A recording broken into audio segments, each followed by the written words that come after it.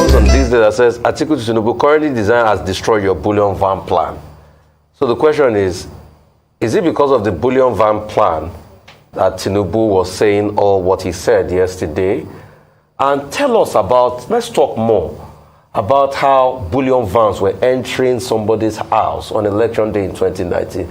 Because you see, we've not gotten to the end of that bullion van matter. If you correct me if I'm wrong, I'm not sure that there are polling units inside bullion van.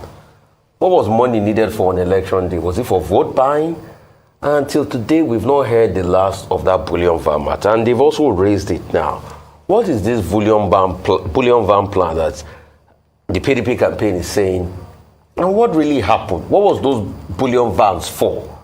Did they just stroll to visit? Or what really happened with those bullion vans in the last election? Because there were pictures and videos there. On the other question of the bullion van or no bullion van and all of that, I think that matter has been put to rest. There was no money in the bullion van. The bullion van that even came missed the address to have come there. Okay. It missed the address to have come there, and that was why the bullion van was... But why was bullion van moving on election day? No, but I just want to get this right. You said the bullion van missed its way to come into the place. Yes. But that place is not a known bank, or was it a bank? I just want to get to the root of it. There are some companies that have high staff that pay their staff with cash, okay, right? That bullion van missed his way there. Okay. And it was not invited by Asiwaju or anybody. Concerning this bullion van issue, there was a story, if you guess you can go and read it, in the Cable in 2019, February 23rd, 2019, that talked about your presidential candidate actually owning up to it and saying, yeah, it is that have I worked in government before? Have I stolen anybody's money? No. That if a bullion, because I'm responding to the fact that you said that the bullion van missed road, which a lot of people look and say, how can a bullion van miss road like that? We don't know GPS or anything. So just to tackle the argument that you made that the bullion van missed road, he acknowledged it. He said, it's my money. I can do anything with it. And it's his money. So there's no scrutiny on him because it's his money. But the scrutiny is, it might be for vote buying. What do you say about that? Now, my response to you, which I had already done before, is that statement was made jokingly. Reporters met with him. I was there. I was standing not too far. Met with him, and there were a lot of accusations. If you know Asiwaju very well, he loved to crack jokes and crack people up most times. And he said that statement. Not that he owns it and all of that. We've seen pizza delivery van miss their road. We've seen high equipment van miss their road. And I've told you that it was a missed identity of address. Okay. And that you are not running for president. You are running for president through us. Now, whatever you say about the Labour Party's presidential candidate, Peter Obi, one thing you can't deny or take away from him is the powerful passion and compelling zeal of his supporters. Such is their intensity and dedication that they seem to trump any of the inequities of the Peter Obi movement and whatever advantages the other three front-runner parties might have. When asked about this, his supporters say that in the same way that George Floyd became a symbol of the Black Lives Matter movement and Mahsa Amini has become a symbol of the fight against the oppression of women in Iran, so has Peter Obi become an ideological symbol of the fight for justice and equity in Nigeria, a fight that's being led by the youth who want to see a new generation of honest, committed leaders. Who can you trust to fight for you? Vote Peter Obi for president. Vote the Labour Party. People to know is that all these things I've done it at a particular level, and the result were clear. I'm only asking for the opportunity to do it for the country. So 2023 election will not be about tribe. No. Don't vote for me because I'm from Southeast, I'm an Igbo man. It will not be about religion. The 2023 election should not be about my turn. It's nobody's turn. The country cannot continue to go the way it's going today. We must stop it. It is you that will stop it. The reason why we have all these problems is cumulative effect of leadership failure over the years. And this is the time to stop it. 2023 is the last time Nigerian diaspora will not vote.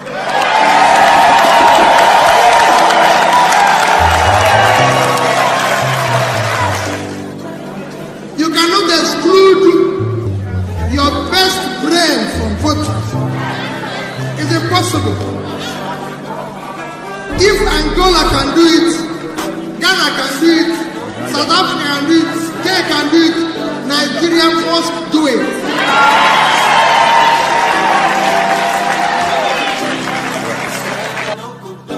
It's structure of criminality, structure of corruption, structure that have kept Nigeria where it is today. That is the structure I want to dismantle.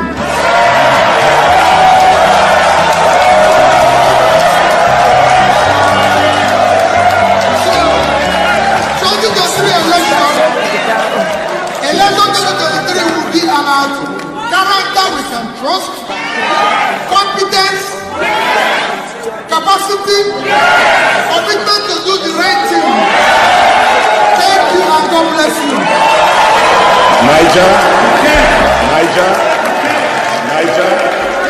Niger.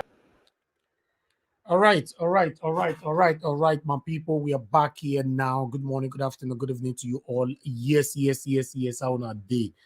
This is another wonderful day today, Friday, 27th January 2023. How you guys doing, my people? Yes, I can see a couple of you right there already on the comment section. I salute you now. In fact, I too salute you now today. Today go hot. Not be small. I'm not saying a debate. So anybody can come in. We're going to be talking about the things that's affecting you and I. Talking about the situation of Nigeria. I appreciate every one of you, my people. How not their body. Happy weekend to you all. Happy weekend to you all. May somebody greet me now. Nobody don't greet me now. I've been at this my gongo where I put for eyes, and I know they make me they see the comment properly. Okay, I never see person don't greet me. Oh, nobody don't greet me. I miss me. So if nobody greet me, this broadcast more your rest more go sleep. Just better like that. Because there's no need, no cheating. I bet no cheating. Me don't greet you now. Me couldn't greet me. If you not greet me, more your kokoma go sleep on a weekend. More you all know the one we do for his side. You know, I greet you now, my people. I greet you now. Yes, my people. I salute you now. I salute everybody. Today is going to be another wonderful day today. Yes, I can see everybody greeting me already. Yes, now God bless you now. Thank you for your time with us. I appreciate you all. I would like to quickly go through the comment section and salute every one of you right there. Mother of all, Mommy Diaspora, thank you very much for all you do. Good evening to you. Thank you very much, Mommy. We appreciate you always.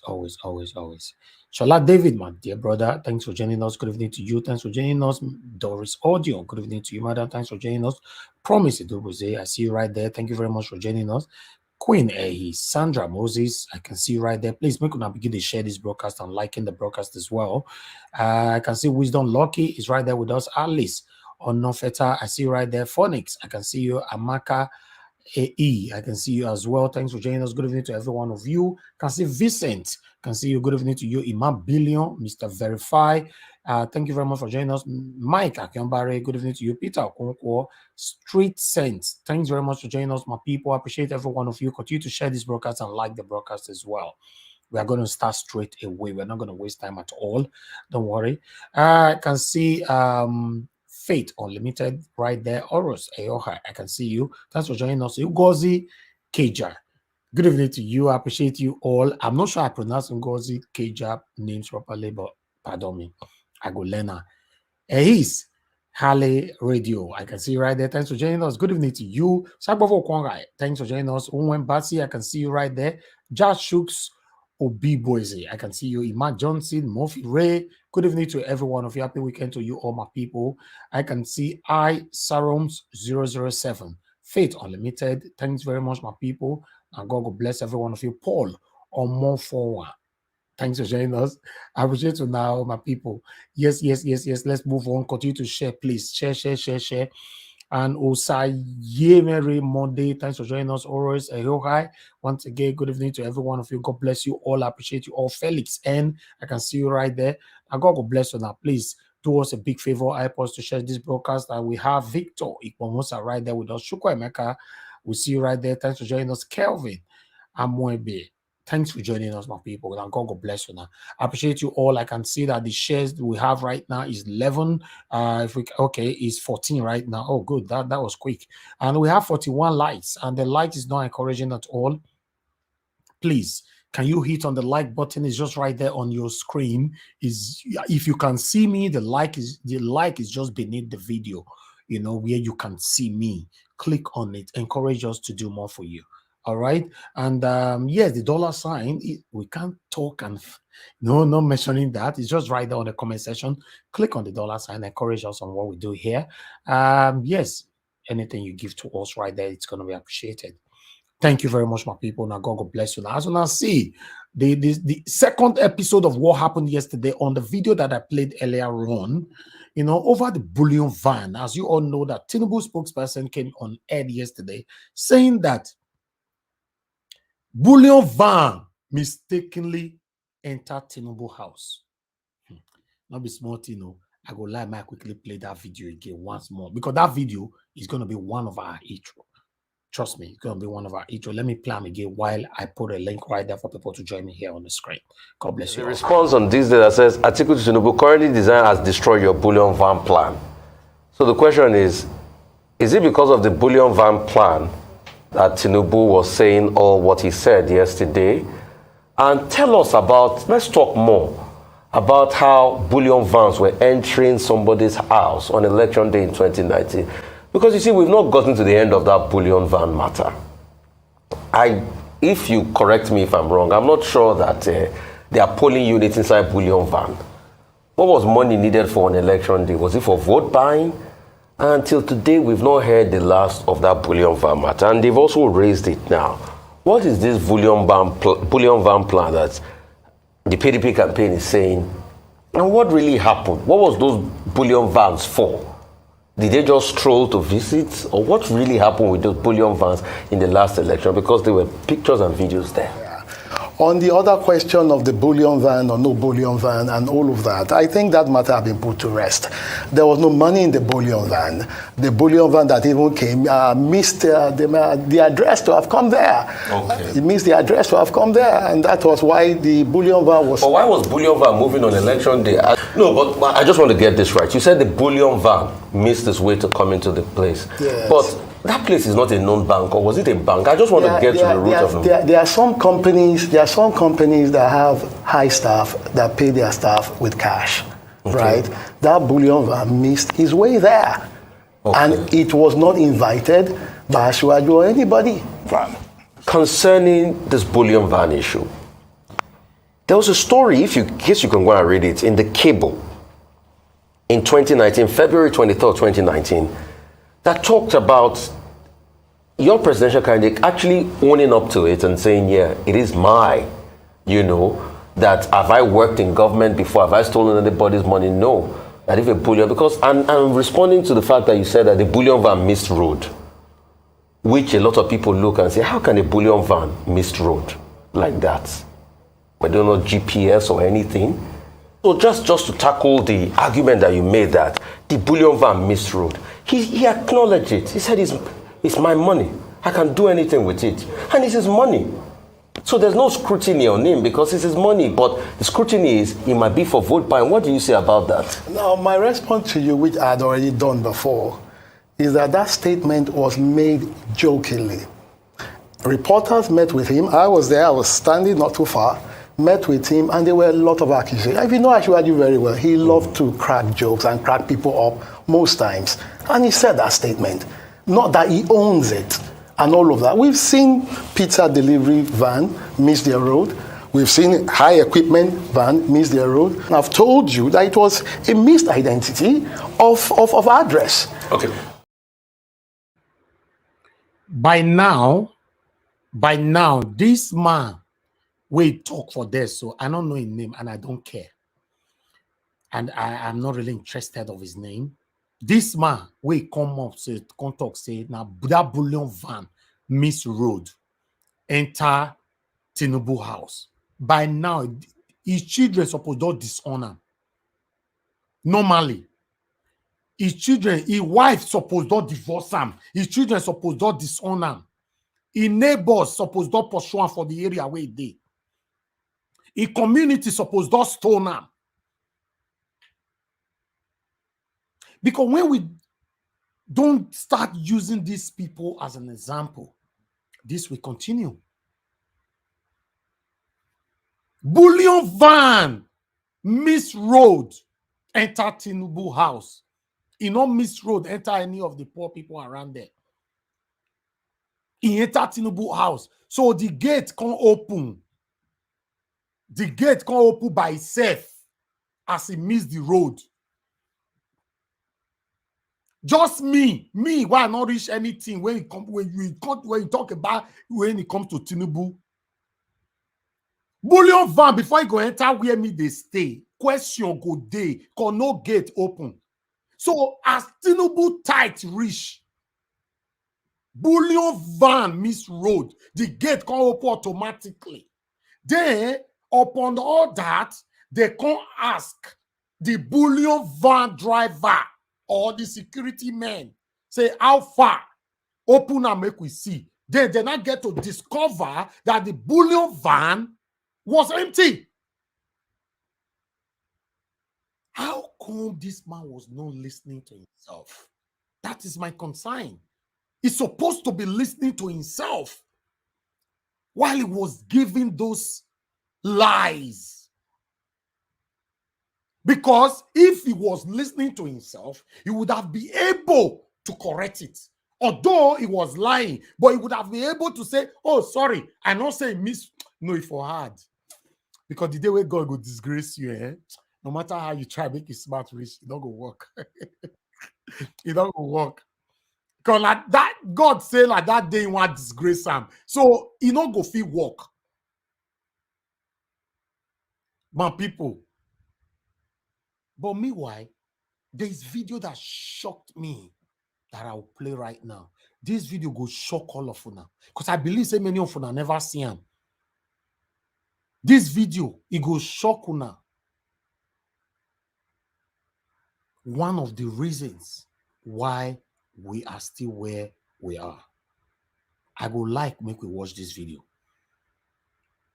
Now, Unsa they speak, but there's interpretation on this video. This video is the biggest problem that you and I facing today. Released just yesterday here. Watch this, my people. Abun mamaki shekaran jiya aka ce dan takarar arnan Najeriya ya zo Kano. To alhamdulillah mu kana da yake muna da karamci mun bashi masauki amma kusa da ƴan uwansa can stadium din bayan gari. Wannan abin da kuka ga an yi masa karamci ne in jihar sa kaje kai ba za ka samu wannan ba. To abin da yafi bani takeici shine wai sai ga wasu musulmi an jajjera motoci za su shiga. To amma ne musu uzuri ko raba arne da the write-up, make una try, make una they read them. This one is very, very serious. Mona they read them. Or rather, let me interpret. Let me start from the beginning. I'll pause and interpret. Abun mamaki shekaran Surprisingly, day before yesterday, jiya aka ce dan takarar it was said that the contestant of the Infidels of Nigeria, that word right down, Infidels of Nigeria, arnan Najeriya ya zo Kano. came to Kano. To alhamdulillah Abdullah, with the indigenes of Kano being hospitable, mu kana da yake muna da karamci mun bashi masauki amma we hosted him, but over there, close to his brethren around the stadium, kusa da ƴan uwansa can stadium din bayan gari. outside the city walls. What? This thing you saw, that was done to him, Wannan abin da kuka ga an yi masa karamci ne was an honor. in jiharsa ka je kai ba za If you went to his state, you will never be accorded ka that. samu wannan ba. To abin da ya fi bani ta kai But I find unfortunate is that there were Muslims in convoys going there. shine wai sai ga wasu musulmi an jajjera motoci za su shiga. To amma ne musu uzuri. But I will give them the benefit of doubt. Could it have been a subtle way of disarming an infidel? Ko raba arne da makami ne? Ba ya ce ba. The Hausa man calls it an act of worship, right? Bada ne ko?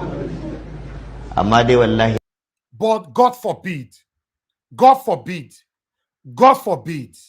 ahir wallahi Wallahi, it is to the detriment of your religion. asara addinin ka za ka yi. Ka zaɓi arne. You vote for an infidel, Ko mun lalacewa no matter how corrupt a Muslim is. musulmi. Aƙidar musulmi The ideology of Islam is above all. Remember, no matter how corrupt a Muslim is, the ideology of Islam is above all. musulunci ta ɗari komai. A ƙa'ida In principle, if side by side there is an infidel and a Muslim, idan ga arne ga musulmi, musulmin nan kowane that Muslim of whatever character he may be, iri ne shi ake zaɓa. he, the Muslim, is the one to be voted.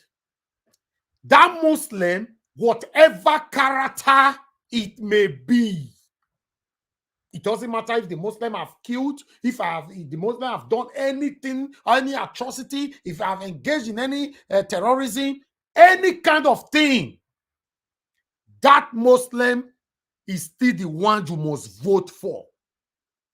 Remember, you're talking about Peter Obi here. Okay, let's continue. Saboda ya fi Because he is closer to Allah. Jesus. No matter any commitment, any crime, any atrocities, any kind of anything to do with bad that any Muslim have done, you must still vote for them because they are closer to God than the infidel. Let's continue. kusa da Allah. Amma idan But if it is between a Muslim and a Muslim, continue, get this right, because we are going to contribute to this. But you must be able to get this interpretation right for you to know what to talk on. Right? Let's go on. But if it is a Muslim and a Muslim, ga musulmi to kuma nan sai a zaɓa. then the choice will be for the better one. Jesus. Enough, we continue. Okay.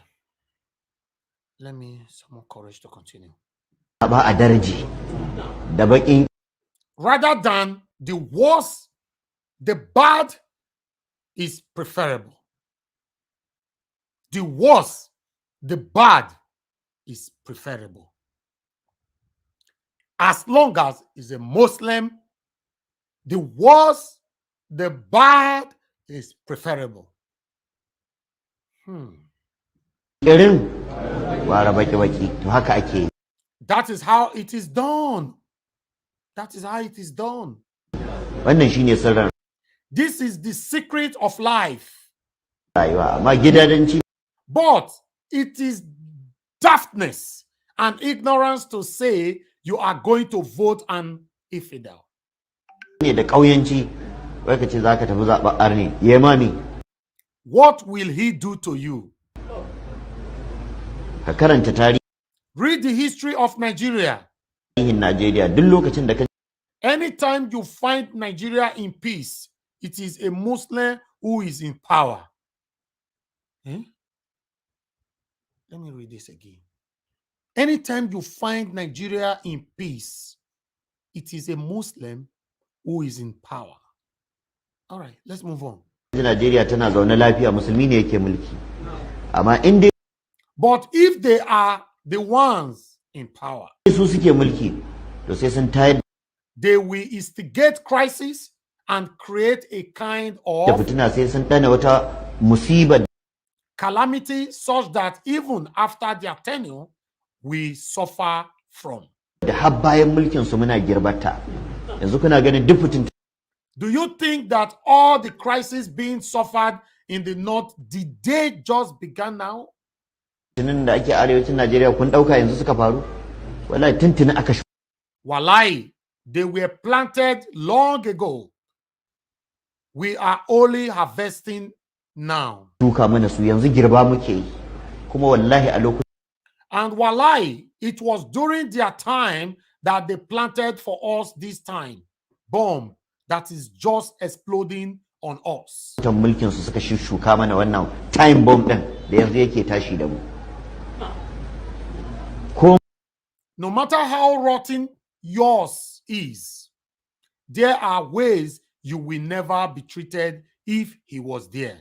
Mun lalacewar naka wani abun ba za a yi maka ba inda shi. Kai ne baka san me You are the one ignorant of what calamity he protects you from. ya tare maka ba.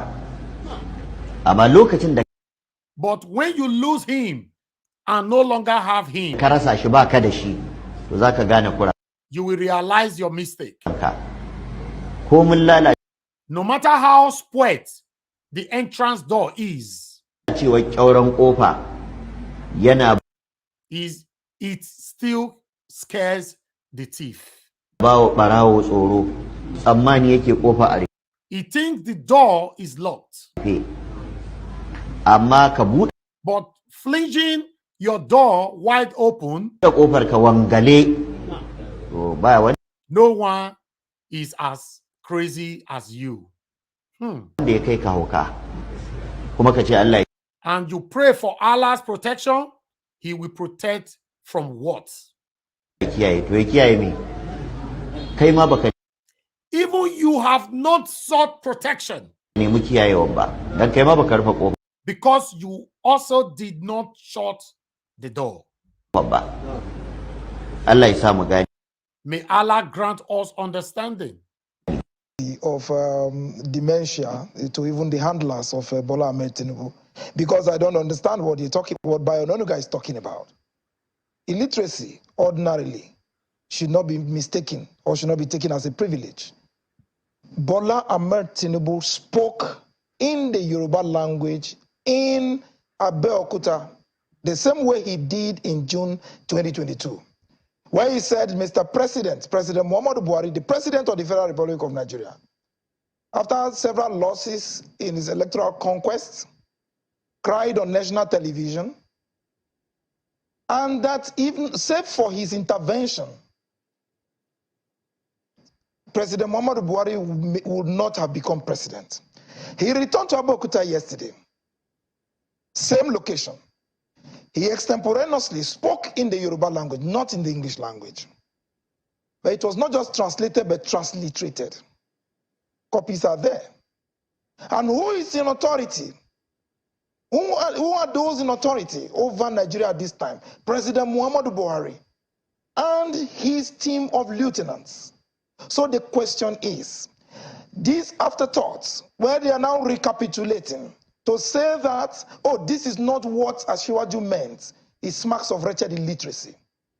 You cannot keep interpreting what the man says. Even if he speaks in the English language, they'll tell us, no, this is not what he meant. When he says blah, blah, blue, blah, blah, they'll say that's not what he meant.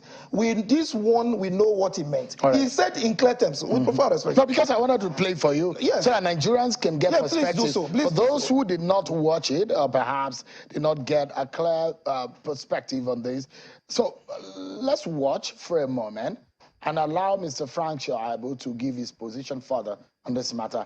This is the presidential candidate of the APC, Bola Tinubu, right there in Abeokuta yesterday. Take a listen to him. Election is a revolution. I'm guaranteeing you one thing. There will be student loan. Nobody will drop out of university because of school fees. I guarantee you that. This is a superior revolution. And when I tell you, you know what I mean. You know me. You know me. You know who I am. Then that is another very serious statement from Bola Ahmed Tinubu threatening the government of Buhari. Yes. Although Buhari don't pepper her back. Within 24 hours, Buhari don't re-strategize. Not be, now, this war we wants happen between Buhari and Tinubu, so he go past Biafra. Make we continue. We are going to. Well, it hasn't really gotten to the point, the controversial point where the PDP has held on to. Not just the PDP. No. It was your party who released a statement almost immediately. Yes, I did. And you guys pointed it out. I don't know, my producer didn't quite play it to the very point. Yeah, but even if they don't even do that, Sean, the parts where Bola Ahmed Tinubu said revolution. Revolution means a forceful takeover. You see, Tinubu cannot be campaigning as if he were in the opposition. Who is he taking power from? He even said yesterday that we are going to take power from them as if Atiku Abubakar were president. And today they issued a statement, fuel scarcity and even the CBN cashless policy is orchestrated by President Atiku Abubakar. Atiku Abubakar is not in control. You see, the Minister of Petroleum is the President and Commander-in-Chief of the Federal Republic of Nigeria. And that is President Muhammadu Buhari. The CBN governor takes instruction from President Muhammadu Buhari and the government of the APC in Nigeria, the APC-led government. So if a man says, a candidate of a party says he wants, what he is doing is a revolution, the DSS should take note of those kind of comments. Tinubu is not under any, does not have immunity against arrest and interrogation. He cannot begin to talk about revolution 29 days to a presidential election. And in the event of his imminent loss at the presidential election, such a man will not want to concede defeat. And it will create chaos, particularly. Yes, I will agree to that. Tinubu, the way things are going right now, Tinubu might not concede defeat. By God's grace, if Peter Obi wins, someone like Tinubu will never congratulate Peter Obi. He will not concede defeat. He's already, listen, it's so fortunate that we all came from a country where system is not working.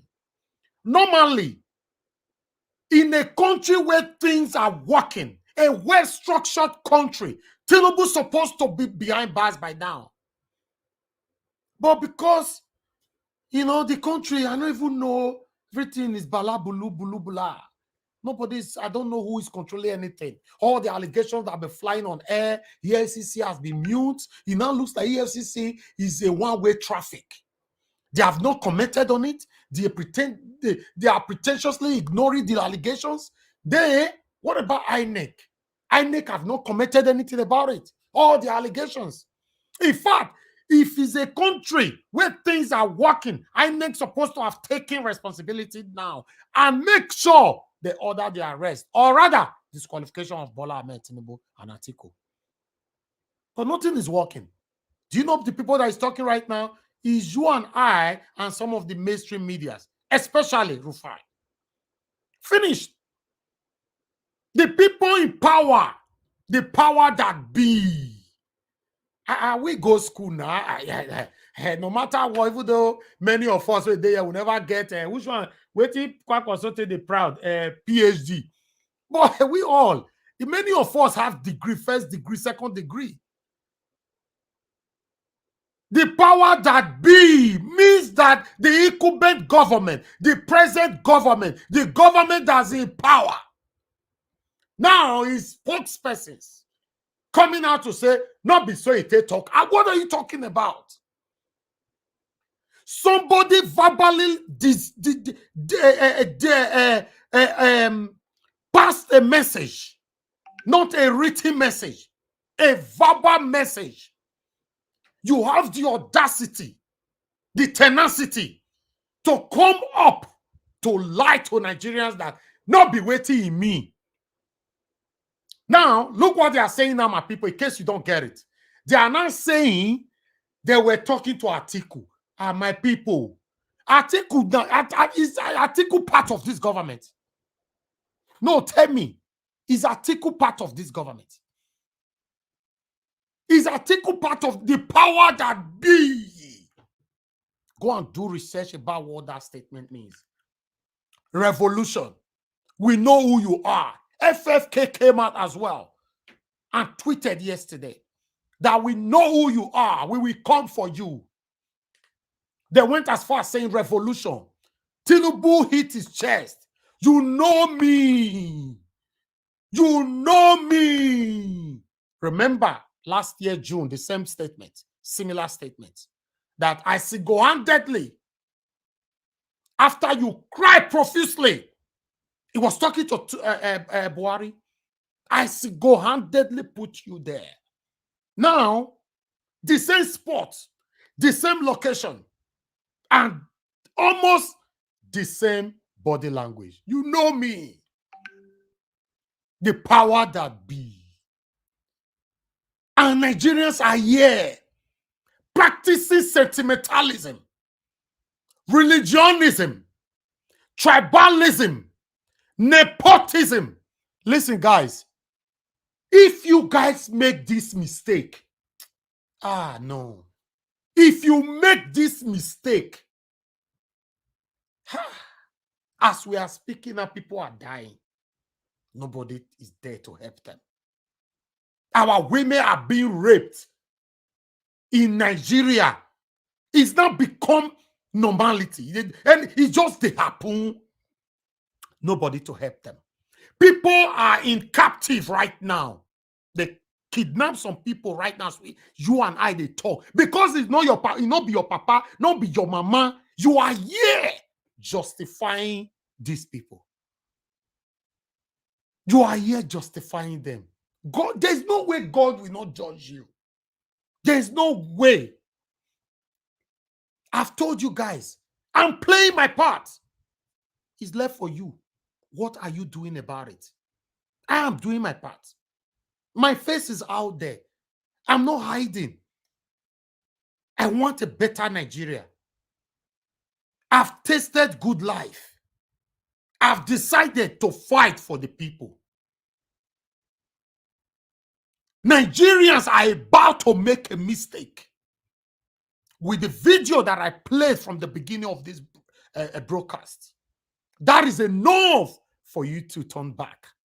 If you were still contemplating, if you were still sitting on the fence. My people, I dey look una. I dey look una. Let's continue. An interrogation. He cannot begin to talk about revolution 29 days to a presidential election. And in the event of his imminent loss at the presidential election, such a man will not want to concede defeat. And he will create chaos, particularly when he just inaugurated what they call the Jagaban Army, which we raised an alarm some time ago. You see, the issue is this. The man, you see, either amnesia, whether he feels that, Atiku is president, and we concede it to him. He knows in his heart that Atiku will be president. And if he were speaking prophetically, we accept that. But if he were not speaking prophetically, and he was talking based on either amnesia and or mischief, the issue is this. Frank, he cannot begin to preach revolution in a country that practices democracy. If he's saying we would seize power from them, we will take power from them, who is the them? The APC. So if he wants to initiate a revolution against the APC government, which is so beautiful. But you see, we are not surprised. In the same Abeokuta, just like I stated earlier, he lambasted President Muhammadu Buhari and announced on national television how he cried like a baby after his electoral defeats. And if not for him, Bola Ahmed Tinubu, President Muhammadu Buhari would not have been president, forgetting that Nigerians voted for him. All right. Let me take. All right. Thank you very much, my people. On that particular one, I'll quickly like to tally it up with the other video here from Arise. Let's take all of them together so that 1 minute. Let's hear this video. Thank you. What's trending? The All Progressives Congress presidential campaign rally in Ogun State, in which the party's flag bearer, Bola Ahmed Tinubu alleged that powers that be were behind the fuel crisis and the scarcity of the new Naira notes. To scuttle the election continues to generate mixed reactions from a cross-section of Nigerians, some who have said that Tinubu blamed Buhari and the APC-led government for the alleged sabotage, while Tinubu's aides have come to his defense. Some have said that Tinubu was only drawing Buhari's attention to saboteurs, possibly working in cahoots with the PDP. Others say he was referring to the governor of the central bank, Godwin Emefiele, for allegedly imposing undue hardship on Nigerians with the CBN's cashless policy and the newly redesigned notes. On Thursday, the Speaker of the House of Representatives, Femi Gbajabiamila, warned that he will issue a warrant of arrest on Emefiele if he ignores the summons of the House over the deadline for the withdrawal of old Naira notes from circulation. The refusal by the CBN or managing directors to heed the invitation by the House of Representatives is evidence of a blatant disregard for the well-being of the Nigerian people who are their customers. It is also an insult to the authority and prerogatives of the People's Parliament. Therefore, if by the end of today there is further disregard to the summons of this House, I will, without hesitation, issue a warrant to the Inspector General of the Nigerian Police to compel the attendance of the CBN and or managing directors who fail, refuse, or neglect to respond to the summons by the House of Representatives. Well, a member of the Media Directorate of the All Progressives Presidential Campaign Council, Biodun Ajiboye, was on our nightly show, Primetime, on Thursday, where he described the governor of the Central Bank of Nigeria, Godwin Emefiele, as a saboteur and claimed that the APC flag bearer, Bola Ahmed Tinubu, may have been referring to the CBN governor as one of those sabotaging the election. He spoke with Charles Anyangolu. Is Emefiele not a saboteur, to be honest? I don't understand. Okay, why would you suggest that he's a saboteur? That's what I feel, and I have a right to my but feeling. on what basis? The basis is very clear.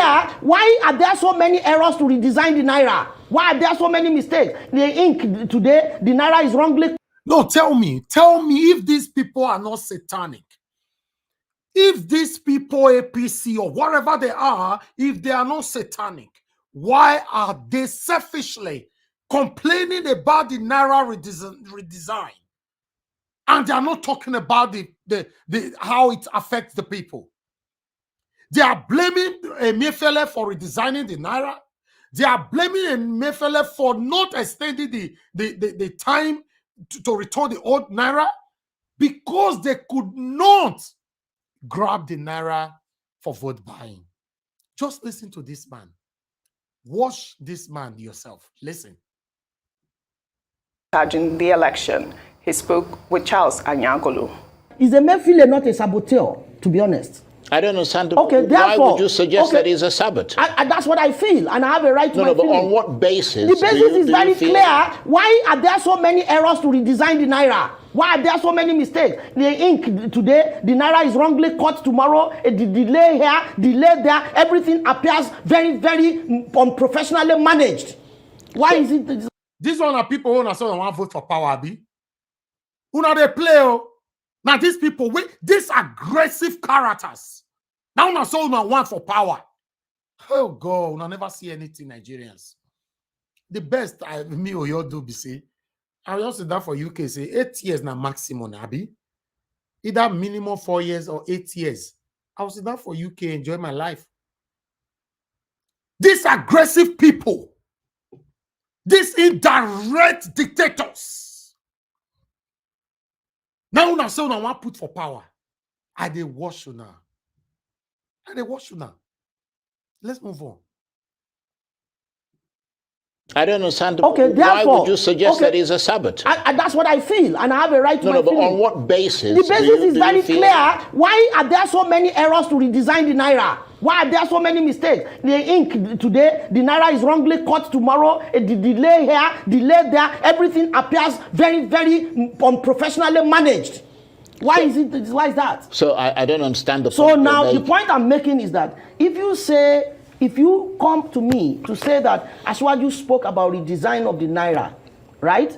And you infer, like many of your colleagues have done, that he was referring to Buhari. And I'm saying to you that he doesn't have to refer to Buhari. He could rightly refer to Emefiele. Yeah. So, Nigerians, all of us, whether we go school or not go school, there is what we call natural brain that God gave to you and I. My people, make we break this one down. Emefiele is taking directive, instructions from Buhari. Look what these guys are saying, because they know say it don't backfire. They say every statement that Tinubu made yesterday was for Emefiele. That revolution. We will take power from them by force. We will vote them out of power. We will do this. My people, Emefiele, now Ghana president Emefiele they work for. Or Emefiele they work for Atiku or our principal, Peter Obi. Some people, they play. All right.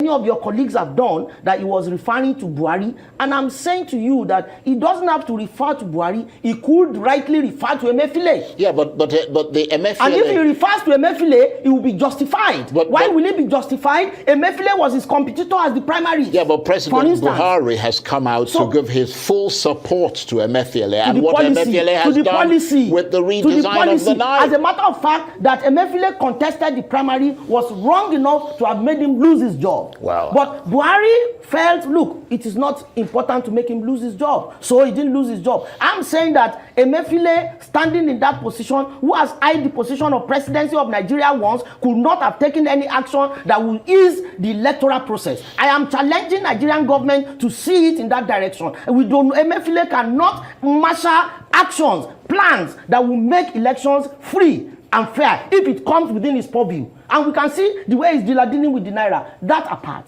I'm here to clarify in unmistaken terms that Asiwaju was not referring to the president, he was not referring to the government. He was referring to saboteurs who are hoarding money, hoarding fuel, trying to make sure those things are not...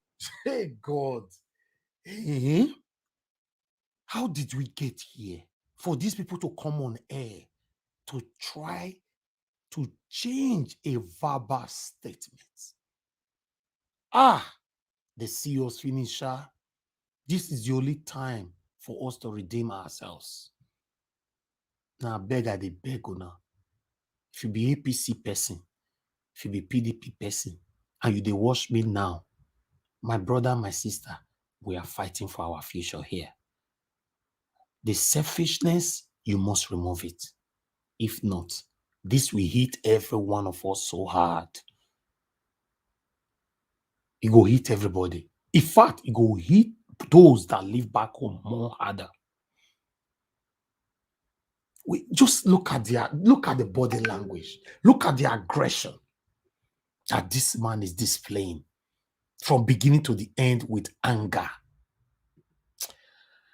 Was not referring to the government. He was referring to saboteurs who are hoarding money, hoarding fuel, trying to make sure those things are not available to ease electoral process. And that fact must be very, very, very clear. Well, this is such a huge conversation going on right now in Nigeria. I mean, is it that the APC media aides have now come together to organize their thoughts on what it is that Asiwaju Bola Ahmed Tinubu was trying to say in Ogun State? Now you hear this media aide saying that it's Emefiele that Tinubu was referring to. We hear Bayo Onanuga saying that, it might have been, people that were working with the PDP trying to sabotage the election. I mean, this is completely unacceptable, these conversations that are going on at this point. Okay. And the president himself has come out, not once, not twice, to say that he supports what the central bank governor has done. Go and check section 18, section 19 of the CBN Act. The only person that the CBN governor has to refer to for redesign and for some other activities is the president of Nigeria. And the president himself has not said he has not he has disowned the Naira redesign policy. That is number one. Number two, is it Emefiele too that is in charge of fuel scarcity? But it's good that they are, in less than 24 hours, they are trying to protect and do damage control and put a spin on it and put lipstick on the entire. I'm going to take you on damage control, Rufai and Ayo. Let's take another story so we can discuss all of that. Social media was awash with reactions on Thursday after the organizing secretary of the All Progressives Congress in Lagos State, Ayodele Adewale, in defending the controversies. But before that, I would like to quickly respond to one of our own on the comment section, Mr. Alex Osaradio. You said you lost your sport, and I'm so sorry, sir. You know how it is here.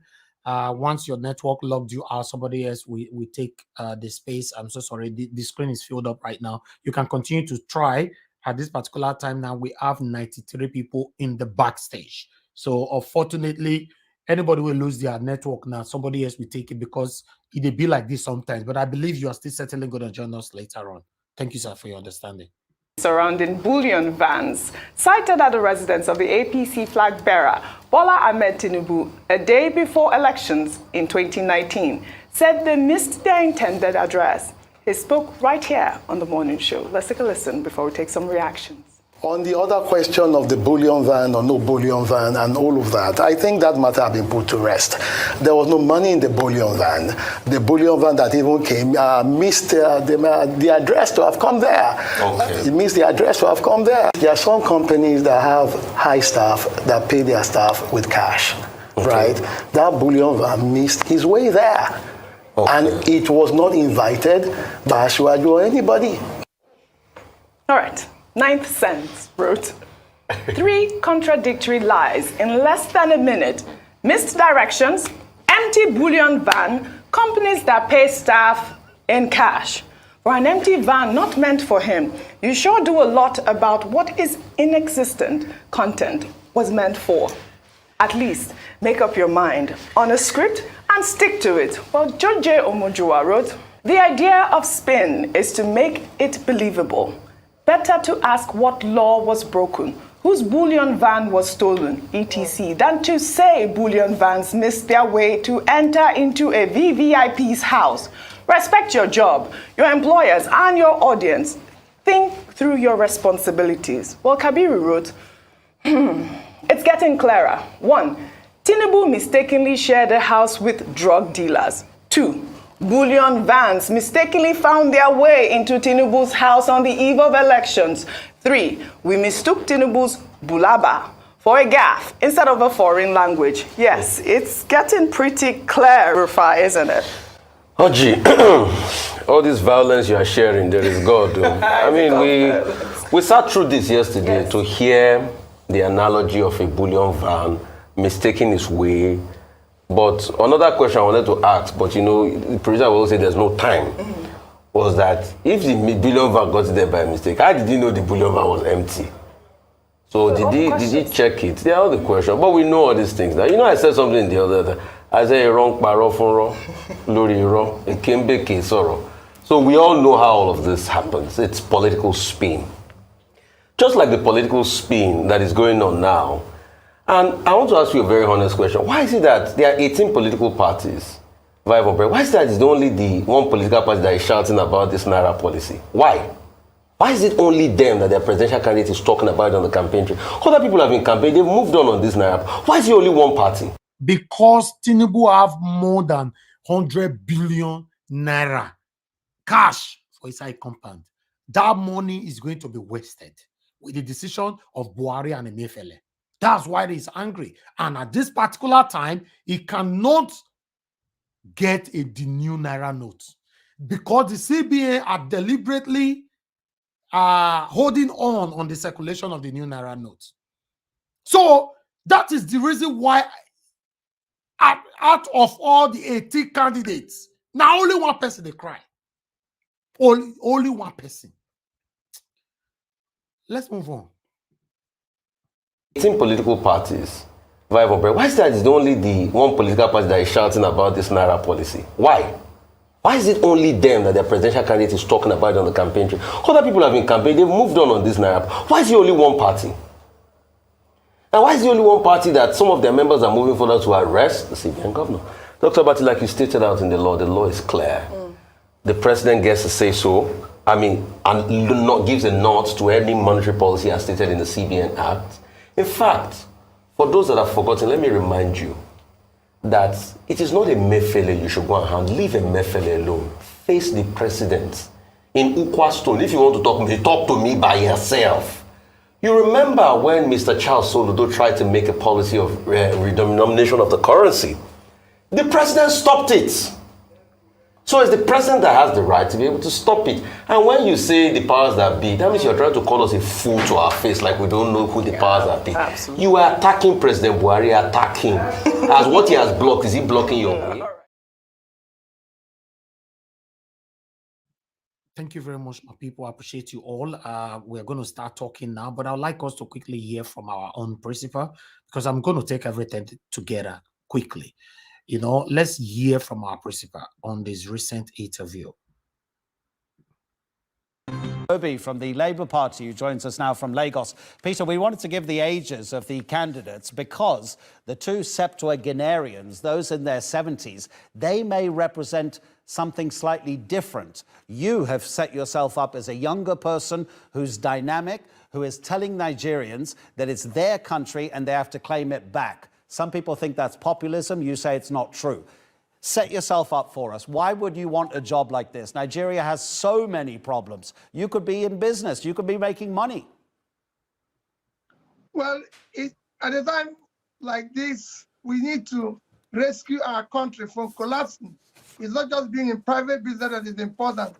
The country is besieged with several problems where all we do now is producing poverty, insecurity, and everything. All symptoms of a failing state is here, and we need to start reversing that. And the only way to reverse that is to get involved. That's why I'm involved. Okay. Mr. Alex, the screen is free right now. Mr. Alex Osarajo, in case you want to come in quickly, the screen, one person's out. Give us two ideas, two simple ideas that are going to make Nigeria better under your presidency. Well, you need to secure and unite the country. Today, insecurity is everywhere. It's not as if the enemy is more formidable than the government, but because of weak leadership and weak governance of our security infrastructure, the country is insecure, and you need to unite the country. Two, you need to move the country from consumption to production. The country needs to be more productive. If you look at it, our reserves today is low compared with our population on our side. When you compare us with the other country of our side. Peter, are you going to send the army to defeat Boko Haram? Muhammadu Buhari came to power saying that he was going to end the threat of terrorism. And I understand even President Buhari's wife has recently apologized to the Nigerian people for not delivering everything her husband said that he was going to deliver. How are you going to defeat Boko Haram? One thing is that I wouldn't apologize. We'll deal with it decisively. We have enough. Nigeria has been known to be peacekeeping, and they have what it takes to be able to tame that situation. And we will deal with it decisively. Some people say that you entering this race is actually going to take away votes from the opposition because they believe the opposition should be concentrating on making sure that one of these two dominant parties since the end of military rule in 1999 should be swept aside and that something new should come. You would be something new, but people are saying that you're going to split the opposition vote. Well, I think we're going to take vote from both of them. A time we are in now is a time for character, competence, commitment, and compassion. We need a leadership that have the right qualities. It is not a time for incompetent leadership any longer. Nigeria is on the brink and requires a leader that has the capacity to deal with the issues confronting Nigeria. You talk about prudence and accountability. If you win the election, will your idea of accountability be retrospective? Will you try to prosecute people who have committed crimes against the state, say, for example, bribery and corruption, committed those crimes in the past, or will you just look forward? Well, both sides. I'm going to look forward. I have more. I'll be aggressively looking forward, ensuring that the right things are done. We fight corruption, and we're not just going to say we're going to fight corruption. We're going to remove all the roots that will make it possible for that to continue. We're going to cut costs of governance.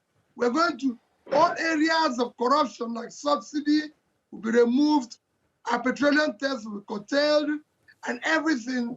And then, of course, those who did the wrong thing in the past will go through the process of the law. The US government, just in the past 24 hours, has announced a visa ban on some unnamed Nigerians. Interesting, they haven't been named, but the US says that those restrictions have been placed because these people have undermined the democratic process in a recent Nigerian election. There's little detail. What do you think the US government means? Well, I don't know. But I'm sure that they know or they have information, which I don't have. Mine is to focus on how we can build a new Nigeria, because it's possible. It's a country that is so endured in every ramification, and see how we can start turning it around based on its factor endearment of each section of Nigeria. Peter, you know what? We really, really appreciate you spending time with us. And while I was thinking about how we were going to interact and the things I was going to ask you, I was hoping that you might be a fan of science fiction, because if you win that presidential election, you know the headlines in Nigeria, they're all going to be the same. Obi won. It will be amazing. What a headline. Peter Obi, thank you very much indeed. Really appreciate it. Thank you very much. Thank you. Very humble man. Very, very humble man. All right. Thank you very much, my people. I appreciate you all. Before I move on, there's a comment here. My brother Anthony Ola just chatted us. And your comment, to be honest, I didn't notice this yesterday. We don't do that here. You know, please, in case you are watching, if anybody's watching, something happen like this, draw our attention to it. It's totally prohibited here for anybody to look down or talk down on anything to do with tribalism. You know, we don't talk about stuff like that here. As you can see, we are supporting Peter Obi. Peter Obi is not from Edo State, for example. So I'm not too sure if you can mention the person's name. And I cannot even remember the minutes or who tried to talk down on the Yoruba people. I'm not sure. I'm not sure at all. But Mr. Niger Watch, I think Mr. Anthony Ola is taking this out of context. It's about, you remember when Mr. Pansat was trying to refer to the right of the article that Sanusi Lamido wrote about, and he also talked about, you know, for us, in order for us to heal, we need to put out the truth. We need to look each other in the eye and tell each other the truth. So Mr. Ola may have come in at a point where he was talking about that article that was referring to, you know, the Yorubas. But was it towards the ending of the broadcast yesterday? Yes, it was towards the ending of the broadcast. So Mr. Ola, I think, is taking it out of context. It wasn't about putting down any tribe whatsoever. And we need to stop all these tribes in because we have a bigger fight. Okay, that's good. That's fine. Mr. Anthony Ola, please, you know, we all are one family. At this particular time, I like the fact that you said you are for Peter Obi, so we shouldn't be distracted. Trust me, we have a bigger fight to fight. You know, anything that we do right now and we do it wrong, we will be affected. We'll have ourselves to blame. You know, I apologize if you find it in any way offensive, but we don't entertain such here. And if it was towards the end yesterday, I remember when I gave the platform for everybody to manage themselves. Maybe I missed it out, but, you know, let's move on as one family. Thank you very much, my people. Meanwhile, I have this because Peter Obi met with the student of Abuja Uni. So I would like us to hear what he have to say. Although this video is not clear, but let's just listen to his voice. Contesting this election because I'm the most qualified to solve this problem.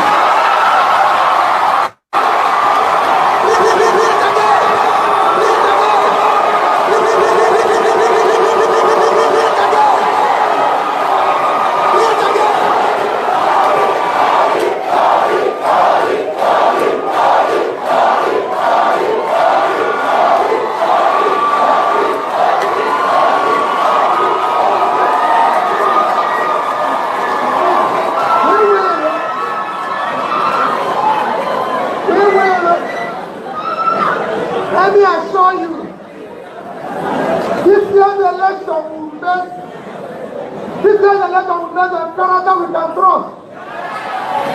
It's no longer stories. The vice presidential candidate is here.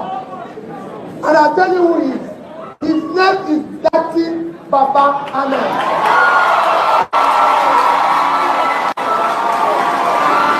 That is his name. You can go and Google it. When he wanted to introduce me, I said no introduction. Go and Google his name. You know his age. You know his name. You know the schools he went to. He has PhD in London School of London. You know the commandment. That is the beginning. We must know those we are voting for. Their name, their age, and everything, and where they school they went to must not be secrecy. It must be open. Mr. Peter, if you look at here, I can show you. Let me tell you, I can show you people whom I went to school with.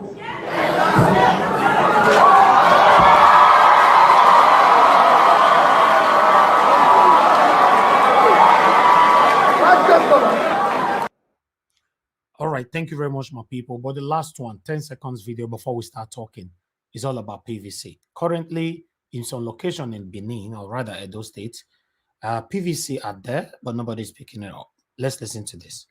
We want to change Nigeria. I want to change Nigeria. This is Uwenuje Primary School, Egware Irua, Edo State. Look at newly registered PVCs.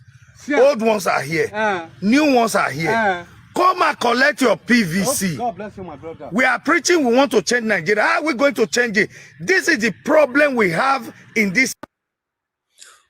All right, my people, I appreciate every one of you. Thank you for your time with us. Now, God bless you now. Please help us to share this broadcast. I appreciate you all for your time with us. Let's do this together. Share and like, and listen to wonderful, talented panelists. They are going to analyze all the video that I've showcased so far. And for those of you in the comment section, continue to do your own job. Listen, you know, you guys are a great motivator. We are very, very grateful to have you all. Share and like, and I appreciate you all. God bless you all. Let's start with my co-moderator for tonight on this debate, Leftist Etoye. Leftist, please talk to us. Yes, good evening, everybody. I've been on the background watching, and I want to quickly say good evening to those on the comment section. For those who've not been able to make sure they are named, that's why somehow we are putting them on the screen. Those who've not mentioned your name, so that's to show you that you are inclusive. We run inclusive broadcast here. Those of you calling, those of you watching, if it's possible for us to put your face or your phone numbers on the screen, we will do so because we're all doing this together. Going by that, I want to quickly comment on the super chat from Olga Ola, I think, and I want to. That's why we put the reactions from the people here. Excuse me. At least from the reaction, you would have also noticed that everybody was saying nothing was actually so particular about tribalism. So probably you have the right to feel that way, but this is not what it means. That's why we showcase most of the various reactions. You know, we do things with actions and reactions. So please bear with us and disabuse that mind. We are not tribal. And going by what you just said, no tribe in Nigeria is free. If we must even go into it, All of us are part of what is happening in Nigeria. So no particular tribe is free because we are all involved. Having said that, thank you very much. Yes, we started with the bullion van missing. I wouldn't want to waste too much time on that. You see a lot of the video pointing to it as a blatant lie. You see this PDP, APC people come on air. They are shameless. This is too serious. An adult, a family man, coming on a national television, defending a lie. In him, he knows he's defending a lie. It shows in him that he is also lying, and he has no shame. This is where we are today.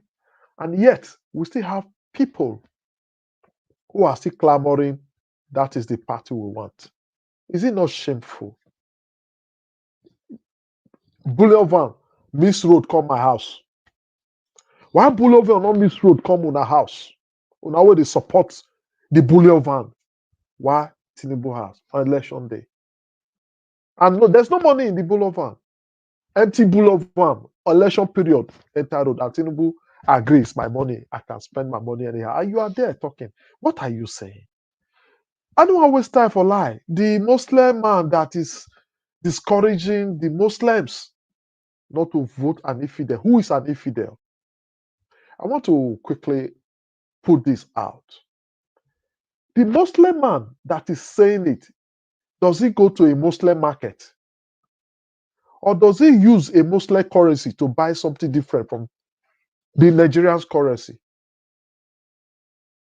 This is a question I'm asking the Muslim people who think they are above every other tribe, that they are superior. How can you be superior than the owners of the land? He's saying go back to history. Is a problem? Yes. Go back to history. We are. How can you be saying that? How? This is why we are where we are today. He made sure to say if there is ever peace in Nigeria, they should go and check. It is a Muslim man that is at the helm on affair. Now, I challenge the Muslims now to tell me almost all the aim of affair of executive, judiciary, name it, they are Muslims. Are there peace now? I challenge you to prove that. Because you own the land. You are everywhere. Now, what is happening to Nigeria? Nigeria has never been like this in the history of Nigeria. But now that you are all in charge, that shows that you are backward. Due respect to all Muslims, but I will not respect those ones that think they are above me. I will not. I will not take it. We are equal before God, and that is the truth. And if you think you are better than me, come, let's do something with our knowledge, with our brains together.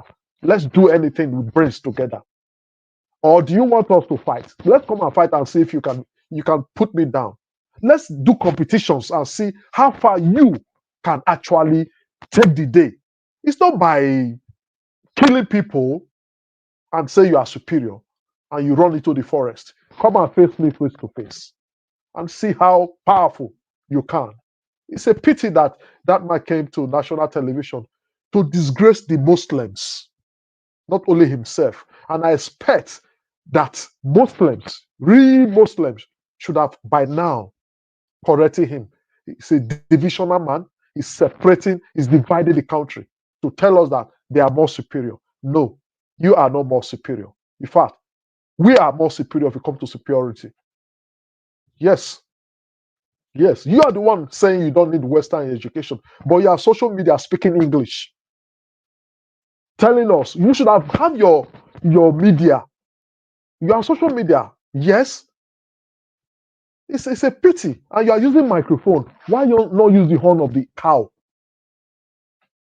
You are using guns. Why not use bow and arrow? Since you don't need anything from the West. Yes, and you are using telephone. Why not use your talisman? Who are you deceiving? Why are we deceiving ourselves? All because we are selfish with what we believe. It is not your fault. I also agree it is not your fault. I blame those that taught you this, because sometimes indoctrination is dangerous. That's why sometimes we always look at your background. How did you come up? And sometimes we don't want to blame you because it could be me also. Maybe my indoctrination, what I believe in. It could go into my head, and you need to open your eyes. That's for that.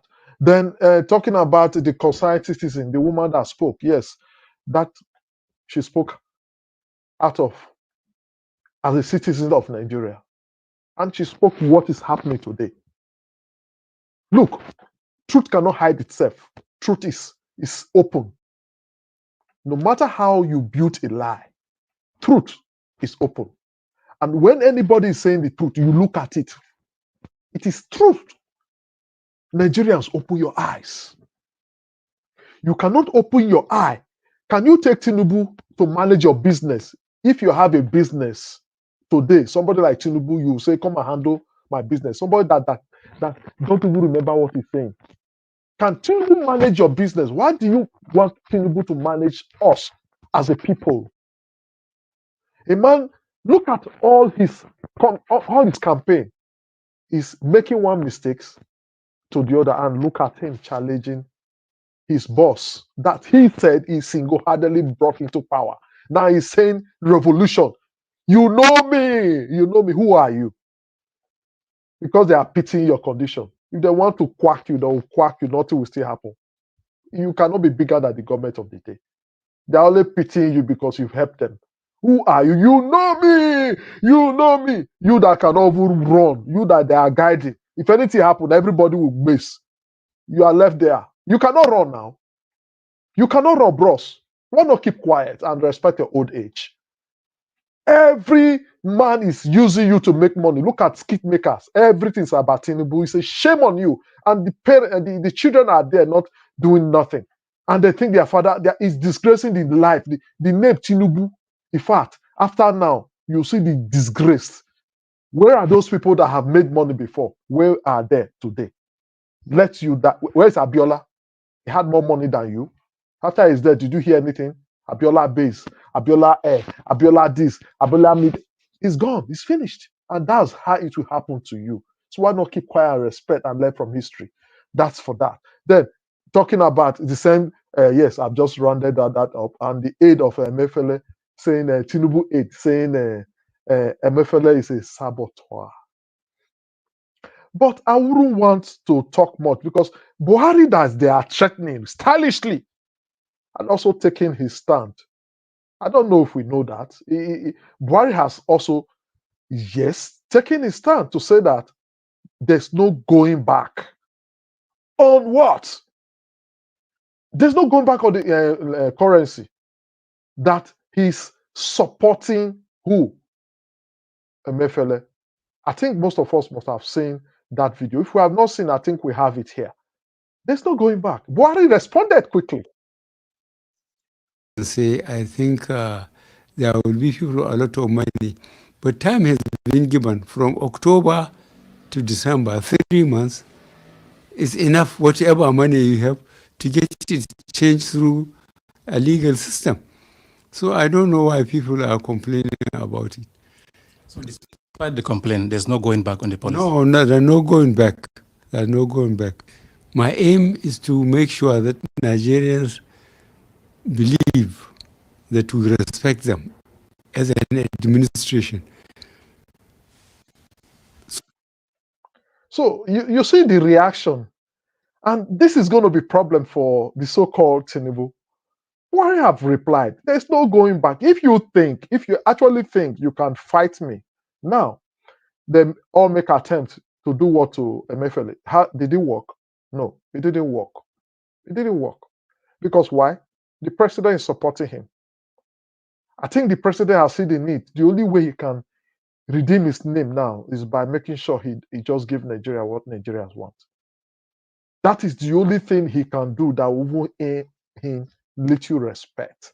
So, if no matter what Tinubu and his aide are doing, coming to shout on social media and insulting everybody, insulting change of money, is is for their is attack on APC. APC. Now alone they use Nigeria money. We are all using the naira. Why are people not saying it's an attack? It's a saboteur. It's a pity. Your plan don't fail from the beginning. Now it fail. So that's for that. Then talking about the last, let me just go straight to the last interview Peter Obi give on the TROT word. In fact, when I heard him talking, he still remained the same.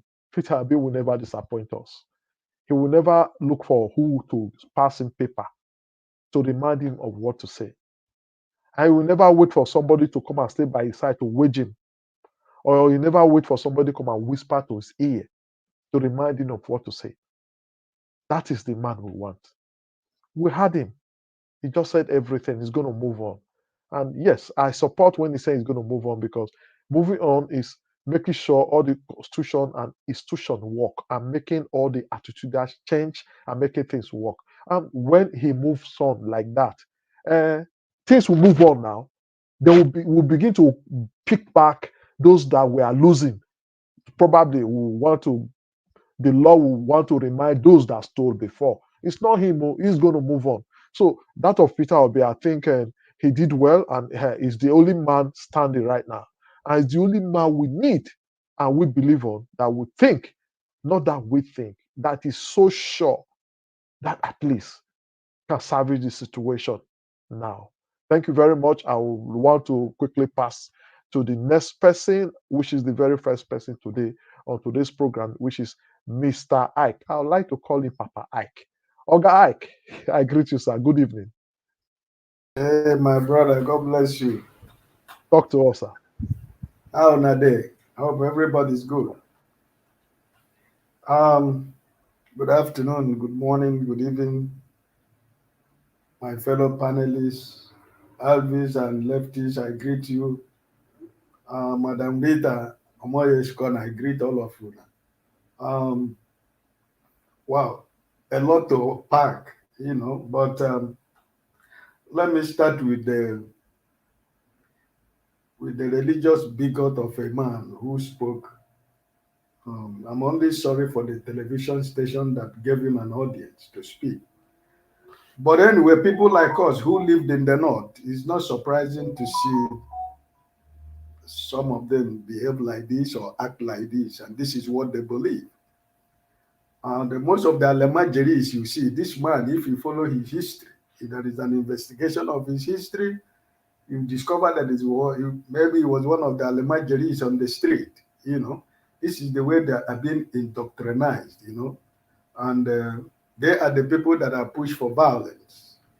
They are the people they use when they say go and destroy the shops of the Igbos in Kaduna Den, or the shop of the Yorubas, or to go and burn houses and stuff. It's people like this. They are the people who train people who do all these things in the north. And they are the same people that politicians in the north use. Like what he said there, this is what they believe. This is what most of them believe. As long as you're Muslim, whatever you do is right. In as much as you're not a Muslim, whatever you do is unacceptable. So this is the Nigeria we are. But I think that in being fair and honest, is not speaking to majority of Muslims. Because I believe every genuine Muslim who will hear this or listen to this young man speak will vomit, because he's not speaking to the minds of all Muslims. And I know that if this kind of something should go viral, I think some eminent, respected Muslims will speak against this young man, and they will really get it hard with them, because not all Muslims are like this. Not all Northerners feel like this or think like this. At the end of the day, these are the kind of people that people give prominence. I really do not want to talk about this guy because he's giving him a platform to talk about him. Instead of talking about our principle, we're talking about a religious bigot. But that is what it is. Because we are in a situation in Nigeria right now where we are trying to build a new Nigeria. And because each and every one of us has felt the pain of Nigeria. Each and every one of us has become a victim of the system in Nigeria. You know, I've been a victim in the north. I've been a victim in Lagos. I've been a victim everywhere. So I mean, it's sad that in the 21st century, Nigerians are still thinking like this. Even somebody who knows how to use social media or somebody who is educated, because I believe the young man who is speaking is educated. So, but this is what it is. And I hope that Nigerians themselves who are going to make this decision next month, this is telling you where Nigeria is heading to. That this is the greatest opportunity that God has given Nigeria as a country. And if we miss this, sorry, my brothers and sisters, I don't know what will happen after 25th of February. Because honestly, Nigeria is in a state of the last boiling point where a lot of Nigerians can no more hold it anymore because the country is sick. Not just sick, it's diseased. The country is diseased in every aspect of human life. And nothing is working. So let's leave the bigot. As for Emefiele and Buhari, this is my first time to say that I support Buhari as long as we are concerned. Peter Obi said it today in Abuja. Central bank is autonomy, and they have the only person who has authority to say anything about central bank is the president. And I'm going to say what our principal said. When a student asked him, he said, well, you don't know those people who are talking about the people. They are the people who are inside the system. They are part of it. They know. They should be able to know which one is true and which is not true. So for him, he is an outsider. He doesn't know. So, but if you want to answer, you should go and ask the two political parties who have been involved in all this. They know better than every other person what is going on. So he don't know if it is because of politics. Don't ask those people. You know, so we know what it's all about. So APC, like Lefty said here, we have about 18 political parties. Only the ruling party is complaining and crying about the designing of Naira, about fuel scarcity. What has Emefiele got to do with the fuel scarcity in the first place? Where is the petroleum minister? What has he got to do with the CBN governor? You know, so all these people, the Speaker of the House of Assembly and the National Assembly is a member of APC. The people that want this man arrested are members of APC and PDP. Those who has hoarded the old currency, those who has prepared billions of naira they want to use to buy vote. And the people that are doing all this. So Nigerians, I don't know. Listen, sometimes I'm even tired of talking about Nigerians because I can't understand how. I mean, how will you begin to teach a Nigerian what is going on? You know, and about the man of APC who has been, you know, this man has been played over since yesterday. You see, this is the level that Nigeria as a society has fallen. When an educated man would decide to become a baboon in a public space to defend indefensible, to lie the lie is that the man himself is listen, his children, his children, they should be able to remove his clothes because he doesn't even know how to lie. You know, you see, this is why Nigerian film industry, this one they are going to use it to act film. It's a bullion van, Miss Road.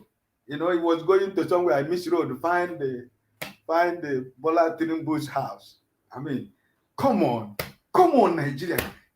I mean, what do this APC? What did they really think Nigerians are? They think that our skull, there is nothing that is inside our brain.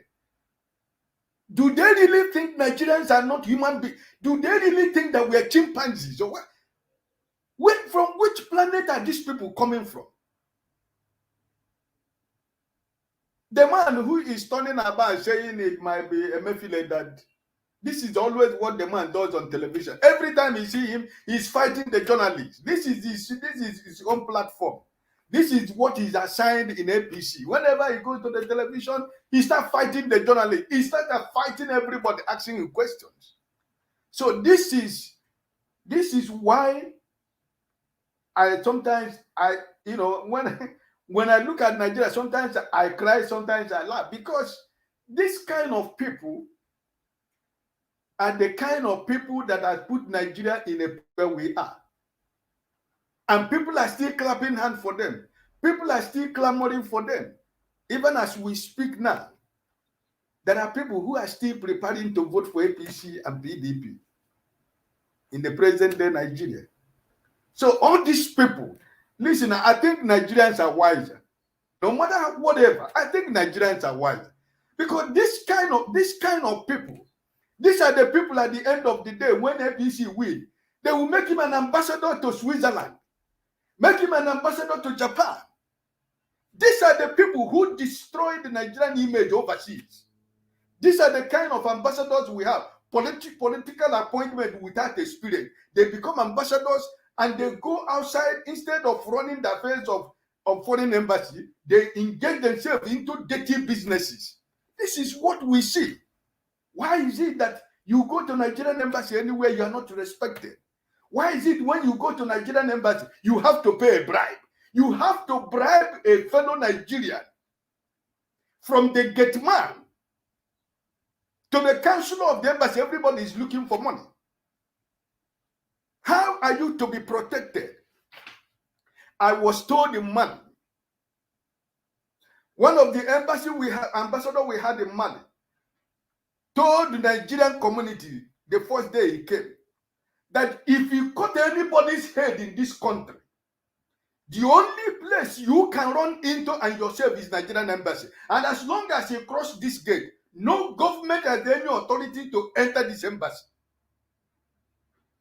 Where are ambassadors like that? Where are diplomats like this man? And throughout the 2 years or 3 years he stayed in Mali, that word stand show for 3 years. Who born you? Who are you to trace a Nigerian into the Nigerian embassy? It did not happen for 3 years. That man was there. He made Nigerians to realize and recognize and respect their ambassadors and their counselors and the people that work there. But go to many parts of the world. Look at America. Go to New York. Go to the embassy in New York. They will turn you like they will turn you like breeze. Everybody's look at Nigerian embassy in London. Maybe you live in London, maybe you know more than me. But the story that comes out of London is unimaginable. World country, developed nations of the world. When you send an illiterate like these people who come to the television to defend their principle, these are the kind of people, when they win an election, they give them appointment, make them ministers, make them directors of multinational companies, when they don't know what they are there for. So my brothers and sisters, I am begging my fellow Nigerians, please, it is for your good of your children, your grandchildren. It's good for the good of your neighbors, your family, your friends, your schoolmates, those you know. Nigerians have suffered enough. Nigerians are still suffering. Listen, there is no country of this world that have been that can be more patient than Nigerians. Nigerians are too patient. Nigerians have endured so much. And God has given us a lean way. God has given us a little window of opportunity for us to escape this situation. And some people are they still want to go back to Egypt. Yeah. Listen, Tinubu, I left you to ask a question. I mean, if there's a simple question that every Nigerian should answer, if you have a company, would you give it to Tinubu to run for you? A country that is sick already. A country that is sick, that there is no medication to cure that country. And you are bringing in a diseased person to run the affairs of a country that is even diseased from foundation. I don't know what the country will look like. So my brothers and sisters, I am begging us. We have few days for collecting PVC. I just saw something you people show now from Edo State. PVC new one. Look at the campaign. Look at what was done during the time of asking people to go and register. And after all this effort, millions and millions of Nigerians went to register. Now it is a problem for you to go and collect your PVC. I mean, this is what sometimes at times when you say you're fighting for this Nigerian, sometimes you get tired. The same people who had the opportunity to go and register, now it is time to collect PVC. Every day, every network, every platform, every radio station, everywhere is begging people, go and collect your PVC. This is the same people who at the end of the day, on the day of the election, they will be playing football on the street. Some will go to some will playing draft somewhere. Some will go to the beer parlor and start making noise. And at the end of the day, they will come out and they'll be looking for somebody to blame. I just want to give a shout out to the association in Alaba International Market for what they did day before yesterday or yesterday. By locking the market, if you don't show your PVC, you're not coming in. This is what Nigerians need. Nigerians always want to have that thing on a very hard way. When it is very easy and simple for them to do, they don't want to do it. Until when it becomes a situation, you have to sacrifice your life to do it. Alaba market was locked yesterday or day before yesterday. If you are having a business inside Alaba, if you don't have your PVC, you are not going into the market. This is what I want every sections of Nigeria to do from next week. Everywhere. Let everywhere, if every business, every market, let them lock every shop. If you don't present your PVC, you are not opening your shop. Because we have suffered a lot. Most of us that are crying here, if they suffer from now till Jesus Christ coming, it doesn't concern most of us. Because most of us have made a decision. They don't have anything to do with Nigeria tomorrow. But is it the best? At the end of the day, you still have your family over there in Nigeria. The blood is thicker than water. East, west, north, and south, no place like home. But then for how long? The same people you are spending, all of you who live outside Europe, you know what you do to make money. You know what you do to get $100 or to get 100 euro. You do crazy, you do stupid work for a white man to get money. And when you get that money, the same people in Nigeria, you send them that money, they think there is a tree where the money is being built. Then every morning when you wake up, you go to your backyard and you begin to pluck the dollar. You give them, the same your family members, give them the money to build a house for you. They will eat the money. Give them money to do anything for you. They want to use you to make their own selfish money. That's why so many families today, they trust their friends. They give their friends money to go and do something for them in their country, in their towns and villages. That is what's happening. Because most of those people that are left behind, they think that it is your fundamental human right that you must give them money. Even the ones that are giving the money, they will take your name to the shrine and say it will never be better for you. This is the country we find ourselves. I am crying and suffering here, trying to make Nigeria a better country so that my children and grandchildren can be free to go to their country at any time. And for my family that is back home, I am doing everything humanly possible to put food on their table, to make them to start a good life, to have a better life, so that I can be able to concentrate on my retirement age. Nobody should continue to bother me with money. But at the end of the day, it is still the same story.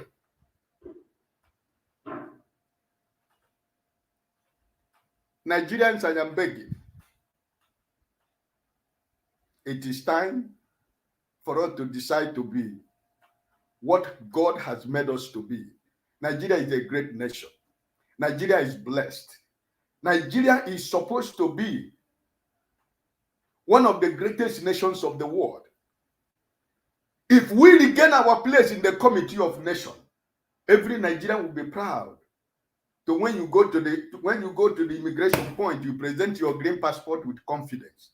Today, when you travel with green passport, you don't know what is going to happen in the next minute. Among 1,000 people that are lining up, you are the only person that are going to call out of the line to say they want to go into the room to search you with Nigerian passport. It's not your fault. It's the fault of the government that we have had for all these years. They have made us look like criminals everywhere in the world. You're traveling with a Nigerian passport. You are not sure. Even though you know you don't have anything with you, you are afraid. Even when you know that you don't have, you just only have your small traveling bag.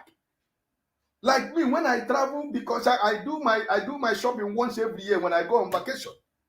When I'm traveling, I don't go with any clothes, only just my backpack. But still, you are afraid when you reach immigration because you are having a green passport. You don't know what they're going to tell you. You don't know what they will just tell you and seize you and detain you, and you spend the whole of that day. Even if you don't take time, you end up going into prison and begin to defend what you don't know.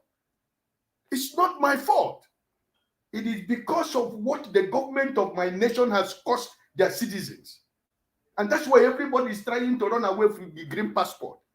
That's why people do everything possible. When they travel, they want to become a citizen, get their passport, and throw away this green passport to avoid all this insult and embarrassment in the public place every time you travel with Nigerian passport. For how long can we be ashamed of being a Nigerian? And you have this kind of people who come to television to defend their party APC. You want to change the government, the same government that you yourself instituted that government. You were the brain behind the government. You said that you were single-handedly made in the president. And this time that is a Miloko. And right now you are telling us that the same man and the same government that you are the head of that government, you are telling us that you are sabotaging yourself. My brothers, I yield for now.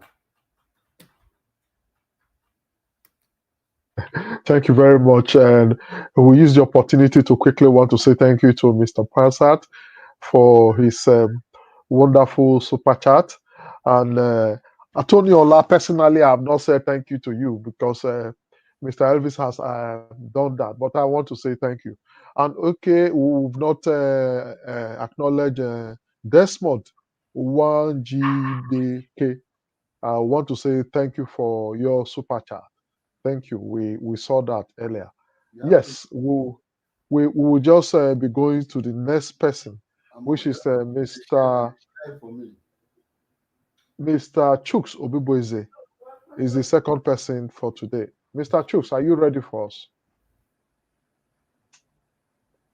Mr. Chuks. Okay. It seems Mr. Chuks is not available.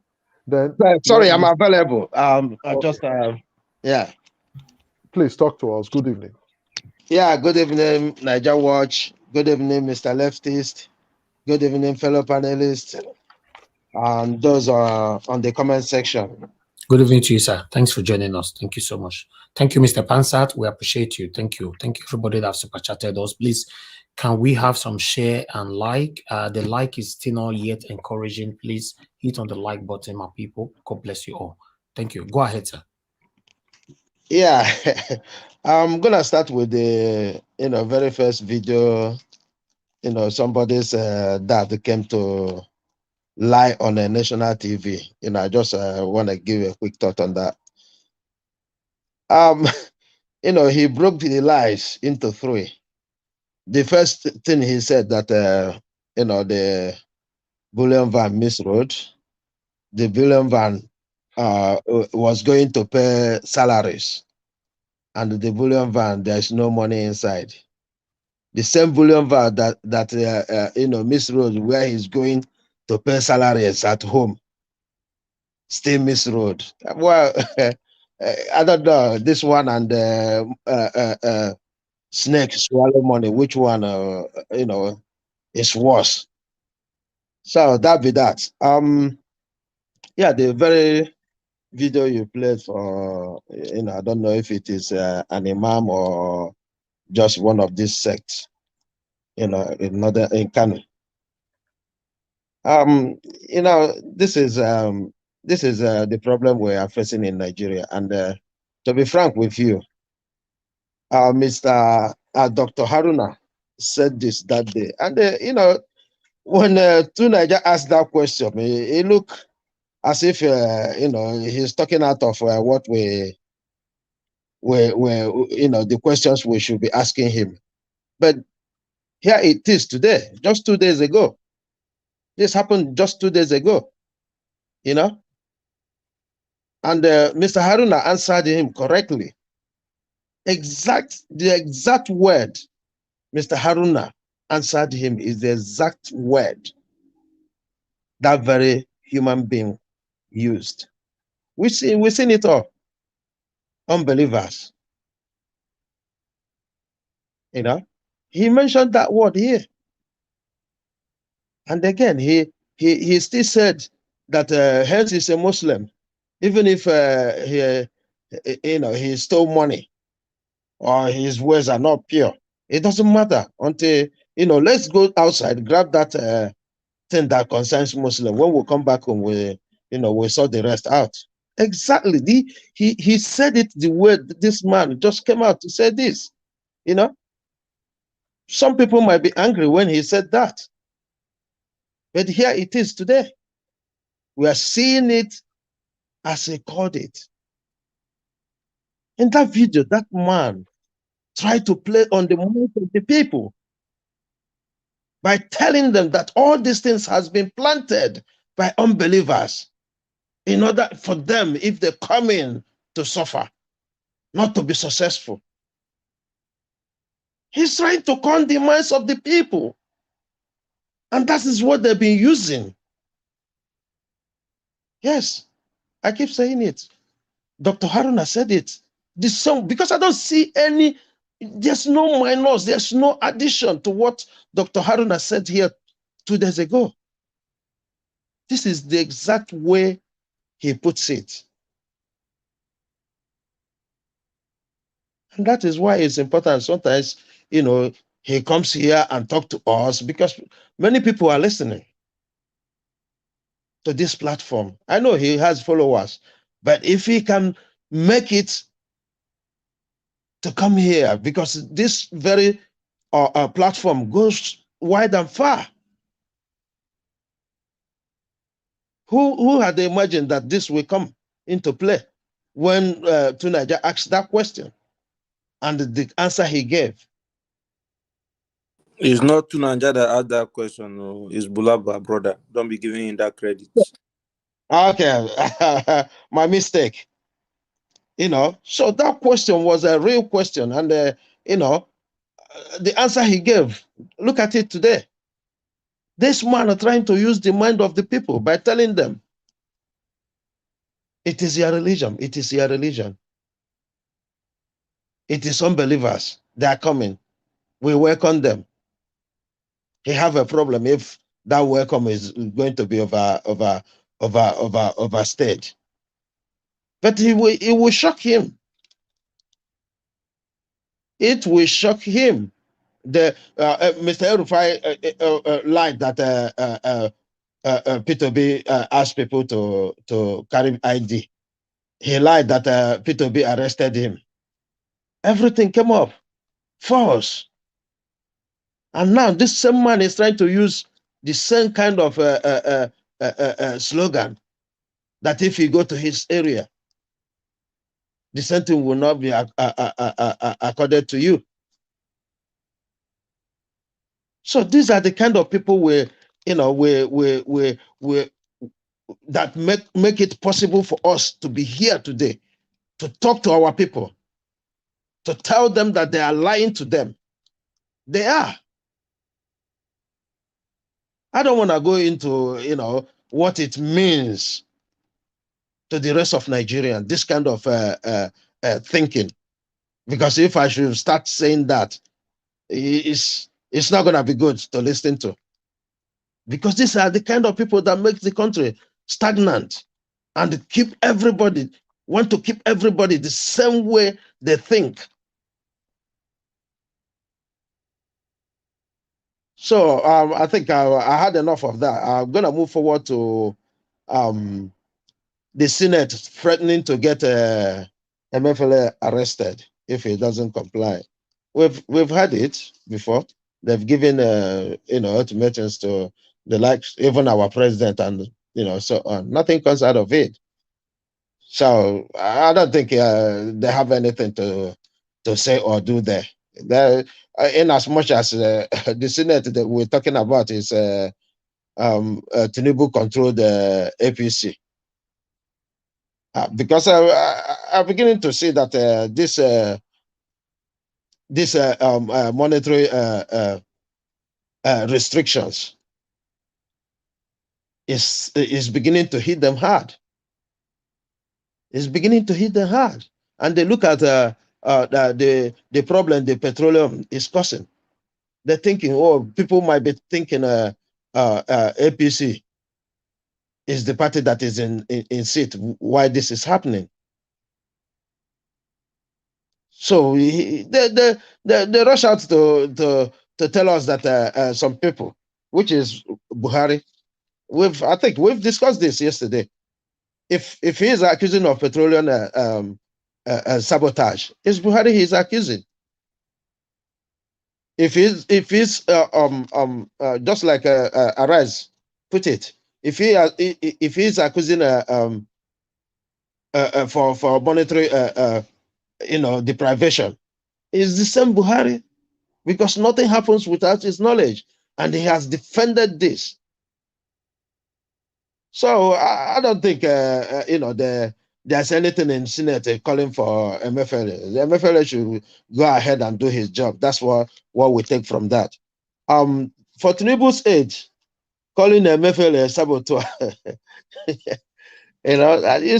it's linked to this same one I just spoke about. It's the same thing. He denied them. They're beginning to see that is getting out of their hands. They thought they have it in their hand before, and no wonder why they behave the way they behave.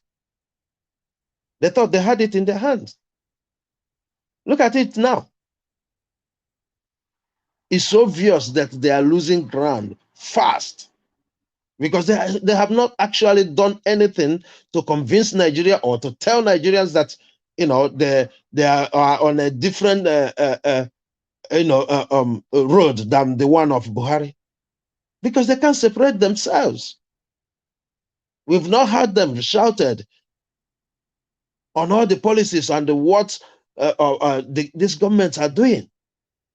So they can't really separate themselves, and this is the reason they tried, they think they are together, and they are perfecting their ways of rigging the election. And it's coming clear to them now that it's impossible for them to rig the election. It is impossible, because they are not cooperating. And the way they are crying now, like the useless PDP, accuse them of, that they are denying them their bullion van. I agree with them on that. So I talk about Obi's, in Abuja, when he went to talk to students. Well, we all know that Abuja, if I think in terms of enlightenment, after Lagos is Abuja. Well, we agree that most people who is in Abuja, they are most people in Abuja must be educated. They should know what is happening in the country. So it's no surprise, that when he's talking to them, he's making it, putting it the way they need to understand. They understand him. They see the passion in him. They know, look at students after education, nothing for you. It takes you longer than necessary for you to get qualified, and when you come out, nothing for you. So he has spoken to them, and kudos to him, because this time I think he's choosing the best time to go run north. And I think that system is working, because I've watched so many videos, where people go to villages and but those who don't know him, they are showing them how to vote. They know of Peter Obi, but they don't know how to which party he is. It's part of the North. I watched this. So I think this very time, as they are hearing him, then the work of those people on ground will be easy, and for them to carry on their work. I yield here. Thank you. All right. Thank you very much, Mr. Chooks. We just go straight to Mr. Alice. Mr. Alice, my brother, good evening. Yeah. Thank you, Mr. Leftis. Can you hear me? Alice. Yes. Can you hear me? You, my brother. Good evening to you, Mr. Alice. Talk to us. Yes, good evening, Mr. Najawa. I greet you and I greet your technical crew. Thank you, my fellow panelists. Thank you for always making it a duty, not a pastime, to be here for the tussle and the struggle for the soul of this country. So I want to start with, first of all, let me quickly acknowledge those on the comment section and viewers all over the world. The heat is on. I want to start with that religious, dogmatized young man, that prodigy of the Northern Enclave, that was not even bold enough to articulate his, conflictual postulations in English language, in a language everybody can understand. Rather, he chose the Northern lingua franca to pass his, divisional and very parochial and myopic, activities. Let me tell you, these are very microscopic or infinitesimal number of people in the North. I will not be surprised, I will not be bewildered if this is sponsored by the Ahmed Bola Tinubu, because these guys are very good at meandering, across the nook and cranny of the political divide. So just don't pay attention to such things. Of course, we know this is why it's just a matter of time the country will eventually break up or properly restructured. Obi will win. He will do his best. But after Obi, what next? So whether we like it or not, it's a matter of when, not if, Nigeria is going to implode into different countries. So we should not be scared of that. USSR broke countries. Yugoslavia broke into different countries. So Sudan broke. Pakistan left India. So we should not be surprised. These are the indoctrination and the political maneuverings of some political gladiators who have not left the politics of the 90s, of the 70s, and of the 80s. Gentlemen and ladies, I want you to know that Nigeria is not the only one person that is bringing Nigeria as one now is Mr. Peter Obi. This is what angered Mr. Odumengo Ojukwu those days, that made him call for a very responsible meeting, to call for a division of this social contraction called Nigeria. We are not one, but we are one by the virtue of the amalgamation of 1914, which we must visit just now after Obi's victory. Looking at the APC, PDP show of shame over the past few days, it's so shameful that the people that suffer from this are the Nigerian citizens, the common Aminu Kanu Kalatawas, the common Hoipolois of the Oduduwa Republic, the common Nigerians who look forward to Martin Onimpos in Abuja for a better life, and is not forthcoming. I don't know what the DSS are doing. I don't know what the so-called SSS are doing. I don't know what the Nigerian judiciary are doing. I'm hearing that the Speaker of the House of Rep wants to threaten to issue an arrest warrant just now on the CBN governor because of the Naira redesign. I'm not only overgasted or flabbergasted that the House of Rep Speaker can actually issue such a statement. And he has been in this country considering the way the country has been run over 7 years, vis-a-vis the killings of innocent people nationwide, the 6 million killers unleashed by APC government. So we have a Speaker of House of Rep. Deborah was killed. The House of Rep never deemed his rights to summon the president, the commander-in-chief of the Federal Republic of Nigeria. So now he wants to issue an arrest warrant from the IG of police. I mean, this is like testing the patience of Job in the Bible. If they want us to keep quiet, they just feel we are dummies or we are zombies. So we have a functioning House of Rep. This country has borrowed monies without accountability. So we have a functioning House of Rep that want to issue a warrant of arrest against Emefiele. This is sardonic. It's very, very, very, very overwhelming. So guys, look at this kind of leaders. Of course, the Speaker of Rep is a political houseboy, a political errand boy to Ahmed Bola Tinubu.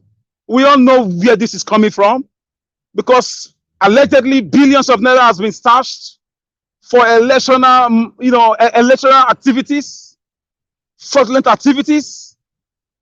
And Buhari is no longer willing to play the cards of 2015. He's no longer willing to succumb or to kowtow to the biddings of those that brought him to power. Because the international community is also mounting pressure. They've beamed their searchlights from all over the world on next month's elections. Should anything happen to Nigeria, the whole Africa is going to implode. And there is no continent that is ready to receive more than 400 million people as refugees in the whole of this continent.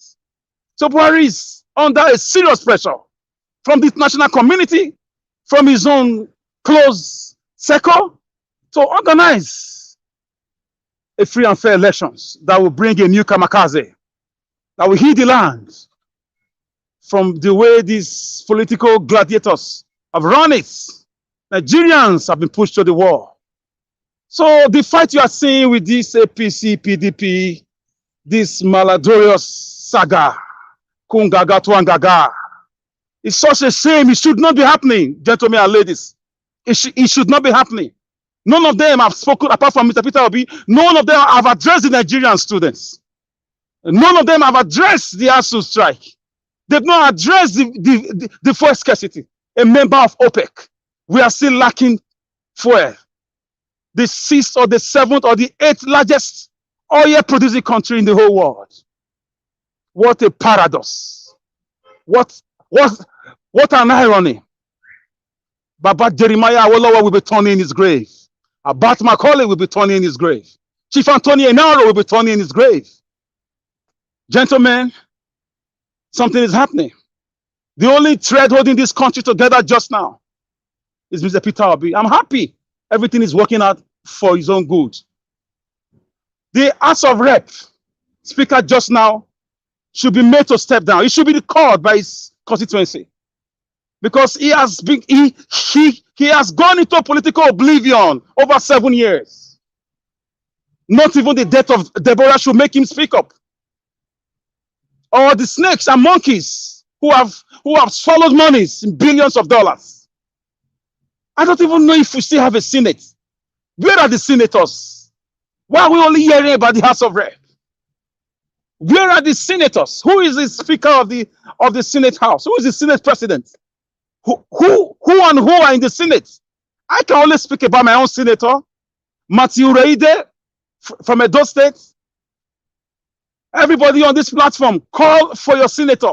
Let them speak up or step down or record them. Organize a recall letter session. Write your letters to them in Abuja, because we are living in a supposedly banana republic. This is why a man will open his mouth to tell you revolution. That is a treasonable felony according to the Nigerian Constitution. That is an arrestable interrogation-oriented comments. No Nigerian is above the law. If we are truly in a democracy, I dare to say we are not in a democracy. We are operating a civilian rule or a cabanocracy. a government of the cabal, by the cabal, and for the cabal. Only the cabals. If it was an ordinary man or somebody else that used those comments Tinubu used, by now DSS would have gone to invite that person. A man was in Kenya. He was doing his own thing, traveled from the United Kingdom. He was arrested, molested, and kidnapped. Extrajudicially brought back to Nigeria with dual citizenship. Up to now, even if he has been discharged, he's still in DSS custody against the principles of fundamental human rights and constitutional democracy that we claim to be operating. This is why Papa Jeremiah described Nigeria as a mere social expression. We are not a nation. So there is no way you can run from it. Obi will come and do his bit. Probably will be able to have the political will to set the nation on the path of greatness again. Otherwise, once Obi steps out of office, another Northerner takes over, it's going to be another problem again. It's just 8 years, remember. 1,000 years, the Bible says it's like a day in the sight of God, and a day 1,000 years. So we are not talking about the post-Obi era now. Just get your PVC, continue to converse from Mr. Peter Obi, and do not always believe what people say about PVC. People are not collecting PVC. A lot of times, some of these things are also allegations, Mr. Najawash. Why I love your platform is because you have facts and figures. You have men everywhere. But a lot of times, some of these videos, a lot of them, if you dig down, is just to create a narrative that Nigerian youths, they are not getting their PVCs. That's not true. That's not true, sir. I dare to disagree. I dare to decipher from that video. Our youths are coming out in their thousands. Some of them are even frustrated by the system, and they keep coming. They keep coming. So I'm not saying such scenario cannot exist, but we should also be careful of some scenarios. Some INEC officers can pack PVCs outside for 10 minutes, make a video, and go inside with it. Sponsored by APC. Nothing APC cannot do. What anything APC cannot do does not exist. They are good in these things, playing with our minds, dividing us with different narrative, with religion, with laziness, with blackmail, with region, with sections. So I'm happy the walls of the cabals are falling off now. Nigerian youth are asking questions in their numbers. So now they are beginning to realize that the power in the people is more than the people in power. Shamelessly, they still have the guts to campaign when they've been in power, one way or the other. They couldn't fix the basics of life. In 2023, we are still clamoring for electricity, for example. And a man was a vice president, saddled with $16 billion, handed over to him in cash in different accounts. So carry out that project. Guess what the man is saying after some years? He's telling us we gave contract out. We received the money. We gave contract out and nothing happened, unfortunately. I'm very emotional. Atiku should be behind bars. We don't have a nationally controlled water board system. Yet we have people in the Ministry of Water Board and they are receiving salaries. These people have been in power for 7-8 years. What does it take to clean up the system and create these things? Our schools are still from the 1970s infrastructure, 1960s, 1980s infrastructure. And we are still, and every year we have allocation for schools.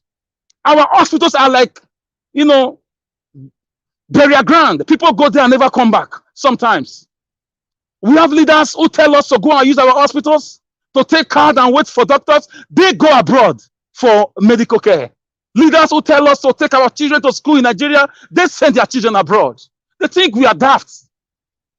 Somebody said Tinubu Bolivar missed their address and entered the Tinubu's compound. That man should be arrested immediately. He should be arrested for questioning.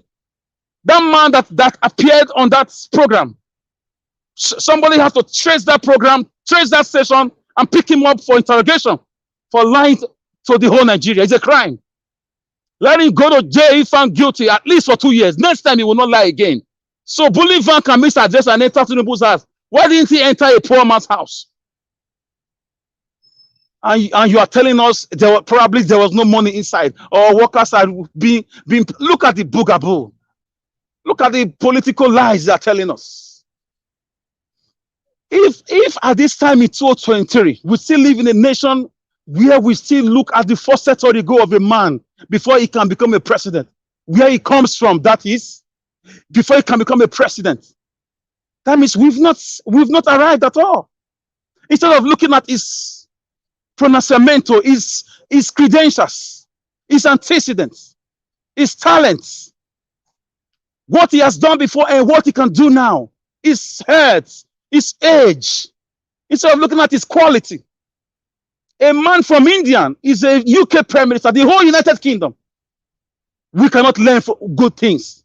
We only compare ourselves to the United Kingdom and America when it's time to bully Nigerian citizens. So bully them to obey laws. Finish. Nigerian children are only made to obey laws. They are not made to enjoy, government security. They are not made to enjoy 24 hours electricity as they pay their bills.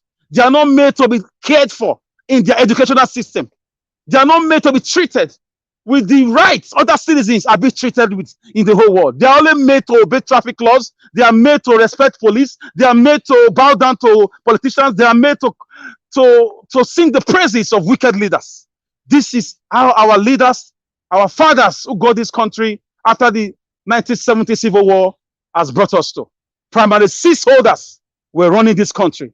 This is the faucet or the of the problem. And now a man who went to school, who has been to business schools, who have been abroad, who have been a governor, is coming to rewrite the wrong. He's coming to continue for where Ojukwu stopped, to negotiate how we can coexist together, not necessarily divide the country.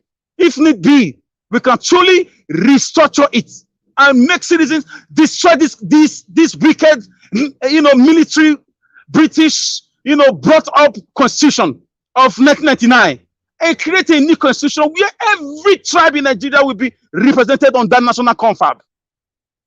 Coupled with the 2014 conference, good luck called for.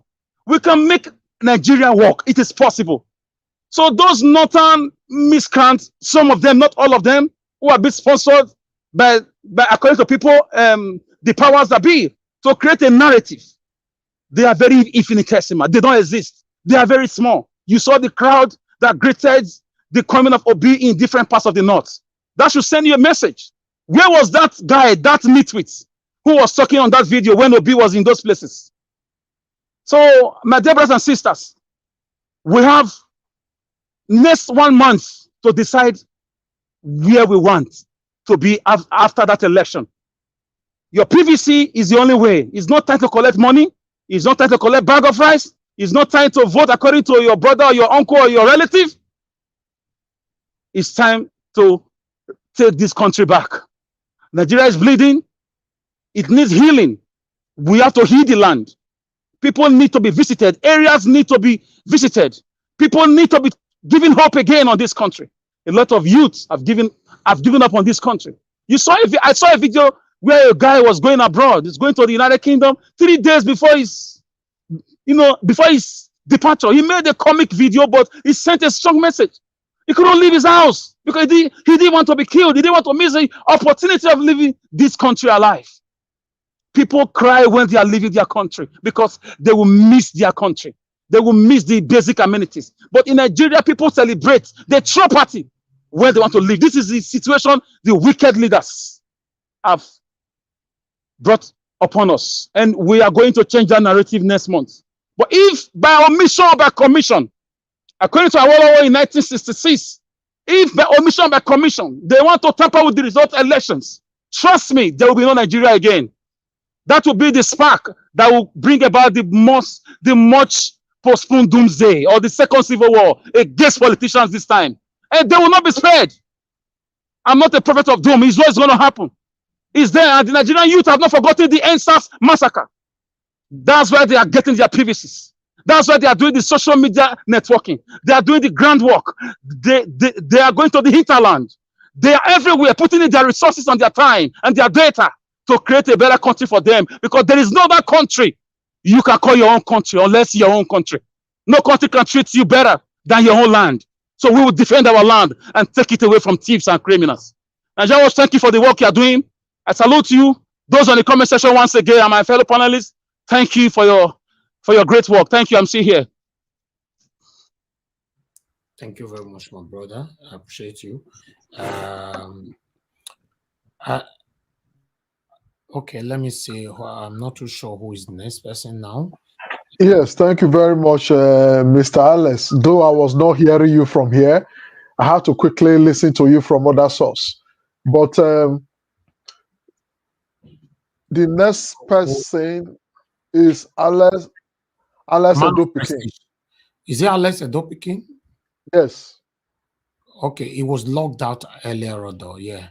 Okay, Alex Edo-Pikin, good evening to you, sir. Can you hear us? Yes, Alex good Edo-Pikin is the next person. Okay, talk to us. My brothers, thank you very much. Good evening, everyone on the panel and every other person listening and on the comment section. The speakers that spoke before me, I'm really grateful, but what they said, some of the comments that they made, that guy from the north, I would say we should not pay too much attention to what he said. The reason I'm saying this, Dr. Haruna, was on the panel 2 days back, and I listened partly to, especially this section, what he was just saying about religion and how the North works, and he really nailed it.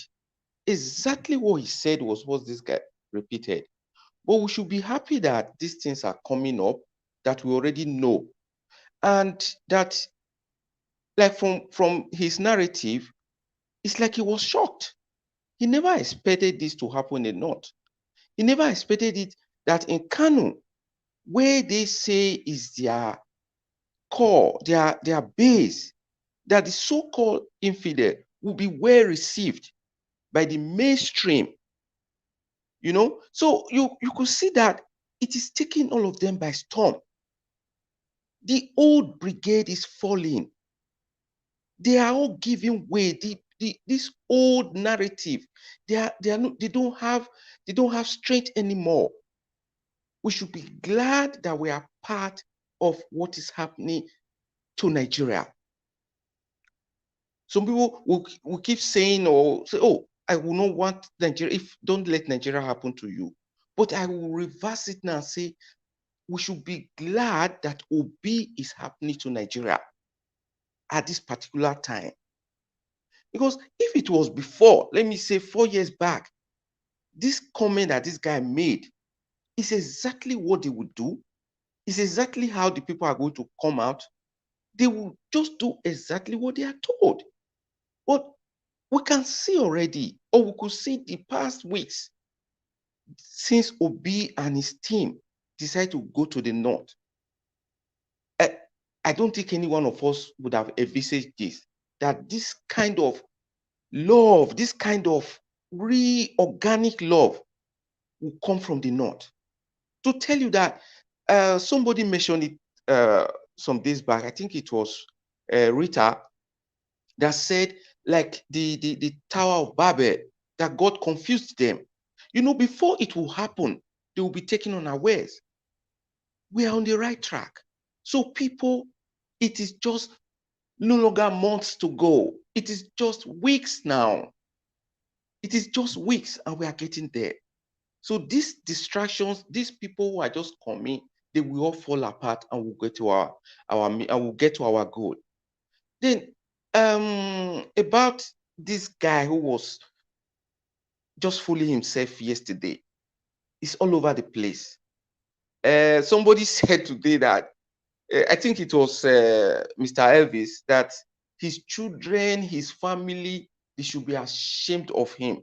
In fact, I think generations unborn will be ashamed of this guy when they will listen to how he was just lying, tying himself, defending the undefendable, making real full of himself. we should be glad that these things are happening. In fact, we should just be there doing our thing and laughing at them. We are getting close. We are getting close. Nigeria will be great again. I know the passion which my brother Alex talks about Nigeria. I know the pains that goes through his mind, in his thoughts. Sometimes I could really put myself in his thoughts to see what he says. You know, these people have pushed us to the wall, and we just thought there's not going to be a way out. But thank God that this hope in the name of Peter Obi is what we are holding on to, and it's going to take us to the promised land. Believe me, my people, we are going to get there. Those our Oga threatening the CBN governor, I don't blame them. Are you guys still hearing me? Yes, we can hear you. Everybody can hear you. I don't blame them. It's because the way he put himself. I don't see the reason why a sitting CBN governor would want start getting 100 million to get wanted to vie for a presidential candidate. You know, he has already dined with the devil. That is why they have the guts to begin to threaten him.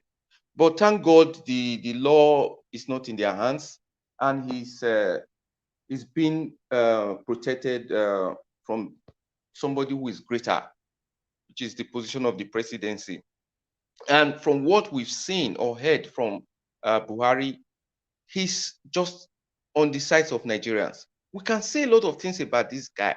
There are two things that I could really pick out that one can say, oh, thank God he did that.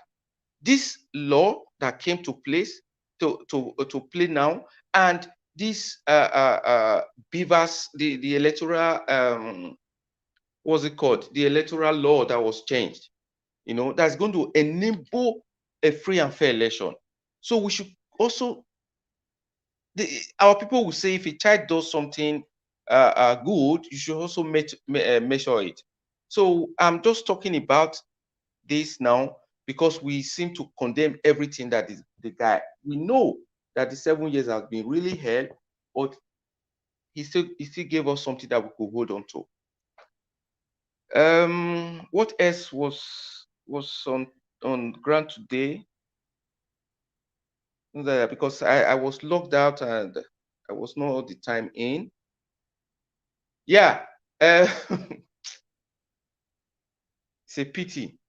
This APC and the PDP guys accusing one another, and APC trying to tell us that they are threatening somebody, that it is PDP they are referring to. It's all nonsense. We know definitely that the saboteur he is talking about is his own party, and he said this in Abeokuta, the same place some months back, that he single-handedly made Buhari the president. That if not for him, he would not be president. Like somebody was saying, if Nigeria was really a law-abiding state, this guy should not even be outside now. Should be in jail. Because if you say you single-handedly made it, that means the election was rigged, everything was fake. You played on the intelligence of millions of Nigerians, but nobody said anything. INEC did not even make a move. My brother, I say now see finish, now make these things they happen. For him to come out for the second time again to say, you know me, you know me. Can you imagine that? You know what that means? In a country where the law works, the moment they will just pick him up there. It will be locked. Was Sowore not being accused of treason? Was it when he talked about revolution? They could hold on to that. How can he even mention that word? It will just be swept under the carpet just because he belongs to the elite. Those people who are making Nigeria to be where it is today. and he now tells us that it's a bullion van that he has. He made mention of it sometime. I saw a video. He said he has more money than Ekiti State. It's only in Nigeria that this type of things can happen. You were a governor of a state. After how many years, you will now come in to say, where did you get the money from? No, in fact, sometimes let's just hope that we get out of this nonsense as soon as possible, because I know sanity is going to come back to Nigeria. Heads are going to roll. Nobody should expect that it's going to go smoothly, but let's get there first.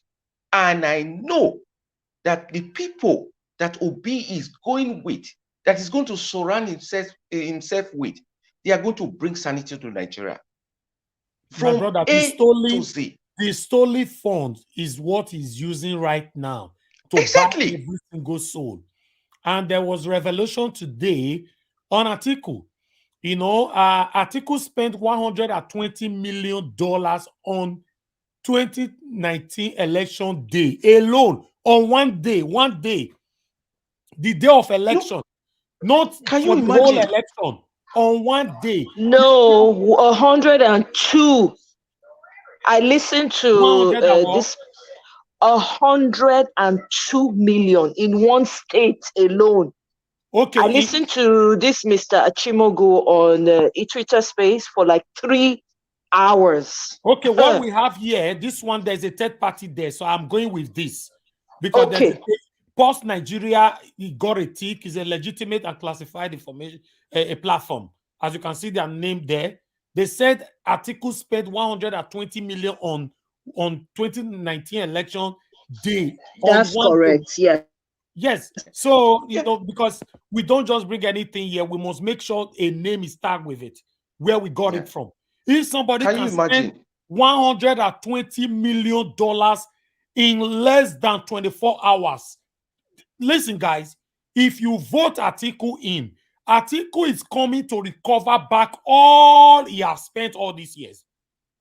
That's it. And this is the man that got his wealth from using Kabu Kabu. He got his money from he said it to us now that he got his money with Peugeot 405 or 504 that he was using at the border. That's where he got the billions from. You know, these people really take us, in fact, like they take us to be, the thing they are going to, in fact, it's so disheartening and so, I don't know, when I think about guys or people in the diaspora who still rout and shout for these guys. In fact, I had an experience some days back when I was discussing with someone. Somebody just pumped in and said, it's already settled now. It is Tinubu. He has already won it. He will win it. They won't give it to him. Then I now asked him, I said, why do you think, or why should Tinubu win it? He said, who else? He's the best of all of them. This is somebody who I know at least for more than 2 decades now, living in Europe, that opened his mouth to say such a thing. I don't know. This brainwashing or religion or I don't know what is in people's head. Can't you smell it? Can't you see what is happening? The type of life that we are even living here abroad. Don't you know it can be better? That our country has a lot to offer, but just few hands. If you look at the people that have held Nigeria to ransom, they are just a few class of people. And we have this chance, and somebody is still there, standing on the fence or sitting on the fence and saying, I don't know. You can't, when you don't know, if you don't belong to Obi, then you are against Nigeria. It's a simple thing. You cannot eat your cake and have it. So it is high time that people just stop all these things, do the right thing. Both those who are here and those are at home, they have to do the right thing, because this is the last chance. Like Alex just said, if it doesn't happen, sorry, it is, you don't need a prophet to tell you what is going to follow. So I just hope that all we are saying, my brother, it's not two ways. It's not only what Alex said. Even Tinubu himself will not concede defeat. It means that by God's grace, if Peter Obi wins, he will win. Everybody should prepare for the second part of this whole journey. Tinubu is full of hate and is not going to concede defeat for. He will be forced to concede. Anyway, please round he up. He will be forced to concede, my brother. So that we can hear from someone else. All right. Let me make a quick response to that. The reason why he cannot do any jack, he's not in power. He's not in government. If he was the incumbent government, if Tinubu was the president, then it would become a problem. But Tinubu, if he talked nonsense after that time, we'll put him in his place. Yeah, I agree with you, my brother. So I will yield now and give room to my other brothers and sisters to talk about these things. God bless you all. Okay. So thank you. Yes. Thank you very much. Thank you very much. Alex Edo-Pikin. Actually, I was listening to you from other source. I don't know what happened. You, Alex, and the other Alex. I didn't hear you from this source. So I've been like trying to listen to you from other source. Is your system? Maybe I don't know, especially Alex. Alex nowadays, I don't know what's happening. This other Alex now, it still happened to her. Okay. Let's move So on to anyway, the next person is Man Up Bender. Man Up Bender, please talk to us. Thank you very much. Good evening to you, sir. Please talk to us. Good evening, everybody. Happy New Year. It's been a very long time. Happy New Year to you, sir. Good to have you here. And I thank you all for the consistency. It's been a long journey, all these many sessions. I do listen to you guys, but it's been very interesting. Mine is not, I'm not going to debate. I just wanted to say thank you, guys. Thank you to you guys for keeping the light and the flag. Like we have always hoped, we just have less than 30 days to go now. So I hope that we stay on track, continue to do what you know best, and don't listen to these distractors. There will be many of them. My hope is that by this time next month, we have a new Nigeria. We're celebrating, and the whole air is clear about who is leading Nigeria. Forget all these funny guys that we are supposed to be talking about. I'm not going to do that. So I yield the floor. Thank you very much, Mr. Alex. Thank you very much. Everybody. I listen to you guys every evening. So I just wanted to add my voice this evening. Thank you. Thank you so much, sir. Thank you so much. We really appreciate you. Thank you. Okay. All right. I would like, before we move on to the next person, I would like to quickly appreciate Jerisi Obasohan. Thank you very much, Jerisi Obasohan, for the wonderful super chat. We are grateful. Thanks for the encouragement. Thanks for your support, your continued support. We are very, very grateful with this. Thank you. All right. I would like to move on to the next person here, which is Omo Yeskona. Omo Yeskona, good evening to you once again. Please talk to us. Hello, yes. Good evening, everyone. Mr. Elvis, greetings. Mr. Leftist, Sir, what's his name again? Our elder here. I'm sorry, I can't remember. I can't remember his name. Brother Ike. Brother Ike, yes. Oga Ike, Mr. Alex, the two Alex, our great Alex, and Alex Edo-Pikin, everyone generally. Greetings to everyone. And in the comment section, I'm missing you guys in the comment section. Greetings to everyone. So my own is a rant. a little bit of rant this morning. Not necessarily. I'm going to talk about what we're discussing. I know we haven't gotten to certain parts, so I'm going to try and keep it limited to what exactly we need to be addressing. Now, with regards to the fight that's going on with the CBN governor, Emefiele, and what the APC people are angry about because they're fighting over Naira notes and the rest of it. I'm glad that it is happening because, in a way, I'm happy that Bubu, right? Somehow, Bubu himself is tired. He knows that, man, I gotta join the people on this one, So I'm happy that he's putting things in place that is sort of putting these people in check, whether we like it or not. Even though he hasn't done much for the country, we know that. But on this one and on the what's it called, electoral law that he's passed, I give it to him on that. I give him a pass on that. Let them continue to fight because now they're fighting with themselves. That's what it means. So if Tifnubu is fighting, Agbado is fighting, that means they're fighting themselves. It's party, all of them inside. That's on one side. And I'm happy that Bubu made the comments that he made, with regards to not bowing down and staying with exactly what his plans are with CBN, with the CBN governor and the rest of them. And then going on to our principal, Mr. Peter Dorokobi, it is evident, even someone who doesn't have eyes or ears or anything, can see that it is Peter Dorokobi.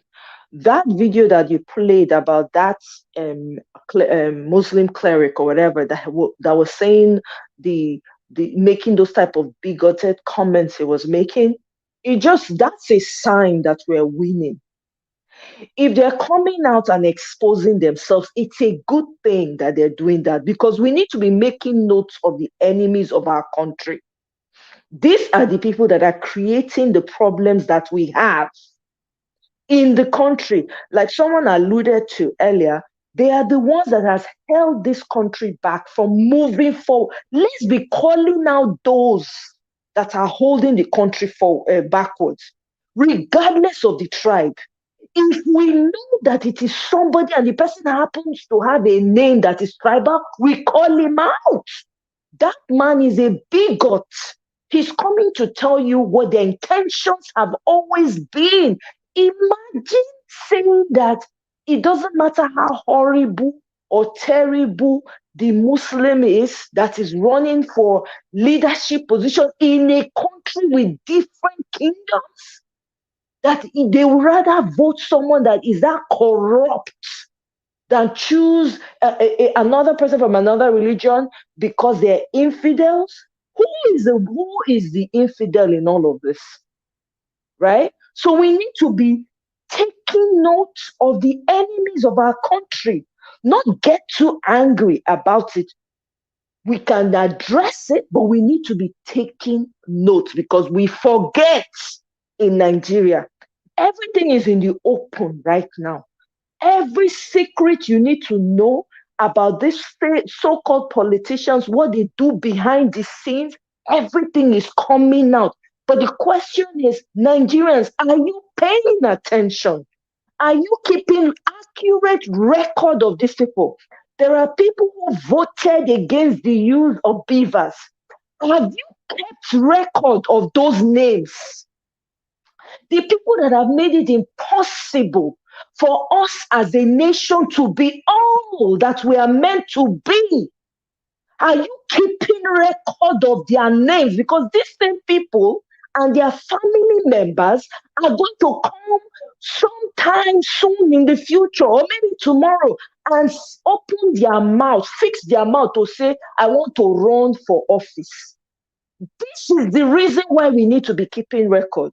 I happen to be on the Twitter space. I'm not on Twitter, but you can listen to their spaces, right? When they're talking. And I was on this Twitter space with where they had the Mr. Chimogu guy and he was talking. My. I was on there for 3 hours. I had no quick sleep yesterday. Hey, my God. I beg. My people, you see Mikano. Mikano is a closeted, closeted bigot. The man is a fanatic. If he happens to just near the corridor or more, forget that you are a Nigerian. That man means nothing good for you at all. The man has 31 children, 70 grandchildren. The things that are happening in Nigeria that are coming out now, it takes someone with a lion heart to be taking it to. He reached to make everybody vex, enter street, shut down the economy. But you know what? We are grateful. Because you know, wetin we no fit see, wetin we choose to ignore, because we are tired and overwhelmed by the horrible news that comes out of Nigeria every day. The Creator saw it way before us, and He said, no more. I will raise up from among them someone who has the courage, who will be protected within and without, to take my people out of this bondage, this evil and demonic setting. If anybody is not charged by now to understand that this battle, this fight is not about your tribe, you are sleeping a useless sleep. I'm telling you, because this fight is bigger than you and I. You see that video that was played by that guy, that activist from African America? This is the problem they have with Africans here who come from Africa. When they're trying to explain to you, these people don't care about your tribe. They do not care. If only as Africans, as Nigerians, or wherever it is you come from, you can see beyond your petty tribes. My goodness. Nigeria, everybody go they fire as they want to enter Africa. African passports will be sought after in ways that people are lining up at and queuing for all these foreign embassies. Nobody go there. Now they do ourselves. If we think that this election is just for my pocket, so that my own tribe person will be the leader, or my own tribe person will be the one running affairs, you are on a long thing. You have lost it. You have lost your soul. Because when you are in a foreigner, nobody cares about where you come from. They don't stop you and ask you, by the way, where are you from? What language they don't give a hoot. Mikano will sell the entire country. His children, and imagine all his grandchildren, if they are old enough, they are all aspiring to be billionaires on top of your resources. They are prepping. They even now start to prep them early to try and find a way to enter the political space. So when they enter, they can continue the thieving that their fathers have been thieving.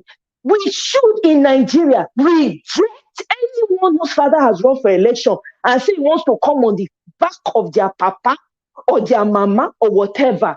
That does not qualify. That has nothing to give to the people, should be rejected with everything. We are tired of these people standing on top of the heads of well-meaning Nigerians to loot our resources in tandem with external forces. We are tired. If you are not tired, me, I'm tired. I am tired and I'm ready to fight, because you know what? In all of it, it is the women, it is the children that are being slaughtered on the altar of their greed. It is them that are suffering. I listened to this man for 3 hours. I was mad. Like, why in heaven's name have we been sleeping? We've slept sleep that is not human being is not supposed to sleep. We've allowed these people run over everything. It stops now. We cannot bear this anymore. It's easy for us to point finger and come and try to protect our tribe, try to who tribe freaking help. Now your tribe people, now they do you pass. Now your tribe people, they go use this sell take for market. The slavery one we experience now, not be like that one of before. This one they go. What to make you say we they run from our countries? We they give them the opportunity to loot us, and then you are here. You are not living the life you ought to live. You are not living to your full potential, whether you like it or not. You go to the university where you did this work, get all the PhD. What you don't make, what you don't create for your people. What job? You don't set the society. This is why Peter Obi is mad. Inside that man not destroy anger yet. The man is calm. Now go give him that calmness, because if we make it show as they do him inside, oh my God, people go say, "Ha, you not sure so Wofi vote for this man." No, I'm telling you, it makes you livid. That as Nigerians we just sleep, yet we have the smartest, we have the brightest minds in the entire world. There's no field you go to any part of the world, there's a Nigerian. If people go to a country, they don't find a Nigerian, they turn around, they say, "Oh, the Nigerian is not here, I'm not going to stay here." There's a reason why they are not here. We really look at ourselves, we do not value our differences. It is our differences that make us powerful. When are we going to understand that? If we don't get it right in this election, which I doubt that's going to be the case, I believe with everything that I have that we are going to get it right. But I'm saying this for the sake of the ones that are standing by the mango tree, under the mango tree, waiting for mango to fall from the sky and hit you on the head for you to realize.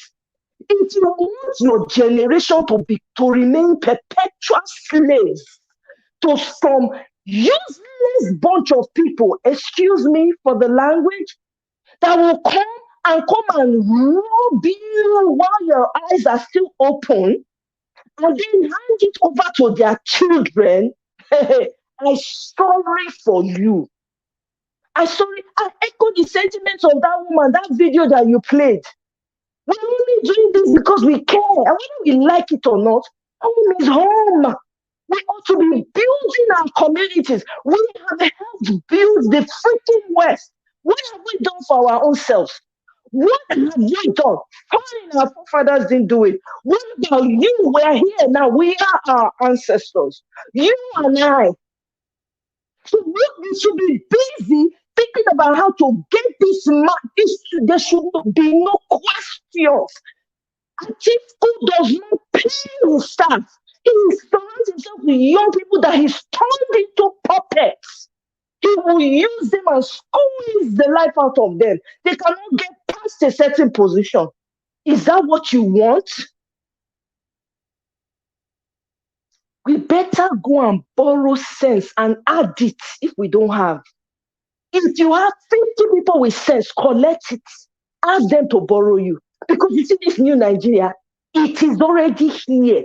There is no Kosibabala anybody over Mioriana Sabotenja. This Peter the Rock will be Labour Party or be that movement is here to stay. Whether they like him or not, they run kitty come up for that country for us. I yield.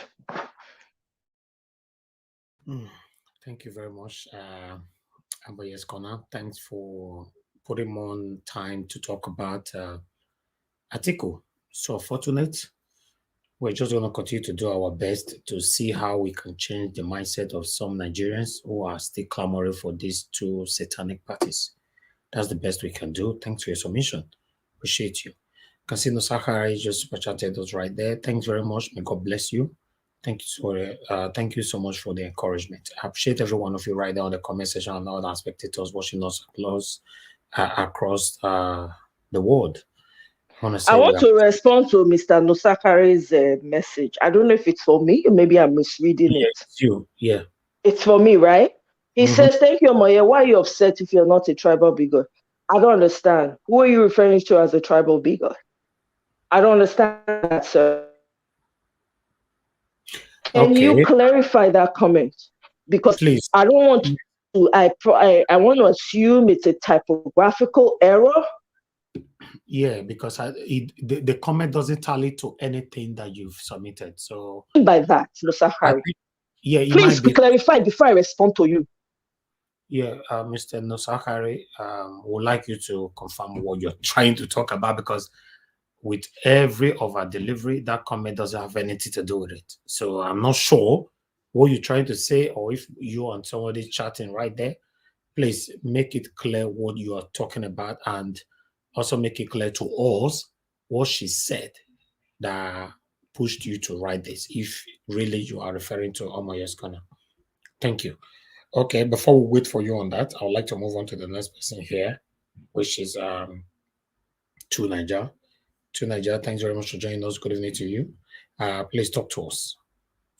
Yeah, greetings, Niger Watch, and to everyone on the panel and the chat, and to the viewers. I guess that Muslim guy that was saying what he was saying, clearly some of all these people, they use religion for their own ends, and clearly, from what I can see anyway, the Islamic faith doesn't say what he's saying. He tried to say that the Christians, whenever they are in office, there's always fighting. Okay, please, To Niger, hold on. Sorry. Omoye's Corner, I guess you saw the response from Nosakari. Did you see that? Yes, I just saw it. Right, okay. That's fine. Thank you, Nosakari. Yeah. Thank you very much, Nosakari. God bless you for clarifying that. Thank you. Sorry, my dear brother, To Niger, go ahead. Yeah, it's okay. So he tried to say that whenever Christians are in office, that there is always unrest and conflict and stuff like that, when clearly it's false. Obasanjo has been in office. Gowon was in office for quite a while without war and all the rest. So he's just trying to use religion for divisive reasons. If anything, Islam doesn't even say what he's saying. And if you look at the way he was talking, these people are very cunning and very nasty characters. And this is why I was quite disappointed that Nigeria rejected that hate speech law that was about to be put in place about 2 years ago, and they rejected it. And because of all these things, it contains these our people. What he was doing, he was trying to imply that the Christians create conflict that, in other words, dispossesses Muslims. And that is the only context you can use religion to disassociate with other groups of people. That's what Islam allows. In other words, if Islam says if you attack, if you are under attack because of your religion and to lose your home and all the rest, that's the only time you can use religion the way he was trying to use it. You are being attacked because of you are a Muslim, not just being attacked because you are a Muslim by non-Muslims. So he tried to use that. He tried to bring something that is completely unrelated and that is not true, clearly, you know, and use that to try to divide people. And many people will fall for it. This is the thing. A lot of people speak with forked tongues, and they are liars. And the liars, they just inspire hate and division inside the country, and nothing can be done to them. This is the problem with this type of people, because nobody is going to, most Muslims now, they will just hear him, they will say, oh, I don't want to question him, he's got authority, whatever. They will just back off and not do anything, and he will get away with that nonsense that he's just said. People like that in civilized societies, they'll probably be in jail, or they will be in court at least answering for the question, the statement that they are making. Because what he was doing there was basically trying to divide the country along religious lines. And if that is the case, because what Haruna said earlier on this week, that is how the politics of the North works, then it means that this is endemic. And I have to say, you cannot also argue that the South doesn't play this type of games too. I've had a lot of people in the South say, oh, the Fulani and the Muslims, they are trying to take over and all kinds of stuff. You hear this type of stuff on both sides. It's poisonous. He's dividing us, weakening us. He's not getting us anywhere. And all these other people, they need to be sidelined. They are not going to be the solution, this in oriented kind of people that are going to get, that is going to get this nation anywhere it needs to get to. They are willing, this guy is willing to distort his own religion to vote for a corrupt candidate. God help him. He's willing to do that. That's how low these people are. So I will leave that one there. This Emefiele thing that, they keep going after Emefiele. Everybody wants to go after Emefiele. And I was really disappointed because I was watching this TV channel in Nigeria today, and they were just like, Emefiele should give them 6 months. 6 months for what? 3 months is more. How long does it take you to take your money to the bank and change it? How hard can that be? You had 3 months to take your money to the bank to change it. Most poor people have already done that. As a matter of fact, a lot of poor people don't even have money to be changing all over the place in Nigeria. So all these rich people, they are the ones crying because they know what the Emefiele is doing is trying to force them to bring the money that they have been stashing away. And they will need more time to be able to get those money back into the system without raising red flags. That is what the Emefiele is trying to force them to do. And the Emefiele is also forcing them to shift their transactions into electronic transactions. They don't like that because cash transaction is easy to hide. You can take money out of the bank and you take it into anywhere in this world, into a forest to pay kidnappers or terrorists. Nobody will be none the wiser. But if you do electronic transaction from CBN, they can track the transaction immediately. I know who is funding terrorists, who is doing this and who is doing that. Even terrorist business will suffer. Because how do you pay the terrorists if there's not a lot of cash going around? He has to worry about how you're going to pay him. Because that's how it was in the West here too. In the West, you can't just get cash. Nobody's going to just give you 500,000 cash. Kidnappers are in trouble here. If you kidnap people, you better give them your bank details because this is not going to work out. Because no matter how much you ask for, the guy will be withdrawing money every week, every day. It's going to take forever to pay your money. So this is what Emefiele is doing. And it's quite interesting because it turns out that from my analysis, that Emefiele has the power. He actually has the power to reduce corruption and crime in Nigeria just from enacting policies from the central bank. That's how powerful this institution is. Because it has such influence over how things and how people behave. People don't like to act when they know they can be tracked. If they won't act corrupt because they know once they pay that money and that footprint is there, it's hard proof that you paid money to somebody. You see what I mean? How do you bribe people then? You have to go into an account to steal money, get the money from the account to give to them. How much are you going to bribe people in these days when they are looking for millions or millions? By the time you withdraw it from your account, they will know if you are withdrawing in cash. If you want to transfer it through electronic transaction, they can track it. Good luck with that one. This is what people like Tinubu's camp, they don't like. That's why they call him. It's really a shame. They're not even hiding it now. They're not even hiding. They are openly saying it's a saboteur. They are openly saying the currencies are not getting to the banks when the currencies have already been released. You think Central Bank doesn't know how much he released into the economy? He knows how much he has released to the economy, and the people are not. Either the banks are blocking it. I said it yesterday, and I said it day before yesterday. There are too many saboteurs in our economy. I don't know what I would call them, people that are listening to Godfathers and people like Tinubu, or they are just downright saboteurs and cowards that won't do the right thing to save their country or even do their own job that they are employed and paid for. They would rather take the money that somebody bribes them with to do the right, to do the wrong thing. Think about it. Some of these banks, they give them the money to distribute to the population. Then they would rather be giving it to their rich friends first, instead of them to give it to the people that need the money the most. And then they are also laundering money for the rich people in the process, because they don't want to show that they want it to look like it's a legitimate transaction. So they probably do it slowly. That's what is frustrating them. Because if you just put the money in 500 million naira inside a bank, everybody will know. Maybe they will be like, hey, who did that? Then suddenly that will raise a red flag. So this one is hurting them. If it's not hurting them, they wouldn't be complaining. And I support it so that let all of them suffer for what they've been doing to the country. And he should not extend it for any reason. 31st of January, If they don't bring it in, all that money goes away. Because you see what is going on here. If you take naira out of the bank and you hide it, you don't spend it, so that then what happens is that other people put more naira into the economy, the naira value devalues, and then you can be able to sell dollar at a more expensive rate. And these people are speculating with money and making a lot of money just by hoarding cash. And they're just killing their economy. And that's why the central bank head felt like he had to act. And he changed the currency and he forced them to bring the money back into the banks. And I think he's also limited the amount they can withdraw. So be it. Let all of them have to answer for what they are doing with our money.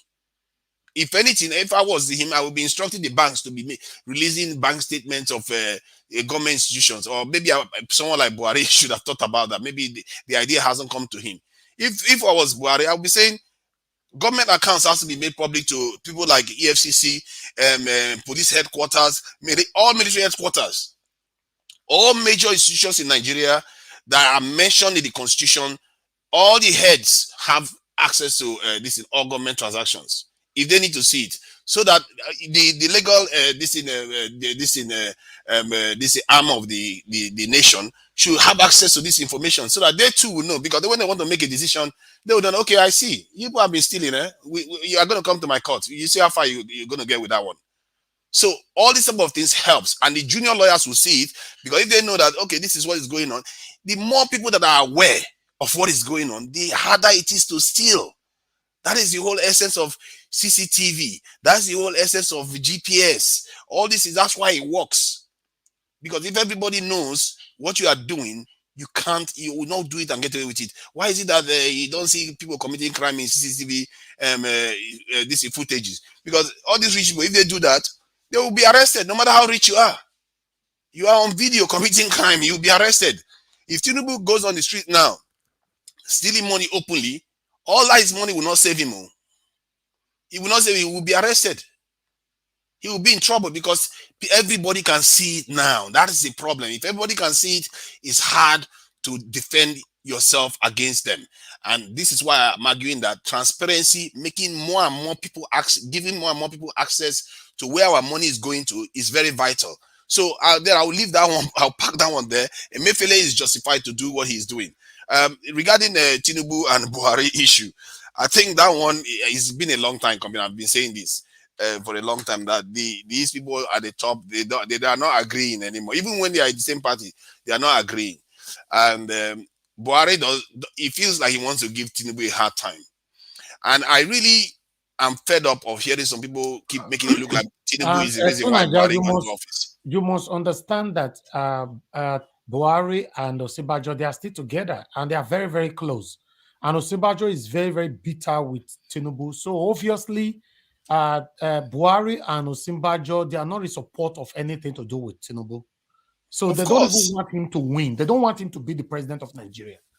So of course, you saw how Tinubu humiliated Osinbajo after he won publicly. Just humiliated the guy. I don't understand this stuff. So people just make it look like, oh, Tinubu is the reason why Buhari is in office. So why do people say these things?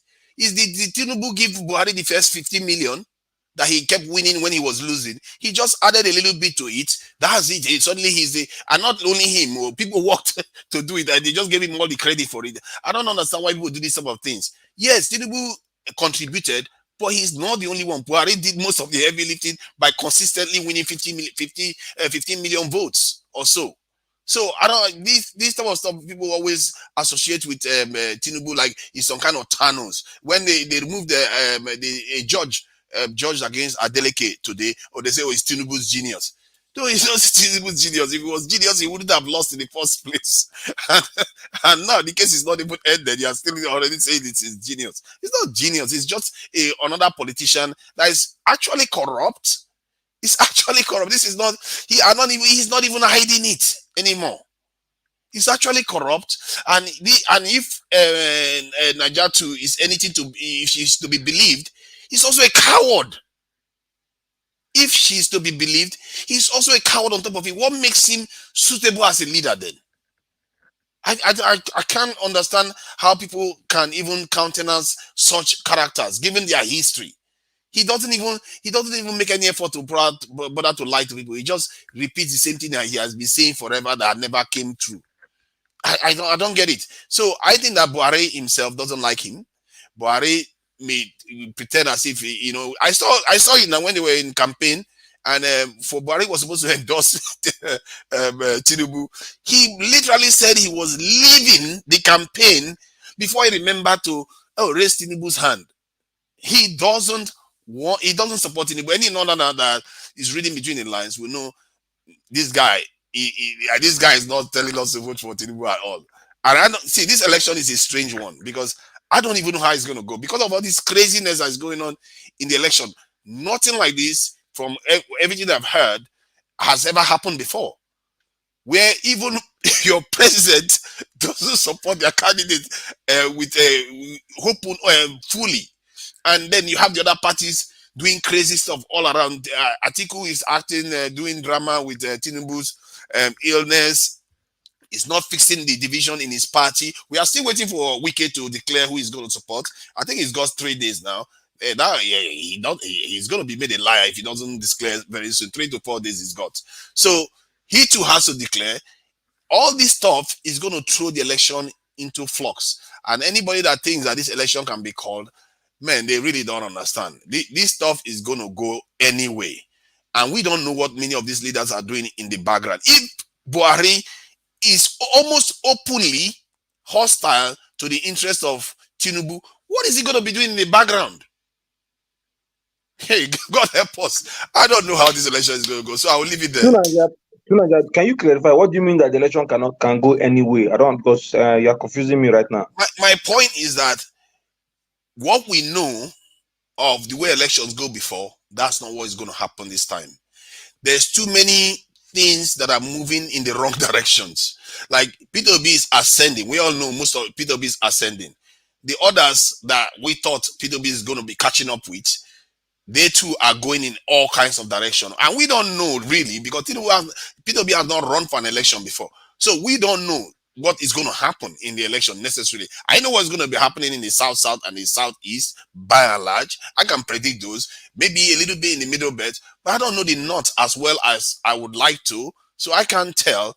And if we just heard what the Muslim guy is saying about voting non-Muslims. So I don't necessarily know how they will act. So that's why I'm saying we necessarily don't know where the election is going to go. Thank you. Thank you, too, Niger. I have somebody. But if I was Peter Obi, I would be happy. Okay. Thank you. I have somebody on the phone. FA, thanks for calling in. Please talk to us. Good evening to you. Yeah, Mr. Najawash, good evening, and good evening the panelists and the viewers and the whole Nigeria across the globe. Hello, can you hear me? Yes, go ahead. Go ahead. We are listening. Yeah.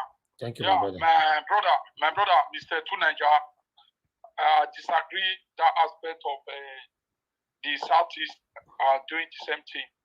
My brother, I want to use myself, make example, me and you. Now, for example, say you marry. As you marry like this, so then the relationship, the woman when you marry, for example, I will use broken English. The marriage not they go well. They go well. So can you continue in that marriage or no? My brother, don't let us to beat around the bush. Mostly, I'm not a tribalism type. Everybody know me. I don't even want Nigeria to divide, to share, to everybody to go away. But I disagree with you for that aspect. Okay. You understand? I'm not Igbo. Me, I'm not from Southeast. You understand? So for that aspect, I disagree with you. All And right. again, I want to use this privilege to tell Mr.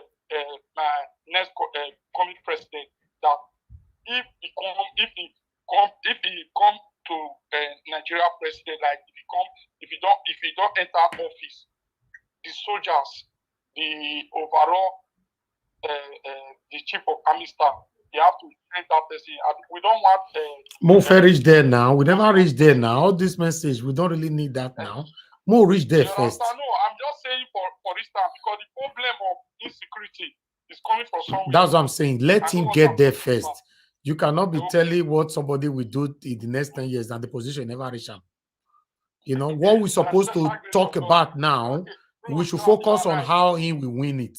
That's what we should focus on now. Right. But he will win by special grace of God. Okay. Yeah, I'm telling you.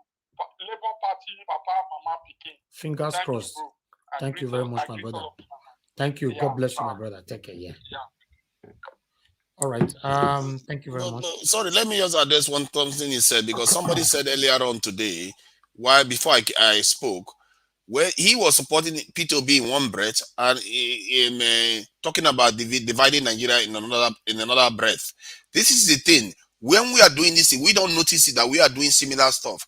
We point fingers at the north and we are talking about breaking up the country every single time. When we are supporting P2B, we are not doing P2B favors, because somebody in the north now that was coming to check P2B now, hearing that kind of statement, say, oh, P2B supporters are the ones that want to break Nigeria up. Oh, that guy that said that these people are not peaceful is correct. You see what I mean? Right. This statement is not helping P2B. Okay. That's fine. One thing you must understand too, Nigeria, everybody cannot speak like you. You know, but it's a good thing that you correct some statement here. But yeah, everybody have their own opinion in a different way, as long as we all are standing for one thing. So let's encourage each others, you know. If I must come in, Mr.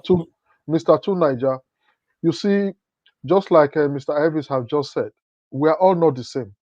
You can be patient. Some people don't have that patience. You hear a lot of people talking here. If it is not Peter Obi, let the country break up. And it's not only them saying it. The Westerners has been seeing it coming that Nigeria may not be the same. And this is the time. So if they are saying that, you don't need to say, why are they saying that? You saw a Muslim cleric, although not all Muslims are like him. This very one with that general mentality coming online to say what he has to say. Then if you see another person saying, okay, let's break, you don't need to blame that person. We're all here to make sure things work. Just like you said, the election is somehow, you don't even know how it's going to go. Why wouldn't you know how it's going to go? It is clear. If it doesn't go the way it's supposed to go, you should say something is wrong. From every body language, from the Muslims, from the Christians, from some of the politicians, from the governors, and from the youth, the people, you can see what's happening all around. Is that not a pointer to show you how it's going to go? So you should be saying, if you go contrary, the pointer is clear. My problem is that if I watch TV, they are covering all of them the same. You see people for Peter Obi, you see people for Tinubu, you see people for Atiku.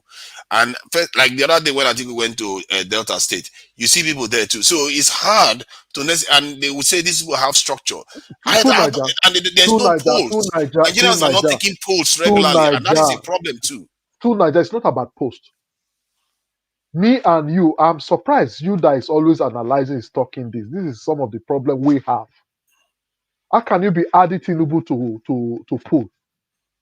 You cannot add him to pool. This is a man that you know is hiring crowd, is paying. There are evidence to that. How can you hire such? How can you even add that to a poll?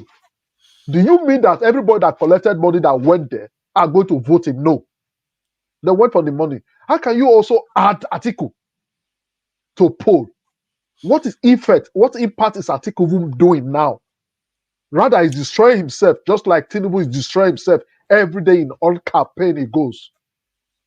These people are they've turned their nakedness outside. Their acts on the webs. So why would you even think that you don't know how it's going because you saw people there? People must follow them because that is the game.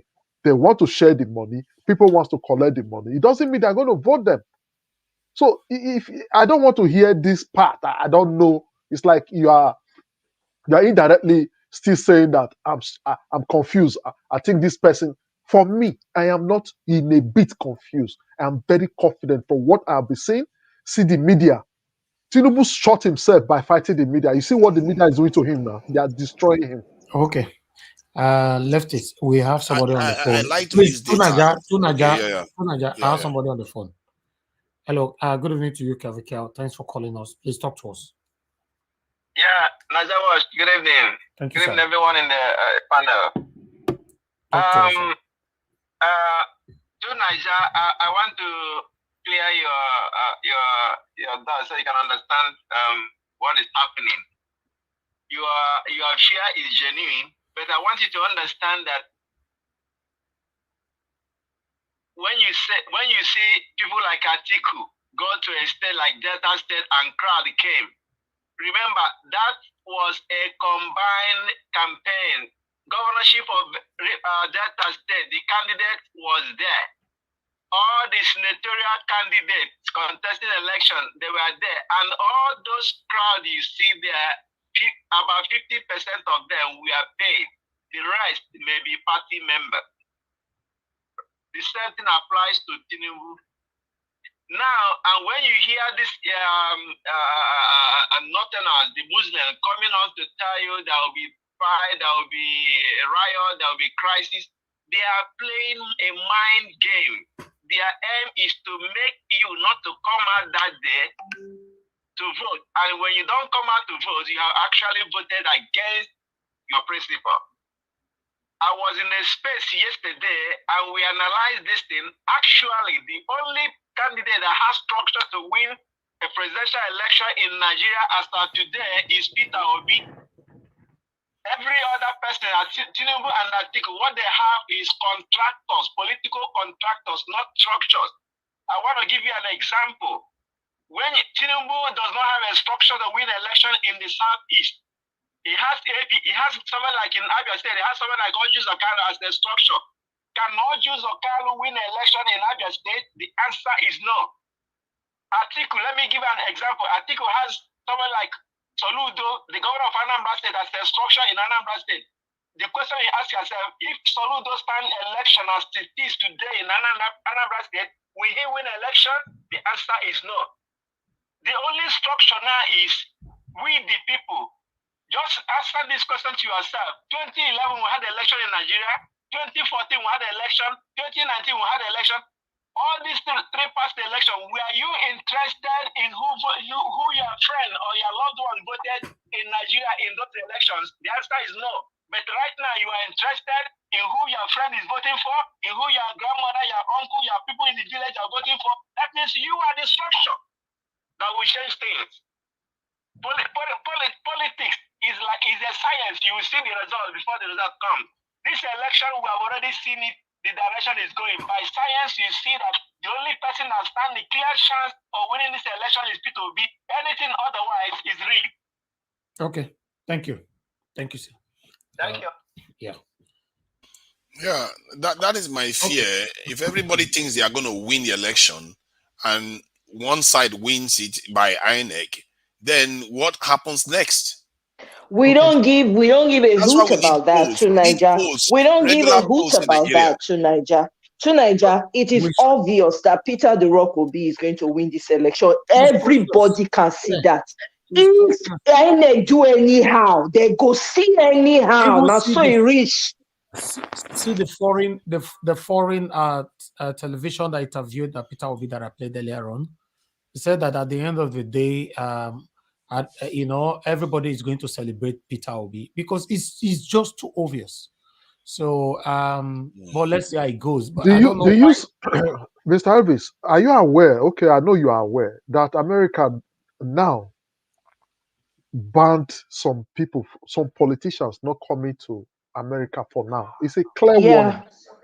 Yes. Now, okay, let me quickly take our mind back to Osun State government. I saw it coming. We said it here, how they manipulated some area over voting even while Beavers was there. I saw it coming. When the governor went to court, I saw this coming. How did it go today? Though we still know that they had the chance of going to appeal court and Supreme Court. But for now, I think, to Nigeria, the signs are clear. You see this INEC. INEC has come to stay. INEC are looking at the faces of Nigeria at this moment. I want to let you know that. They tried to change the man in charge, but it didn't work. Why were they trying to change it? We have somebody on the phone, leftist, 1 minute. Alex. Hello, Alex, you are calling. I told you we're on the screen. Talk to us. Yes, I got logged out by my network. Yeah, thank you, Mr. Najawash. Okay. Just want to talk to Mr. Tunaja. Please turn down your device. I'm hearing two things, Alex. Yes, no, I've turned it down. I've turned it Okay. off. In Okay, fact. go ahead. Yeah. I just want to talk to Mr. Tunaja. We disagree to agree sometimes because we are obviously on one mission. I don't know how he has been affected directly or indirectly by the situation in Nigeria over the past 7 years. I don't know if he was in this country when Deborah was killed and there was no announcement from these wicked politicians who are crying foul play over Naira redesign, who are crying over foul play, over sabotage, and people are speaking up suddenly. When Abuja Kaduna train was kidnapped and people were massacred, 6 billion naira was paid in ransom by families. Many were killed. I didn't see any of these politicians who are fighting from different political divide or dichotomies. So my point is this, Mr. Tunaja, it's obvious to the blind. You don't need to tell a blind man it's raining. We know we are not one. We are just patching it. This fraudulent social contraction was a conglomeration of many kingdoms, many nations, like the Kanuri Empire, like the Oyo Empire, the Benin Kingdom.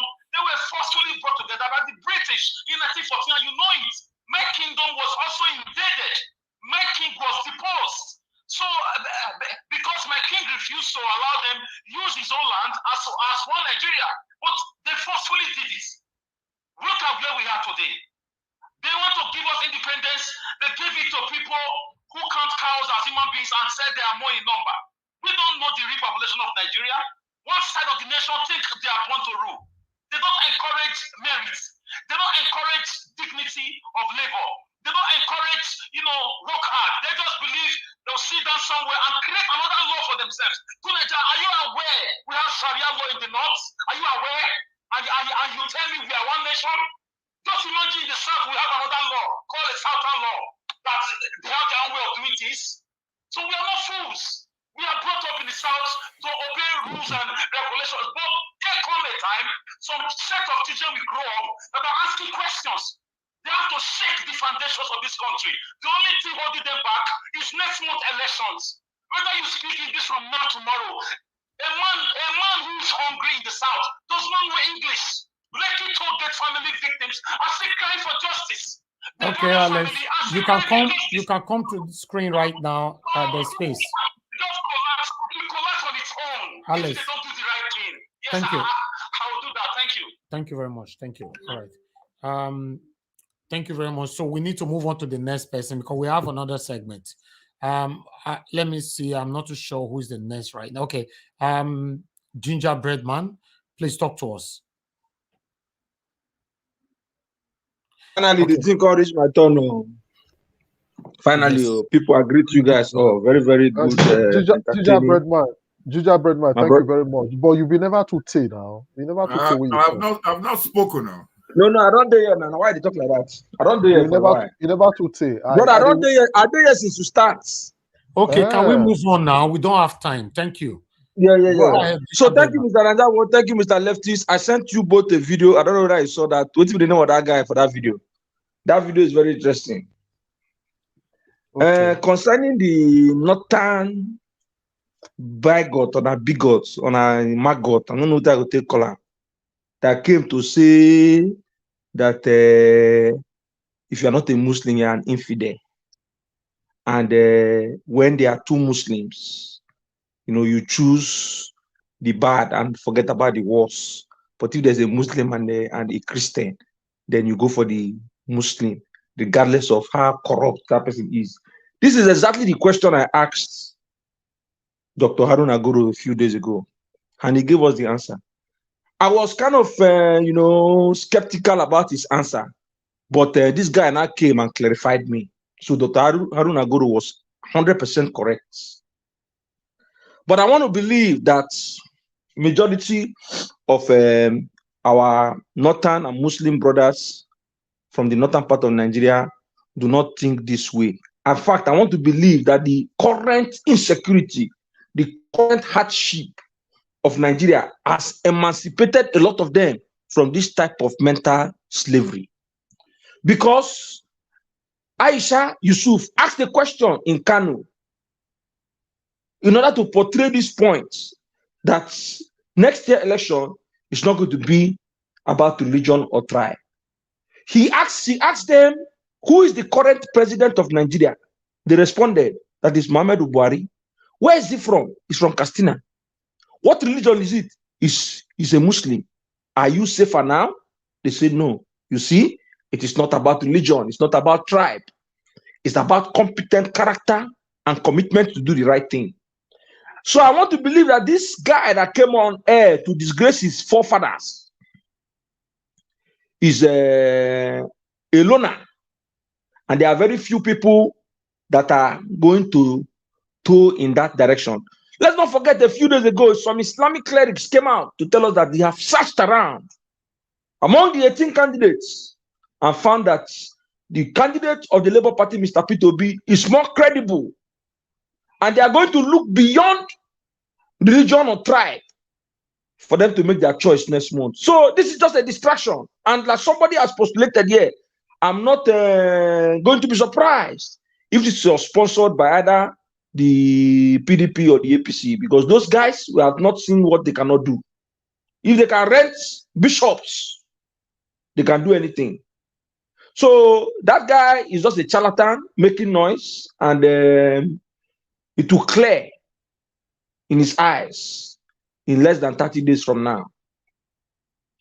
With regards to the House of Representatives issuing threats to Emefiele, well, I want to beg to say that those are empty threats. Why are they empty threats? As it is right now, in the whole wide world, the president of the Federal Republic of Nigeria is the most powerful president in the world, according to the Constitution as amended in 1999. Therefore, they cannot do more than Jack Robinson, because Emefiele is backed by President Muhammadu Buhari. And somebody postulated here or asked the question, why is it that it's only the House of Rep members are speaking? Why are the senators not speaking? Well, I beg to differ to say that a few days ago, there was a senator called Senator Abaribe, who was interviewed in Channels Television about the same issue. And he stood with the people. They asked him, are you not going to stand with your colleagues, your senators who are saying that this thing should be extended? And Abaribe said, no, that the CBN policy is here to stay, and they should abide by it. Because those people that are crying foul for this monetary policy are politicians that have been boxed to one corner because of these policies. Number one, the beavers, which they signed without reading through to know what was there. Number two, the monetary policy that is going to prevent them from buying votes. And that is why Tinubu is fighting and struggling like a goat whose carotid artery has been cut, because his lifeline is almost gone, and he's challenging Mr. President. Let me tell you, Mr. Tinubu, be careful, because Mr. Buhari might be quiet, Buhari might be silent. Buhari is a retired military man, and he's a Fulani man, he's heartless. He's just piping low. If he descend on you, my brother, all those people around you, including Azo Chomole, they will be Johnson. You don't see what they did to Azo Chomole as the chairman of APC? So just calm down. Mr. Naija Watch, if the election is declared, Peter Obi as the winner, Tinubu cannot do anything more than a dead rat. The highest he can do is to go to court, and court will pass their judgments, because it is going to be a landslide victory. He's not an incumbent, so he cannot flex the muscles of an incumbent president to challenge the result of a credible won election by the mandate of the people. So I believe, the Nigerian people have awakened. It is clear that the 2023 election is not going to be election as usual. That is why my word to fellow Nigerians who have not collected their PVC, make hay while the sun shines. Go and pick up those PVC and cast your votes. Defend your votes, because it is clear and obvious that there's a popular candidate, and that's the person of Mr. Peter Obi. With regards to the other videos, I did not write it down. I cannot remember what was played, but yes, the bullion van. You see that guy who said that the bullion van misruled. That guy, I'm telling you, is the most nonsensical human being I've ever seen on the planet Earth. And his children are going to be ashamed of him, even 100 years while he has died and gone, because internet will never forget. How can you say that bullion van misruled?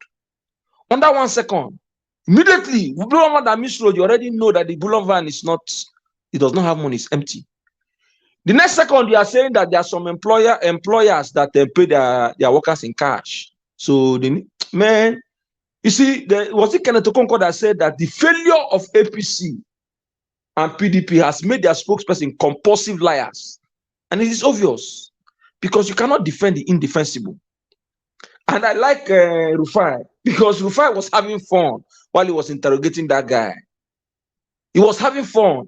And I don't know whether you guys paid attention. When the guy said that that the bullion van missed road, yes, the bullion van missed road. I don't know the guy paid attention. The crew members behind the camera, they busted out in laughter.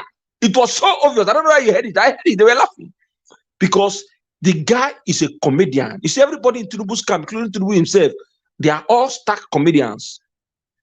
So, well, without further much ado, I want to say that Naija Watch, you are doing a very good job, Mr. Lefties, every member of the panelists, Omo Yes Corner, Mr. Rita, you guys are via firebrand, and you know, history will not forget this effort and this struggle, because though, yes, we are not on ground to fight physically, but our voices, you know, will remain on air for eternity, because we spoke and we used our voices to conscientize the people of our nation to make sure that they make the right choice. Mr. Tunaja, you are very, very outspoken, but sometimes you speak in riddles and you contradict yourself. And I want to let you know that there are a lot of people listening. And that is why most times when you make your submission, people come back to make clarification or ask questions.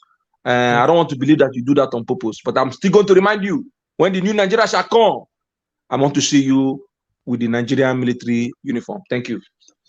Thank you so much. All right, I would like us to take 1 or 2 calls. Thank you very much, my brother, for your submission. We have somebody trying to call in. Says, Mr. Sagbovo, thanks for calling us. Talk to us, sir. Hello, Naija. Thank you, sir. Good evening to you. Please talk to us. 1 minute. Good evening, Naija. Go ahead. I don't know whether you know this. You studied the video, brother. I didn't hear the news now. They say now. They say the work court. They say no, they win. And now we'll talk about them later. Now be our second. We did live. You know, so we did live. I will send that to you. But it's part of. It's already part of our title. Watch you for life. And watch you. there is part of the title. Look, the title is there. We'll talk about it in the second session. Thank you, sir. Yes, sir. Okay, now. Okay. Thank you, man. All right. Thank you very much, my people. I appreciate you all. I would like us to move on to the next person. Please, everybody should please stick within 5 minutes. Please, before the next person, let's quickly also say thank you to Mr. Desmond. God bless you, sir. God bless you. Thank you very much. Thank you. We appreciate you. Thank you. God bless you, sir. Okay. Mr. Pansa, thanks for joining us. Good evening to you. Please talk to us. Good evening. Thank you, fellow panelists. By the way, Mr. Desmond has been doing a good job for Nigerians and the youth and the movement, the P2B movement, by actually going into the den, the lion's den. So if he wants to come on, I would sacrifice my seat for him. So let's keep our eye out on the comment section. If he indicates so, then I would cut my presentation short. So he could come and talk to us. We need the youth and doers to come on here and tell us how we go. We only got about 30 days to go. There's no reason why we shouldn't expand and then get into gear. Today has been a special day.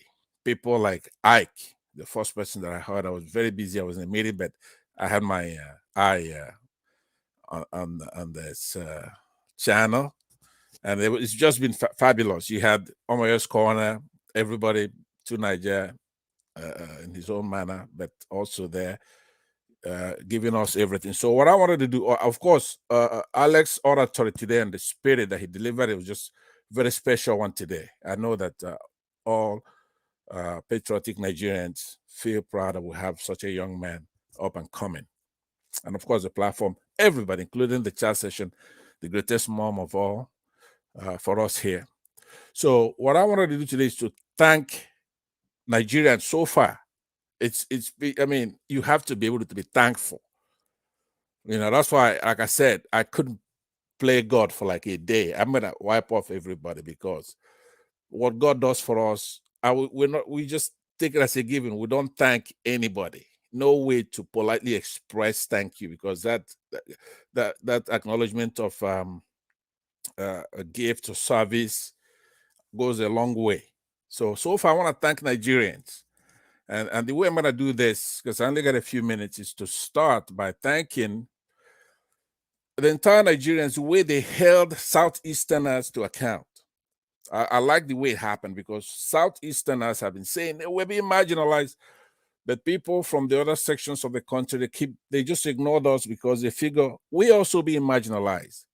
You are in the majority, so you think you're the only one who's being marginalized. So you bring Ojos Okalo, you bring any of these people, they just ignored us completely. And they said, we're going to do a new Nigeria. So the people from Edo, people from the Plateau, and all those other areas that's always been helping the majority hold down the Igbos, they really did it right this time, because what they did is you come up with a good candidate that is not Igbo or Easterner or Southerner or Christian, a candidate for Nigeria, and then we're gonna take a look at you. And that's exactly what they did. So it's gonna be written in the books, in the history of Nigeria, 100 years from now, 1,000 years from now. The way Nigerians did that, even though they didn't plan it, that's exactly what happened. They did it perfectly. Once a good candidate emerged, it didn't matter where it came from. Could have been Hausa Fulani, could have been Igbo, it could have been Yoruba, but a true Nigerian who could get us out of this, they did it boldly. And when you hear it, it's spiritual. So I want to thank the minorities, even big minorities, small minorities, Edo, Plateau, all over Nigeria. It's you who is leading this country, the youth. So now we have a candidate who is not tribal in any way. He's just a Nigerian. So why am I then thanking Nigerians? Because then it's like presumptuous of me, like obese it's my person that I'm donating to Nigeria. No, that's not what it is. I'm just being observant to say we thank you, Nigerians. You're doing it the right way, but let's go all the way. My thank you, absurdly as it may sound, goes to the current president of Nigeria, right? For his body language, it looks like he means business here. We've seen this phenomenon before, like I said about a month ago, in the United States, when George Bush did all the wrongs that somebody could do as president, invaded Iraq, did all kinds of things. But towards the end, he had an epiphany, and the Lord discovered him, I guess, and had mercy on his soul, just like he did with Saul in the Bible, who was out there persecuting Christians and killing a lot of people. But the Lord convicted him, made him blind, changed his name from Saul to Paul. Now, don't expect that to happen with Buhari, obviously. I don't think the Lord is going to go that far with him. But his body language has been good. He's trying to conduct an election, a fair election. Now, who's ever going to tell you you're going to hear Tinubu complaining about that the administration is going to rig him out of the election by freezing the money? But let me conclude my statement along with the line that I was speaking with before. You know me, I have to tell you the truth. Now, if I quit right now, there'll be peace or not, right? But I'm not going to quit. I have to tell you the truth. So it comes to a Emefiele episode. Now, sometime I want to break my computer here when I'm watching and I see how Southerners who attain power in the country, be it President Jonathan, be it Chief Justice Onagen, be it Ibori, James Ibori, okay? I know people, he's been completely destroyed. In his father's land, he was charged with 171 counts. He went to court, just like Tinubu will go to court, somebody who has money, all these governors who got their money somehow that we don't know. But there shouldn't be any special persecution of Southerners. So this Ibori won his case, but Sowore, Falana, and what they call the Yoruba press went to work with him, using the Fulanis to destroy him, take him to Britain and imprison him, right? So he comes back. So they did it to Jonathan. Now they did it to Chief Justice Onagen. Falana is the first one that's going to write a note that he should be removed from office, that he's corrupt. There's only one body that determines when a Chief Justice can be removed, and that's the National Assembly. All right? It's not only one body interprets what our Constitution says, and that's the Nigerian Supreme Court. It's not Falana. Okay, but most especially what it doesn't say, that they destroyed Onagen, removed him illegally without a two-thirds super majority. That's what it takes to remove somebody from office. But these Southerners, do they cry about it? No, they just take it on the chin. So now it's Emefiele who is leading an independent agency, independent body.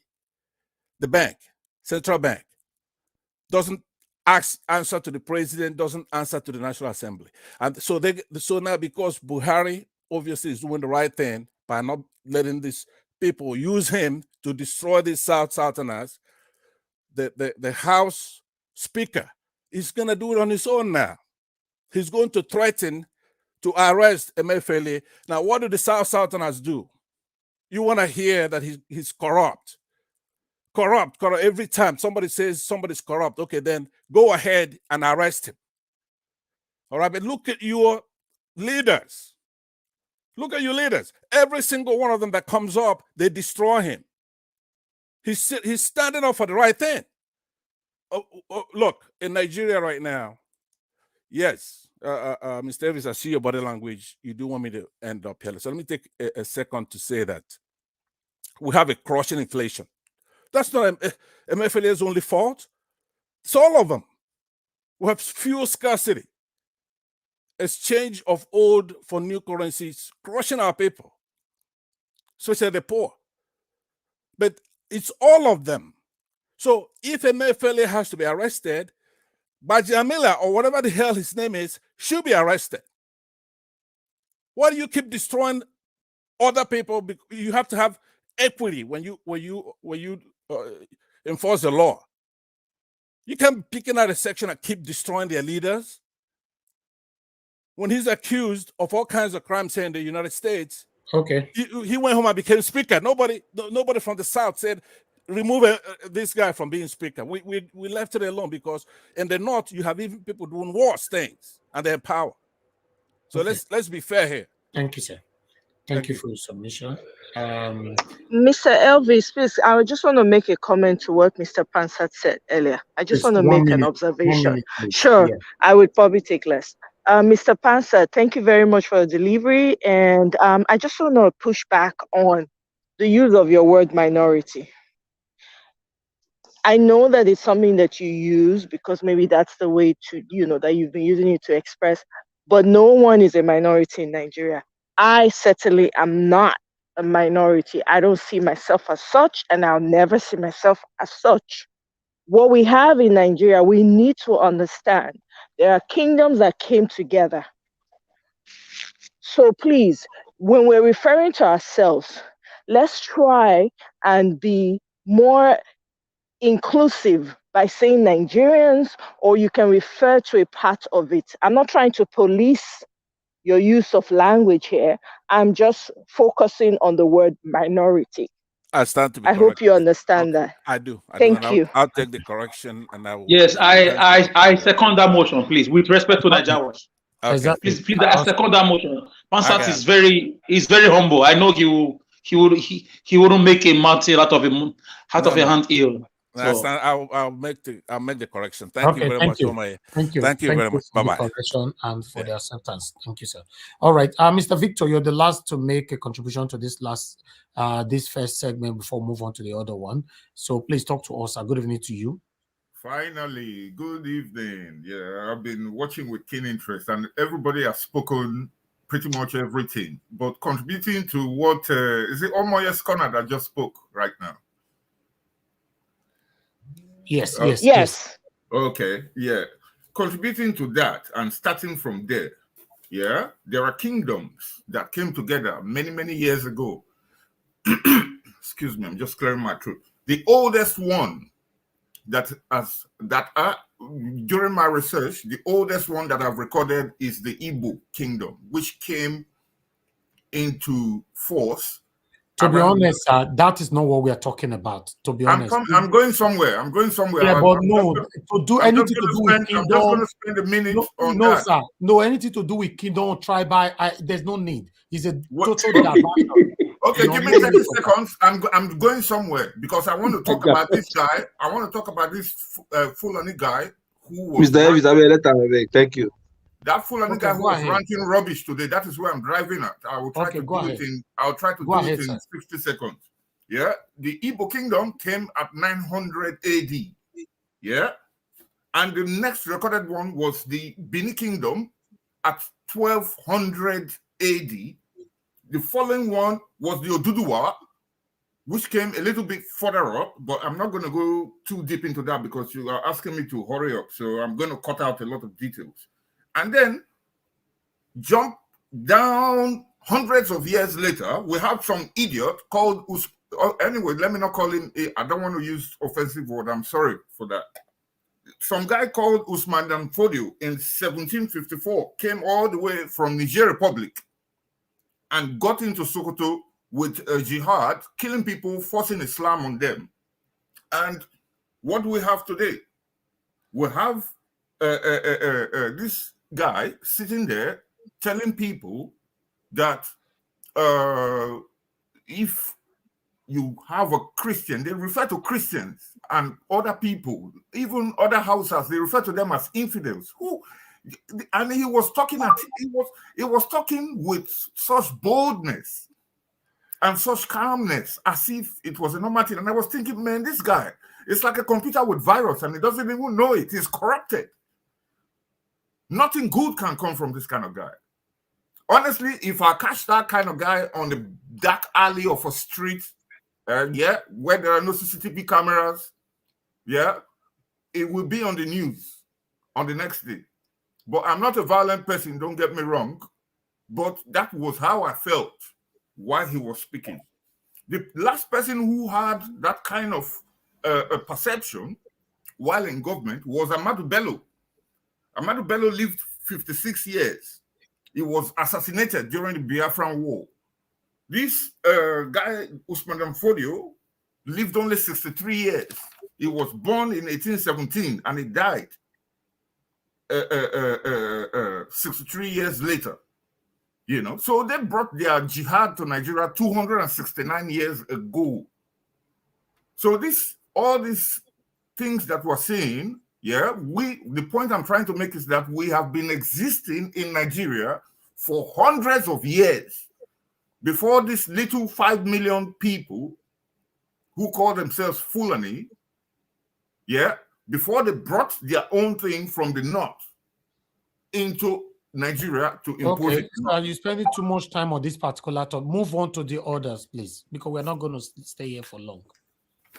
We need to move on to the second segment. Thank you. Okay. I will go now to which one? I have a lot of topics here. I will go now to Tinubu and the fuel subsidy. That one has been largely discussed, but what I can contribute to that or say to that is that Tinubu is fighting himself. He's fighting APC. That is all I can see there. Although some dog whistles have been blown today and people are coming out to say, he's attacking Emefiele. No. He's talking to Buhari indirectly. Don't mind them. They are deceiving themselves. Of course, we can see that. And the other guy who talked about Bullion Van coming in, and then all of a sudden Bullion Van is empty. That guy, you know, like someone else said earlier on, I hope his children will see the videos and ask him, look, Daddy, what did you mean? How did they know that there's no money inside?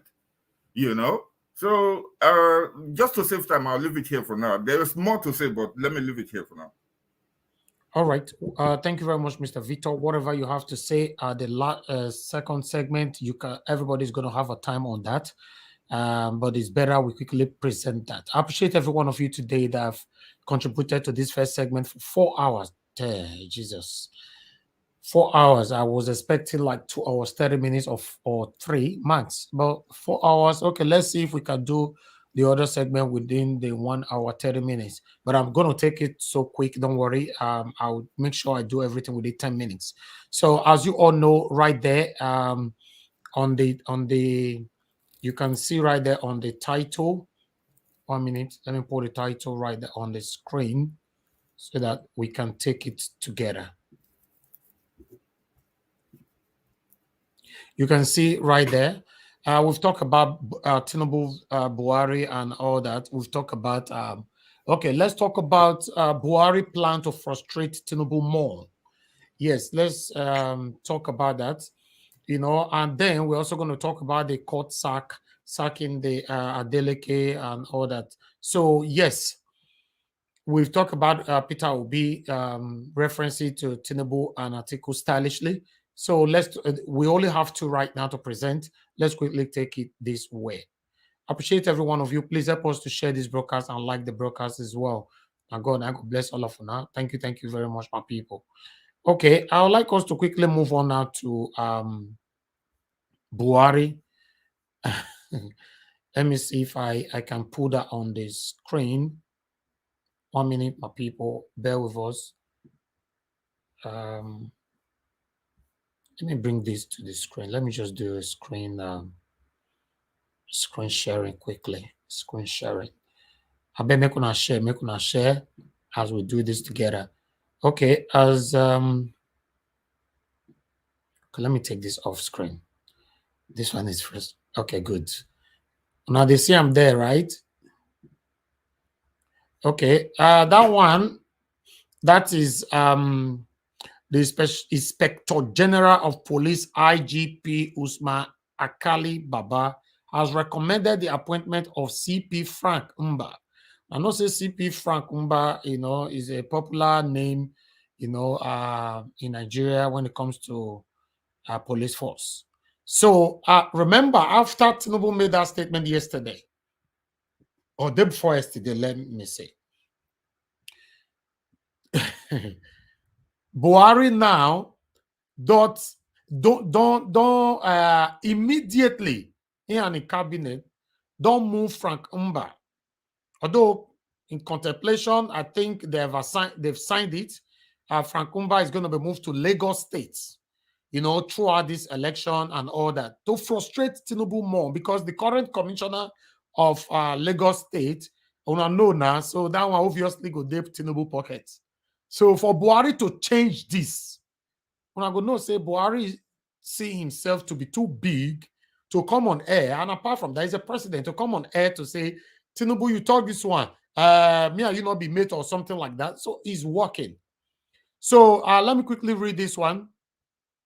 CP Frank Umba as the next commissioner of police for Lagos State to the Police Service Commission. Also recommended to the PSC to take over as commissioner of police Ogun State is CP Udowu Ogunwa. Okay, on this one, because of time, I'm not going to take much on this. The headline is better for us because I'm not going to, because of time. You can see, so he's going to be the next commissioner of police in Lagos State. So if you now read Go Vanguard, or some of you might have seen it since morning, is a breaking news, and is in fact is a heartbreak for Tinubu and its spokespersons. You know, on that, I will take this off. Let's quickly move on to the second one. Sharply. Okay, the second one, I be this one here. Okay, this one happened earlier this morning. And I know say Adeleke, the dancing senator, he don't dance, forget himself. Don't be small when he win this election a few months ago. But today they break a heart. Say, no, they sack him. Say now the other man, Oyetola, where he did there for 4 years, now he go retain the office. Although they are planning to go to Supreme Court. Let's take this quickly. Let's take this quickly, my people. Thank you very much for your time with us. Let me quickly play 1 or 2 videos so that we can do this together. I bet make una help us share. Make una help us share. Okay. Tell me say now this video I go look for today. Okay, yeah, we have it right here. Hello and thanks for joining us on TVC News Update at 4. We'll begin from the development in Osun State, where Senator Ademola Adeleke has described the judgment of the Governorship Tribunal as a miscarriage of justice, vowing to challenge the ruling at the Court of Appeal. Senator Adeleke said this while reacting to the verdict of the tribunal, faulting the resolution of the overvoting question in favor of Mr. Oyetola, calling it an unfair interpretation against the will of majority of voters. He asked his supporters to remain calm and vowed to appeal the judgment at the Court of Appeal, insisting he remains the rightful winner of the July the 16th election. The tribunal, in its ruling, ordered the Independent National Electoral Commission to withdraw the certificate of return issued to Senator Adeleke and reissue same to Adegboyega Oyetola. Meanwhile, counsel to the PDP have vowed to challenge the result at the ruling at the appellate court. The dissenting judgment is what it is, and it's all about the issue of in the opinion of that judge. He felt that the beavers report that the other side tendered, should supersede the one that we got and we tendered. We are dissatisfied with the judgment as delivered, nullified the election that was freely conducted on the 16th of July 2022. The reality on the ground is that we are dissatisfied, and the necessary legal steps for the purpose of challenging that judgment, we will embark upon it. Nigerians, people from Osun should be calm. There are constitutional provisions on what should be done. Have a belief that the Court of Appeal has a duty here. Thank you. All right, my people, una see up there. But meanwhile, Adeleke don't come out today now. He don't come talk, say, hey, he not go grill, he go take the matter, go the next level. I go let us quickly hear what they have to say here. Come, this video, not let me find you. If I find you, okay, I found it's right here. State, we have all heard the split judgment of the Governorship Election Tribunal. 2 members of the tribunal delivered 2 opposing judgments. The chairman and the member 1. The member 2 did not deliver any judgment. She abstained. The chairman's judgment affirmed the claim of overvoting, while the member 1's judgment agreed with our position as captured by the beavers machine as the primary source of accreditation, data of true accreditation on the day of the election. The reality of my election as the governor of Osun State is captured in the member 1's judgment. The claim of overvoting in the chairman's judgment was unfounded. This was clearly a miscarriage of justice. I repeat, this was clearly a miscarriage of justice. Based on the above, there was no majority judgment. I repeat, based on the above, there was no majority judgment. My good people of Osun State, I am still your governor. I have the right of appeal on the chairman's judgment, and I have instructed my lawyers accordingly. You gave me your mandate. Our election remains valid, and by the grace of God, we will triumph at last. I call on you all to remain calm and go about your normal activities peacefully. Please remain law-abiding. We have strong faith in God and in our judiciary.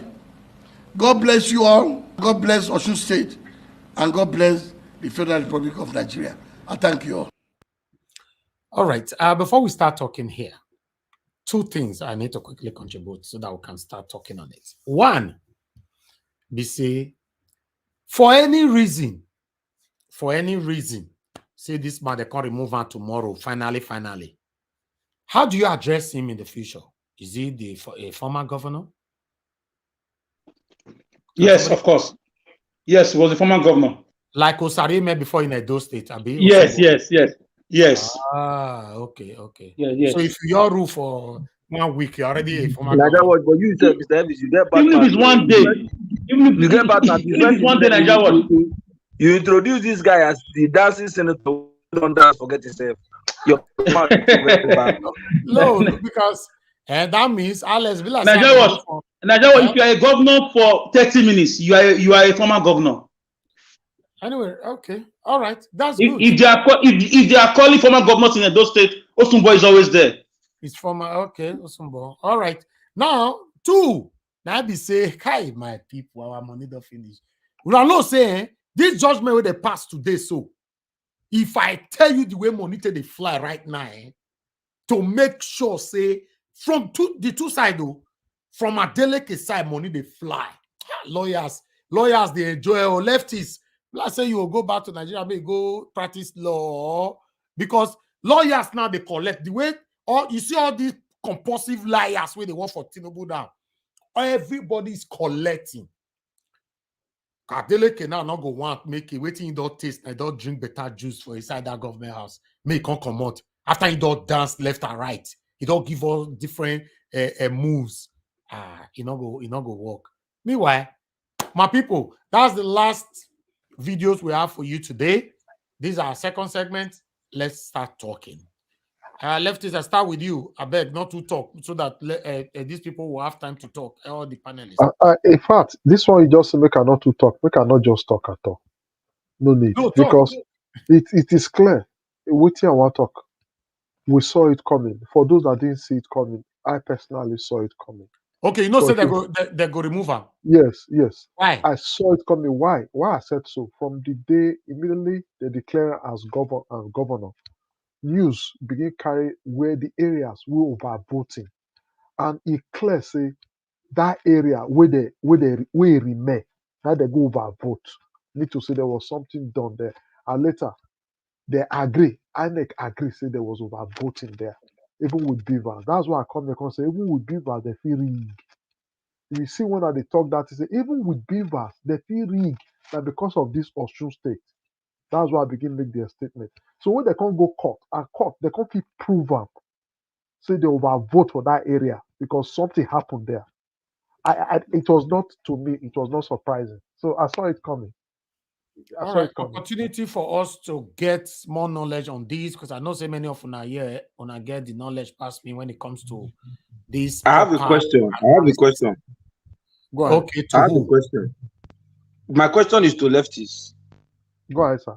So lefties, my question is, so how do you explain overvoting when they use Beavers, which is used to verify voters before they vote? Because if you are not verified by Beavers, you cannot vote. So how do you explain overvoting? That's my question. That is the corruption that took place. When the election was going on, it was going on smoothly before they had to, in certain area, declare kind of delay to enable to do what they want to do. Now, how did this happen? I usually tell you every polling unit every unit has certain numbers of voters. That is. Now, If your BVAS is recorded 1,000 to vote in this polling unit, and you now go and put 2,000 captured, and the electoral returning, the returning officer actually take that number you put, and I, that knows that, no, we don't have this number yet, this is overvoting, I can go to the court. The moment I'm able to prove it, this is not the time where you can't, this is BVAS now. You cannot deny this one now is BVAS because you must accredit. And BVAS shows that this is the number that was accredited there. How did you get these other numbers? This is where it comes. Before, it is manual. Manual, All you right, can... let's move on to the next person, Lefties. Thank you. Thank you very much. Mr. Ike, thank you very much, sir, for your patience. Please talk to us on this second segment. Yeah, I think for Adeleke and Osho people, I think we don't have much to say now until let's believe fairness and justice in the Nigerian laws court. Sometimes we get that, sometimes it's not that, but I think it's going to be a long process. I mean, he should borrow a leave from Mr. Peter Obi during his own time. So if he has a credible lawyers, like somebody was saying, money is, I think he was even saying that money is flying everywhere. That is what it's supposed to be. Tinubu has never been happy that they lost Oshu State. So, I mean, this is another opportunity that a lot of money will go inside Oshu State, So the battle have just begun, and it's going to be a long while battle. And I hope that at the end of the day, like what Lefty said, if it is true, if eventually that what explanation that Lefties gave here is true, automatically Oyotalo is the authentic governor, because I do not want to encourage any kind of illegal voting or falsification of or any kind of corrupting any electoral system in Nigeria, because we have seen enough, we have suffered enough. It doesn't matter who is involved. If eventually it's proven beyond any reason that he should go, he can go to prison, because I don't want a system where somebody is going to take advantage of that. So it's a long process which we're going to go, and we shall follow it kindly and keenly and see how far it goes. On the redeployment of police officers, Mr. Mba is a fine police officer. He's a very intelligent and smart police officer. Many years experience, has been in Lagos for so many years. So I think it is good for Lagos State.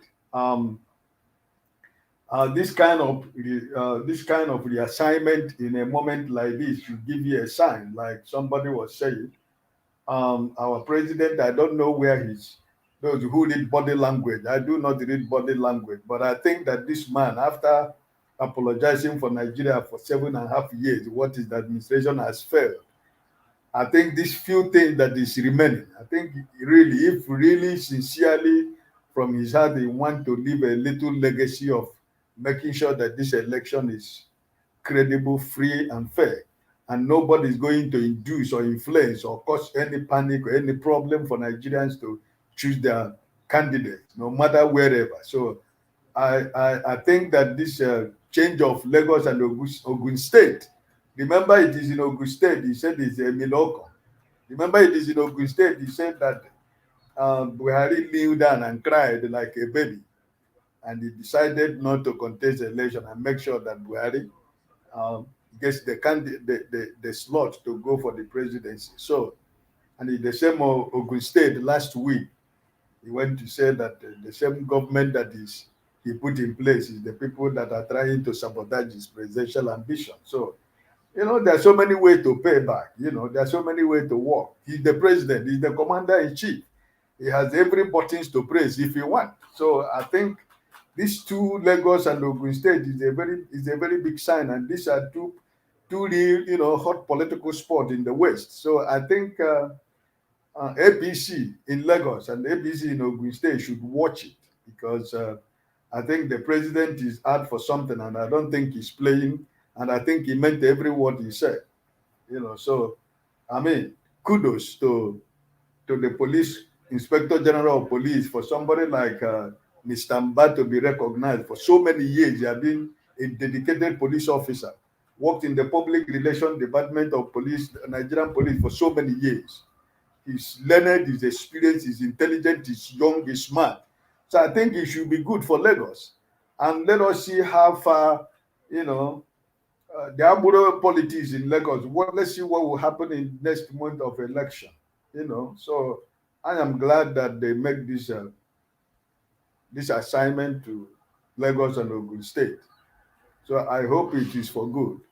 You know, this is all I have for the second segment, and I want to wish everybody the best of the week. And because very soon I'm going to leave you because our church is celebrating 30 years of existence. So you can see me polishing my shoe. We have a dinner tonight, and the celebration continues tomorrow and next month. So I beg, remember us for your prayers. So. Always, always. Thank God you bless so all of you, and we see you tomorrow. You are here tomorrow? Of course, 7 days a week. Okay. Thank you very much, sir. I hope to be around before we prepare again to go to the service tomorrow. All right then. Thank you God for your bless submission. everybody. Yes. Thank you, sir. Thank you. All right. Leftist, who is the next person?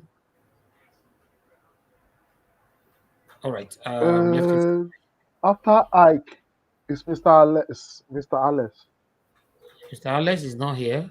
Okay, he's here. Okay. Yes, I'm here. Thank you. Yes, I came back. I came back. Talk to us. Yes, I'm here. Thank you, Mr. Leftist. Thank you. Mr. Ike, I want to say felicitatio with your ministry 30th anniversary of existence. Thank you. God bless you. Yes. I wish you people all the best. Amen. Yes. I'm a Christian too. I believe in Jesus as my Lord and Savior. Anyways. Yeah. Mr. Najawash, something is happening. Mr. Leftist and my fellow panelists, something is happening. There is a breach of contract between Tinubu and Mr. Buhari. Because from our calculations, Tinubu boasted that he brought Buhari to office. And Buhari he does not want to continue that line anymore. You have seen it all. They've all looted the country together. They've all killed people together. They've all maimed people together. They've all destroyed the country together. Something came upon him, probably pressure from international community to do something, to use the escape route of history, to put his name on the landmark. He's doing it openly. What else do you want to see? You want to see him hang Tinubu first? He's destroying him, number one. He does not follow him apart from once now or twice. Since campaign season started now, it's been months. Normally, every president would support their party flag bearer everywhere, hook, line, and sinker, across the nook and canary of the nation, even around the world. But Buhari has distanced himself. So you have to read body language. You don't need to be shot first before you know that somebody is holding a gun. Something is happening. Buhari is neither dancing to the PDP nor dancing to the APC. What does that leave you with your calculations or political postulations? So we cannot jump up yet. Let's continue the way we are doing it. You can see all we have been doing has yielded results. Opinion polls is being sampled worldwide. International communities are also interested. Nigerians in diaspora are mounting pressure. They are pressing buttons everywhere they are around the world, including the WTO building. Everywhere, even in the European Union, in the British Congress, there are Nigerian-born or Nigerian-originated people who are working in those institutions, who are pressing one or two buttons for the sake of the killings going on in Nigeria. Bloodletting. We can never accept killing as a norm. We are human beings. We are not cannibals. We are human beings. We are a people with love and hospitality. These leaders can never make us cannibals. They can never turn us to killing machines or to haters of brothers and sisters. We are one. So something bigger than us is working on Buhari, whether from God Almighty in heaven, the souls of those they've killed, or the international community, but definitely for Tinubu to be threatening him openly. Come on, you don't need to be told that the biblical mene tekel ofasi. So Peter Obi can only read Psalm 23. The Lord is my shepherd, I shall not want. He makes me lie down in the green pastures. He leads me beside the still waters. He restores my soul. He guides me in the path of righteousness. Yea, even though I walk through the valley of the shadow of death of PDP and APC, I will fear no evil. For thou art with me. Thy rod and thy staff, they comfort me. Thou prepared a table before me in the presence of my enemies. Thou anoint my head with oil. My cup runs over. Surely goodness and mercy shall follow me. Come next year's election. This is the prayer. This is the prayer of Mr. Peter Obi, and I know. I've studied about him. He's a prayerful man. Okay. My brother, let me quickly add this to it. Just coming up now as a breaking news, Tinubu and all the APC governors have embarked on a journey to go meet Buhari to apologize. According to what I'm seeing here, Tinubu begged for forgiveness. That he never meant to talk. So that is what we are getting now. So go ahead, my brother. Let me put my details here. Bros, I'm laughing. Bros, if you know, just tell us already the damage has been done. They say it's not Tinubu. Now I'm further. No. There's a lot of complication right now with all of them. They say it's not Tinubu. Now it's not Buhari. Now Tinubu and all the APC governors are saying that we are very sorry. It's a mistake. Now Alex insult. Now Alex now insult. Not be Buhari. I was scared. Anyway, go ahead. My dear brother, this is what happens. If you can remember Judas Iscariot after he saw Jesus, he couldn't use the money well. He killed himself headlong. Till today, that land is still left fallow. Nothing grows there. Nobody uses it. The land is still in Israel. It's a tourist destination. The land where Judas sold Jesus. Tinubu sold Nigerians. He thought he was being smart. He was being jagaban. Now he's a jagafu. He has become a jagafu. Now they've thrown back his money. Judas Iscariot returned the money to the Pharisees and the Sadducees. The Pharisees means too far to see. The Sadducees mean too sad to see. But they threw the money back at him and said, "It's thy money. We have no dealings with thee." He took his life. So I'm not a prophet of doom.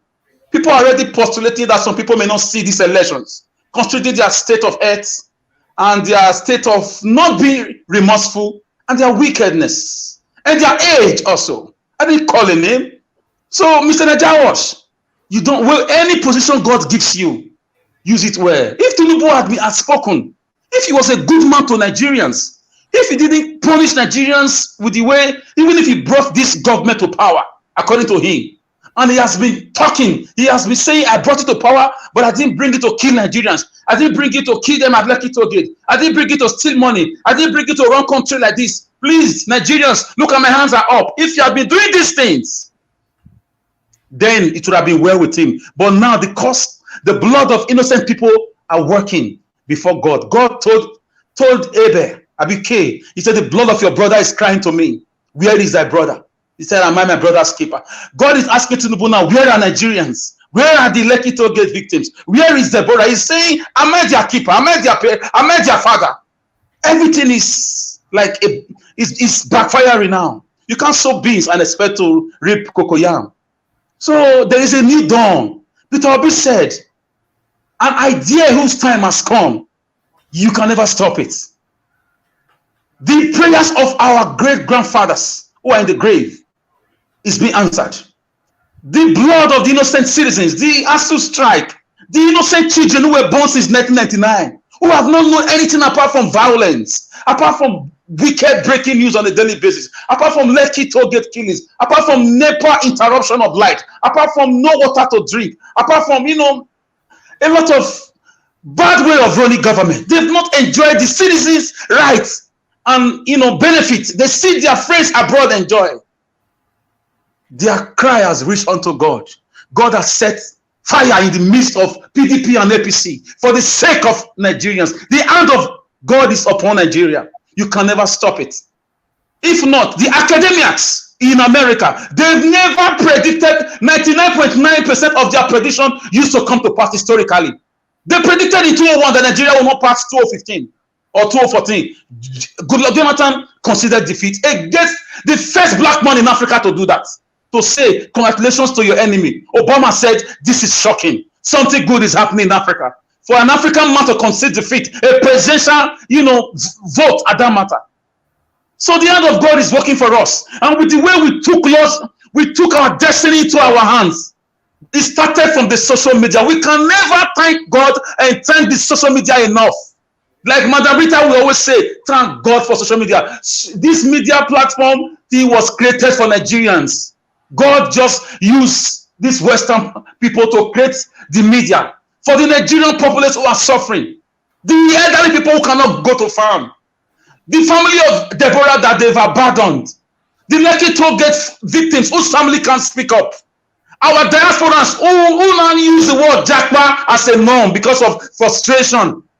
These things, the jobless youths who have gone into different strata of crime in the way just to survive. The cry and the tears of young graduates who left school for 5 years, nobody to give them job. They lie to us that our graduates are not employable, but Britain is sucking them in, is dragging them in and giving them job almost as they are coming in. Australia is dragging them in. Canada is the same graduates you said are not employable at the Senate and at the Nigerian labor market. You see how they've destroyed the country. So Nigeria was. The struggle have just started for Tinubu, Atiku, and the rest. You see how that guy came out. It has never happened in Nigerian political history. Somebody will come out to speak against a presidential candidate. You'll be dead in 5 minutes. It doesn't matter. You'll be dead. Go and check history. How people disappeared. Even on governorship platform, let alone presidential. A man came out to talk about Atiku with facts and figures. And now the G5 did their own. The Tinubu now he's been misbehaving with his age and everything. APC brought a man who is not fit. These things are the hands of God working for us. They have no choice. A new Nigeria is very close. Let's not give up. Let's keep on the fire burning. Get your PVC. Stand there on that day and vote. Don't go there and smile with them. And we are not just coming to vote and sing national anthem like Lekki toll gate. We are coming prepared. INEC. We are coming prepared. So Mr. Buhari has no choice. Something is working on him. Yes, something is working on him. Everybody wants a new Nigeria. Thank you very much. I'm still here. Yes, thank you, Mr. Alex. We just go straight to Chooks. Mr. Chooks, please talk to us.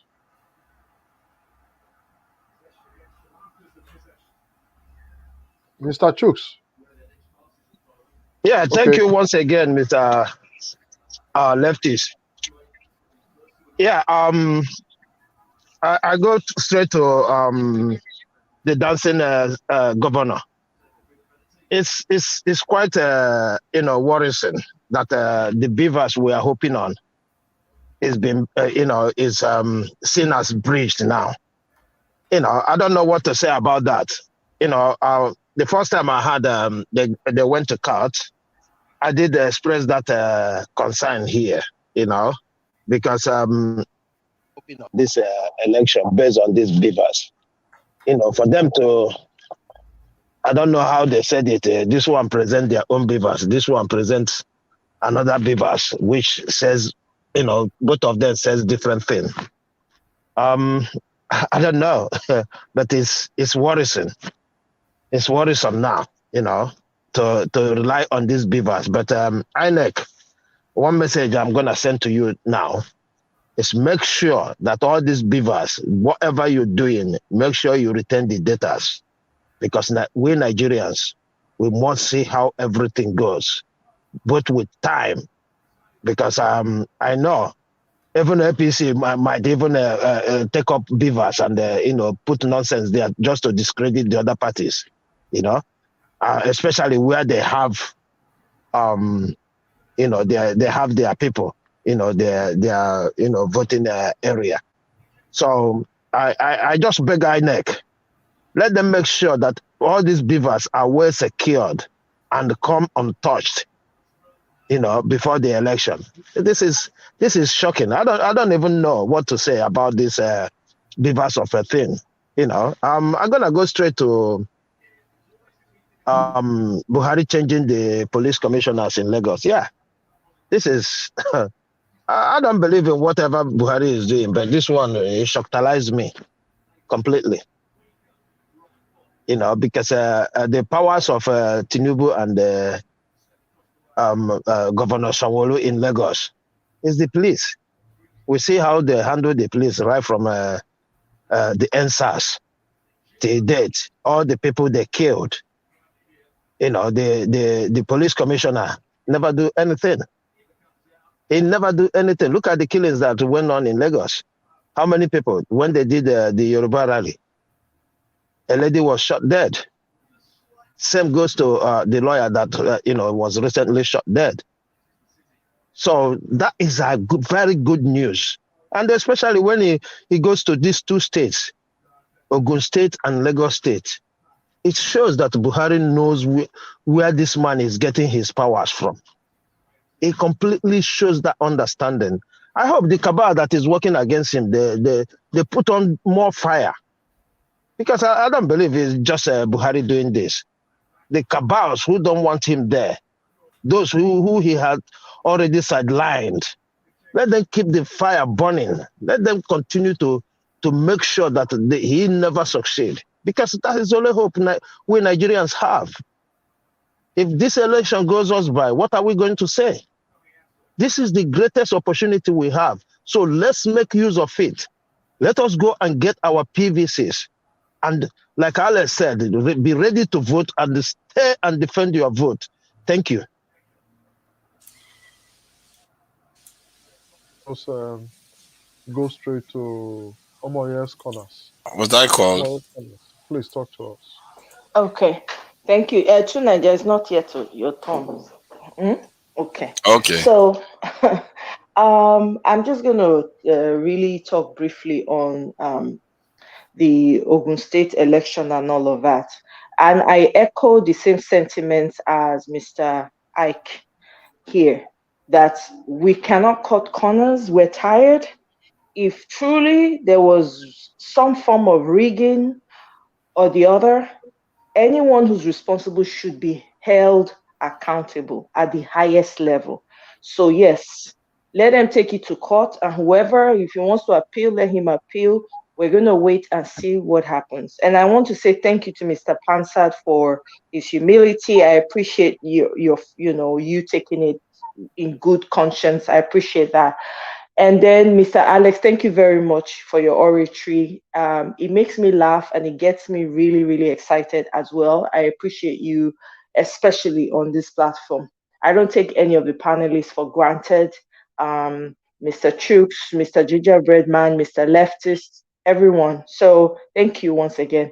And then with regards to Tinubu now going to beg, let him beg from now till tomorrow. It will not happen. I have said it before here. The elements are against Agbado and his minions and Mikano and his minions. The elements are against them. They've done enough. They cannot take this by force anymore. The force of nature that is for this movement is nothing they can handle.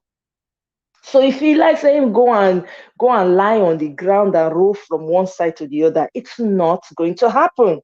Did he insult the man publicly? Absolutely. Would he come out and say, I feel insulted by what this man said? Of course not. He's not going to say that. So I'm happy. And I'm also very pleased that they have a new commissioner of police in Mr. Frank Mba. I am excited. When I heard about that news, I was very happy. I said, this man exactly knows what he's doing. Calculation, strategy. Yeah, I like it. I like what's happening. Let him be in control, because the Agberos are planning to run amok in the West, in Lagos and Ogun State. They are ready. They've already planned, and we also know that they have their own militants. So guess what?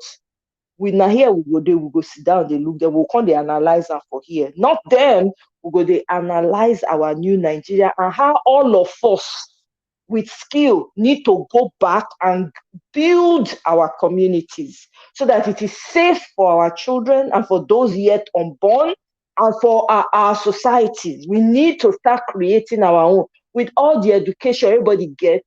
More than they ready to carry and go back. If you read your PhD, make sure na PhD when you know so you can't perform for us. Now don't build Western society rich. It's time for us to start thinking home.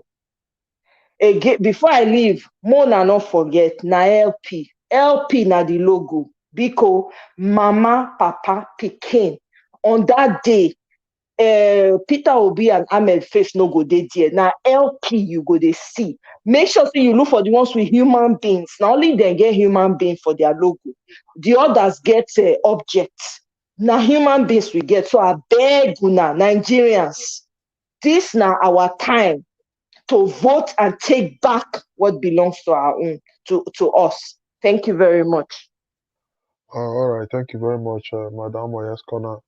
So we quickly just go to the next person, which is Oga Tunaja. Tunaja, please talk to us. Yeah, thank you. Sorry, Tunaja. Sorry, let me just give you. Hey, Bella Naija. Everyone in the comment section know now. I do na bag it, but you know, say myself na comment. I dey miss you now. I love you na special. Thank you. Okay. Yeah, I think the appointment of the commissioner to Lagos is just another annoyance to probably Tinubu. I think clearly Buhari is just enjoying himself right now. The guy has been unburdened by the fact that he's going to be leaving office, so he doesn't seem to care what he does to whatever political figure he's doing it to. So that would be interesting to see how that commissioner performs.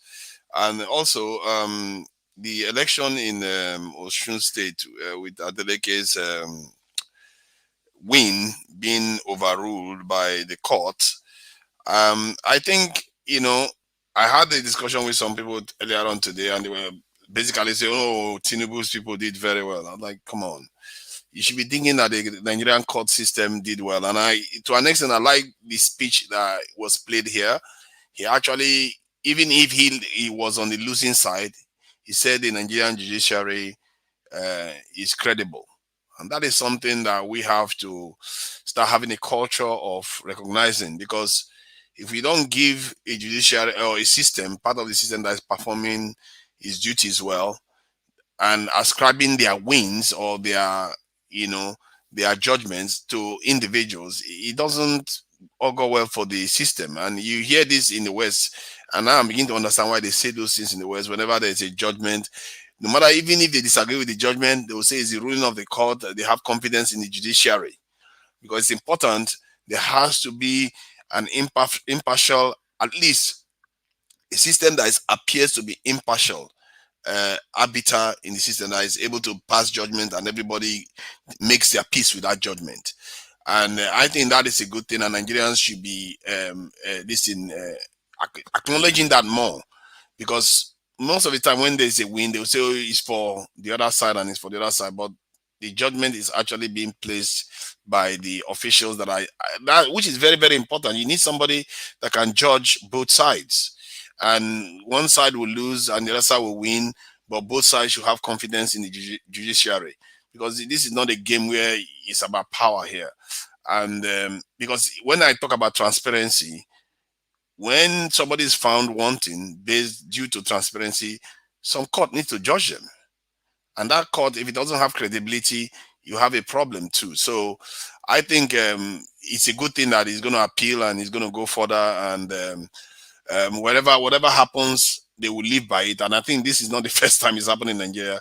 This is not very common in the West. You don't see it in the West, where politicians, governors will just be removed from office by a judge. It's not very common. Often what you see is that they will say that the officials of the same party should hold their candidate accountable. They will find a way to either excommunicate the official. Like if you're an MP, they will remove you from the party. And if the MP doesn't have any shame, still remains as an MP, then that MP will not have a party. But sometimes the MP will resign, we choose to resign themselves. It's often very hard in the West to remove officials based on what they do when they are in office. It's crazy because they see it as something that the people are factored in when they voted you in. So whatever you do, the law can take its course. They can send it to prison. I think they've sentenced somebody to prison, and he still was the Lord. He was in the House of Lords. He was in prison, and he came out. He was still the House of Lords member. That's how crazy it is. They find it hard to remove people based on what either the Constitution recommends or the people have voted for. But in Nigeria, they can remove you if people vote for you. They don't vote for you. They find that you cheat with one of the documents, they will remove you from office, and that is how it happened. And when I saw that happen in Bayelsa State against an APC governor, I was like, Nigerians don't recognize what they are seeing here. That is actually a good thing that these judges have the boldness to do these things. It's a good thing that the judges can act, because someday we are going to need them to act. And you need courageous, the ones that are able to make these big decisions in the system. Otherwise, they will just be beholden to politicians constantly. So that is that on that one. And I think that's about it. I mean, there's no need for me to go on. If anything, I'm just going to say something about this North and South thing. I think both sides need to ostracize the divisive ones. That is what it is. Because the ones that want to build have to take charge. You can't have the ones that want to tear down constantly. Maybe their time will come when all efforts to build fails, and enough of people will know the good ones fail. Because when the ones that want to tear down take over, it's because the ones that want to build are either too weak or they are failures, and they too have a job to do. To build, you need to build bridges too. From the south to the north, there are a lot of like-minded people. We all saw what Yusuf, I've forgotten her name, the lady is doing in the north. We all saw what Najatu said yesterday, and these are women from the north. They are very, very outspoken and very, very how do I put it? Articulate. Aisha is not from the north. Correct. Aisha is from Auchi. No, she's Edo. Oh, I see. Okay. You are claiming her now. No. He was referring to that woman, Nadiatu. No, he said Aisha too, and she's from Auchi. But that woman is a traitor. That woman is working for the north. It's just to mislead us. Right on. Who are you talking about? Who is a traitor? Aisha or Nadiatu? No, Nadiatu, because they all belong to the same class. Yeah, because Aisha is different. She's very outspoken about the EU. So she's somehow. They are pro-north. They are pro-north like us, pro-south. And I think Najatu is like that. Even Tunaja is a pro-north. So, but whatever I say here, do not take him serious. Right on. I am pro-Nigerian people. I'm pro, in short, all black people. That's what I'm pro, because I know that's where the struggle truly lies. So I'm not here to divide between the north and the south, because that is not where our problem is. If you remove the entire north, our problem remains. That is where the problem is, my brother. Because like but because there's no difference between north central, northeast, and the north, whatever you call them. So just like there's no difference between us too in the south.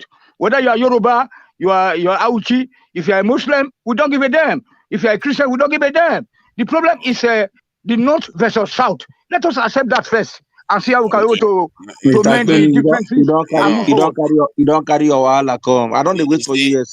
See, the thing is, you see, when he says these things, I would sympathize with him if it was true. Like we have northerners in Congo, in Somalia, in Mozambique, in South Sudan. See, our people make trouble. Northerners, you might say that we have a difference of opinion. We have difference of opinion even in the south. I beg 3 minutes don't pass, so Mr. Najawa, Mr. Elvis be monitoring this thing. I just came in. I could sacrifice my time for him later. Mr. Tunaja, let's take you one by one, please. Tunaja, round up in 30 seconds. Thank you. Thank you. So we have difference of opinion in the South too. So the point is that both sides have their fighters that like to think only about themselves. The other side has it too. But the ones that want to build to meet the challenges of this century have to realize their need, and they are very, very important. They have to keep these ones in check and do the building of the bridges so that we can build a strong country that can actually meet our greater threat and challenge. Thank you. All right, thank you, Mr. Two Niger. That's Two Niger for you. I didn't want to stop any of you. I just wanted you please, to Lefty, continue. you need to stop. You need to stop. Look at the time. Let's control the time, please. I know you don't look time now. Me know the border for time if you stay here till tomorrow. But anyhow, we just go straight to the next person. I can see. Thank you. That's me. Thank you very much. It's me. It's Breadman. Yeah. Breadman. Thank you very much. Tunaja, man, you completely went off the topic, but I'll try to bring us back. Mr. Evis, before, when I was making my first submission, I never knew that the content of what you were going to show in the second submission concerning the deployment of the new Inspector General to Lagos, was going to support what was going on in my mind. Because I had said the new police commissioner or not Inspector General. Sorry, new police commissioner. Sorry. I beg your pardon. You see, I said that Tinubu should be careful because you cannot fight the president. Because if he decides to fight you, you have no place to hide. And I want to believe that new deployment has to go with what the president is trying to do to ensure that the form of Western oligarchy that has been built in Lagos and possibly Ogun State is broken by this new police officer who is going to aim or run the affairs of the police system and the commission of that state. So, this might be one of the things, the body languages that has made the APC and Tinubu to go to beg for forgiveness. But I beg to say that it's already too late.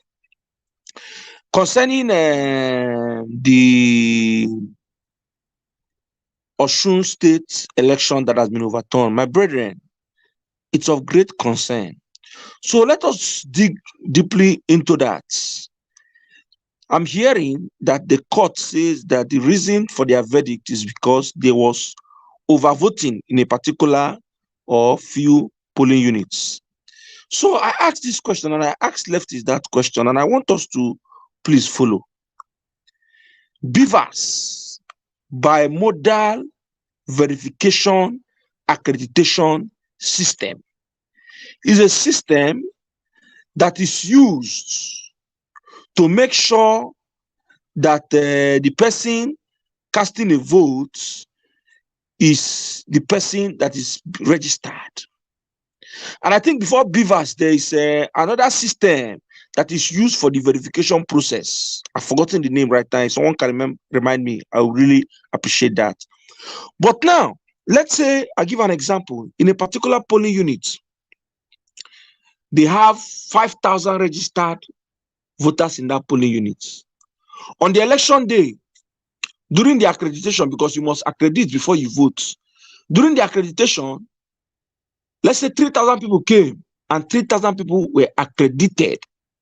So what it means is that those accredited voters, you should not see more than 3,000 people. Even though you have 5,000 people in that polling unit, you should not see more than 3,000 people cast their vote on that day when the result is being transmitted to the central collating unit. Now, between accreditation and ballot casting, INEC is in control. So my question now is, who are the INEC officials? Because I believe that these are the same officials that are going to use in this presidential forthcoming election. Who are the INEC officials that allowed people who were not accredited to vote? So if you have 3,000 people accredited before votes were casted. Even though you had 5,000 registered voters in that polling unit, you shouldn't have 5,000 votes on the ballot paper or on the ballot boxes. So between accreditation and casting your votes, INEC officials who are at the polling unit, who allows you to go and thumbprint and cast your vote and put into the ballot box, should be held responsible for why there should be overvoting. That begs me to say, is INEC really prepared for this election? Is INEC really prepared for this election?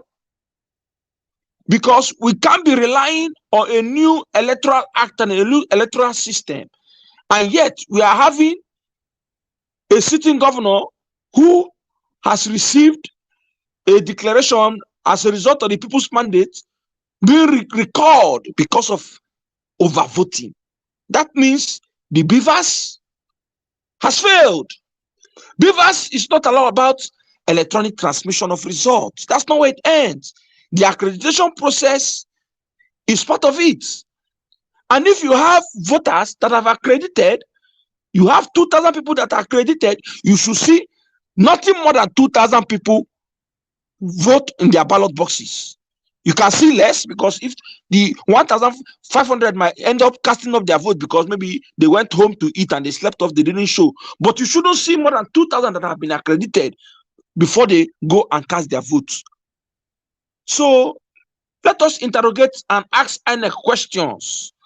Yeah, could I answer you a little bit on that? Okay, go ahead, Mr. Pansat. I'm just going to limit it today. I will expand on it when it's my turn. Let's not say BVAS has failed or INEC has failed. We have to limit it. This is every topic we're going to be discussing since this second section. There's a lowest common denominator, and that's Tinubu. Right, so if INEC designed this thing, Section 50 of this Electoral Act deals with this BVAS. It's a sound technology. They cannot rig it. When that election is transmitted, it's photographic. It's nothing they can edit. So the INEC officer, like you said, okay, the individuals who INEC posts right there, yeah, Tinubu could bribe them, or you could do certain things. And they would let, as a matter of fact, the reverse is the case. It's counterintuitive. If the governor that was removed from office there, that lost that election, deliberately had another INEC official bribe to where he's going to allow people to overvote, yeah, that would work. But the BVAS is going to catch it. It's just going to show there's been overvoting in a specific area, just like the PVCs. All right, they cannot trick it. Please, it's not your. Do you understand? You say you wanted to contribute to it. Make it swift. Okay. Please. Yeah. So I hope you understand what I'm saying. That no, absolutely, Mr. Pastor. Thank you for your insights. But I absolutely understand what you are making, the point you are making, and I understand that yes, those INEC staff could have been planted by political leaders, to allow people to overvote. But my point goes to say that if people have overvoted, that should not be a reason to disqualify. Why can't the INEC use the BVAS to see who are those that voted that were not accredited and disqualify those votes rather than disqualifying a whole election? Thank you. Thank you. I'll quickly, because we don't really have much time to discuss that. But then I will tell you that INEC is ready, and it is not the INEC office. Is it not the same BVAS that discovered that there was overvoting due to how it is being programmed? We are using people. They are using people who are going to be there on the feed, and these people can be corrupted. They can plan their own people. So the same BVAS also, if it is before, it will be difficult to do this. They will accept it because it is manual. So I think it has improved a lot. I think so. So let's quickly talk to. Can I just add something quickly to that before Kwan No, Pastor please, hold 15 on. seconds. No, we are using no. Okay, that's fine. Pastor, please talk to us. All right, thank you very much. Our people, they have a proverb that one no say but I got to do CC, which means loosely a bird says that the day his mother dies, that he's really gonna down a very big, mighty oak. Until that day, he can't get boiled for a mouth. Make I tell you, these beavers, first of all, in the whole world, there's no election that is just hockey-dory, glitch-free. No, we're never gonna have that in Nigeria. All we owe our public servants, such as INEC, is respect if they're doing the right thing, the maximum that they could do. Now, it's then up to us, the citizens, to abhor evil people, because you could play with any technology.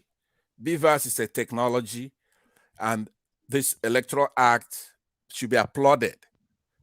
It becomes manipulation or voter suppression to try to say to people, oh, it really doesn't matter if you vote, they can overturn it in the courts or this or that, right? So the law is there. Overvoting is going to be calculated based on the accredited voters. That is very important. So you could go out there trying to pile on, have kids vote and everything, but it's going to be, that accreditation is going to be key to determine that. So the bimodal... Mr. Pansat. Yes, sir. Quickly, let me just say this. Sure. My concern is that you are right. The final votes would be the accredited voters. Yes. So, but my concern there, because let me tell you, in the Nigerian judicial system is not a system you can trust.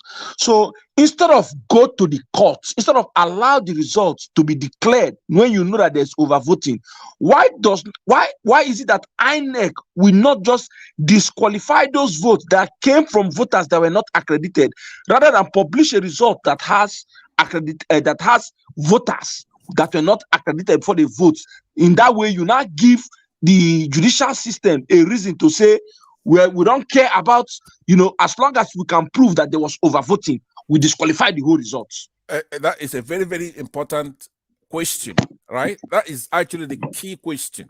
Now, the answer is that it's not INEC wide. That's what I was trying to tell you. You have, for example, you go to Lagos in the past, you have Agberos committing all kinds of electoral fraud. It's not INEC. It's the INEC in Lagos, right? So we have to pass it through. The question you're asking is a very key one. The kind of forces we have in Lagos is that Tinubu can bribe up to the INEC person who's in charge of Lagos. He could bribe up to the precinct all the way up. So this is where the administration, if they mean business, for example, they're deploying police officers who are going to be there doing their job. Redeployment, it's not just body. Thank you, Mr. Pansat. Pardon? Thank you. Please round up 30 seconds, sir. Oh man, I haven't even gotten to No, sir. You'll be talking for 8 minutes, please. We cannot argue. Okay. All right. All right. Thank you, everybody. I appreciate it. Thank you. Thank you, sir. Mr. Evans, this is a very important topic. Please. Thank you. The only person that we have that have not spoken now is the person that just joined us, Tony Africa. Yeah, Gingerbread Man. Gingerbread Man, you've spoken. Okay, thank you, sir. Thank you very much, sir. I just had to come in, to even thank you today, Mr. Leftis, and then Oga Elvis. I see I don't vex. I don't see what they happen, between us. I don't want to point the region now, okay? So, and then I'm very happy for that. So, and then just imagine now, look at what is happening in the country. We're just talking about these beavers right now. That why did they wait? Why should you declare somebody a winner and let him or her be sworn in, only to come back later after maybe 2 months to say that this thing was not correct? Even in the Western world, it's not perfect according to Pansat just now. It's not always perfect, but at least this guy won the election before 4 years ago. He won, and then the court come and take him out. Again, he won again, the court come and take it out. So that's why we show you. And then this guy now that they are bringing in is a cousin to Tinubu. So what is that telling you? That is manipulation. That is do or die politics of this Tinubu right now. So what I'm saying that if you look at that, then you know that the country is not ready for any election. you know, like as I'll be saying here, but I really, you know, I mean, I'm gonna say kudos to you guys, you know, Oga Elvis, your name will remain in the sound of times as a good guy. You know what I'm saying? That's where people say, please come and be our governor, so that because our politics should be local. Let us see what we can be able to benefit from your brain. You know, so as for that woman, the woman that I was talking about before, you see that woman she's leaving Tinubu, then they go to John Atiku. You know, Atiku who represented Buhari, you know, the late Buhari, his daughter or son, when they do the, you know, see when they did their wedding in Kano last year or the other year. You know, so what we say is that we and these people, we are not the same people, but we are just trying to be the same. But we are not, you know, what do you mean by the late Buhari? What do you mean by the late Buhari? Buhari is not alive. You know, there are pictures that I put out today, yesterday. Every day they put pictures out. Focus on the topic, please. Let me talk on the topic. So then, so that's that for that election or something. So why did it wait until the whole issue has been resolved before swearing in somebody? So it means that nothing is going to work, sir. You know, but I mean that like even the way Obi is going right now is really doing very all his best. Last week I saw him be attacked, throwing stone on the vehicle. Then I say I thank God that they don't hurt him. Then after praising, after thanking two of you today, you and the lefty, they want to thank Omoye for representing Edo State. I just like the way she use the language. But although I know they agree to her one Nigeria policy, but at least she represented Edo person. If that woman they speak now for Australia, you know, say, oh, that so that na Edo Peking. You know what I mean? I don't get me that. So that one is very, very good. You know, so we should be on the watch out because all these beavers or whatever are meant to be operated by human beings, sir.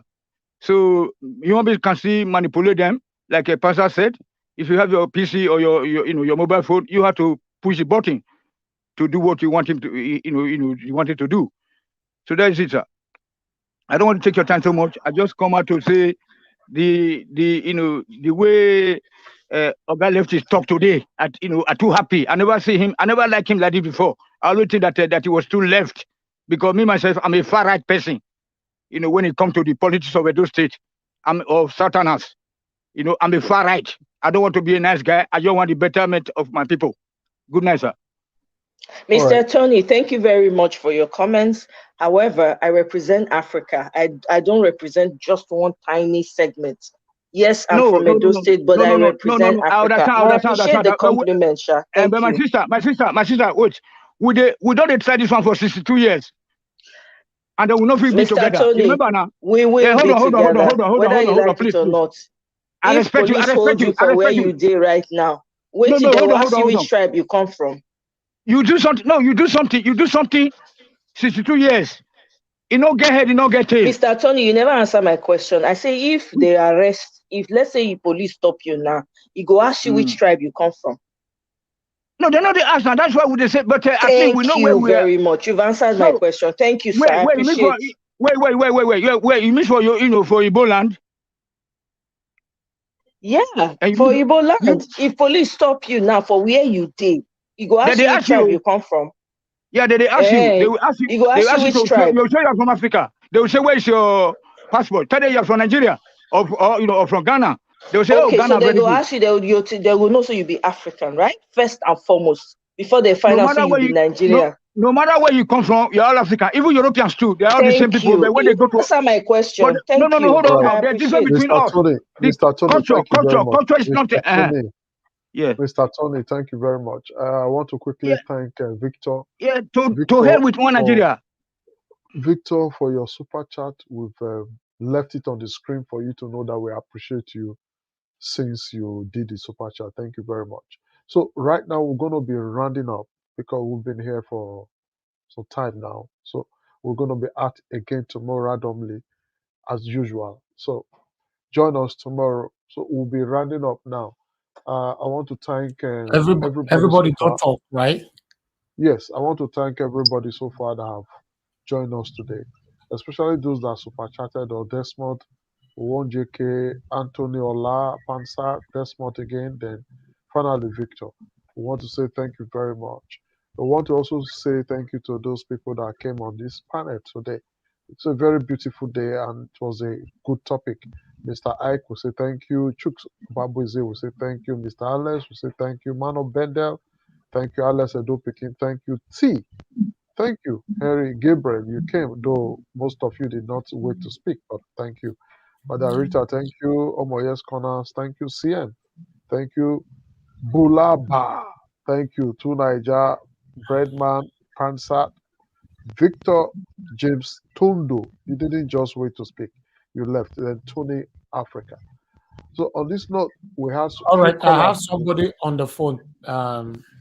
Lefties. Hello, Mr. Victor. Thanks for calling in. Please talk to us. Hello, you have so much noise on your background, sir. We don't do this.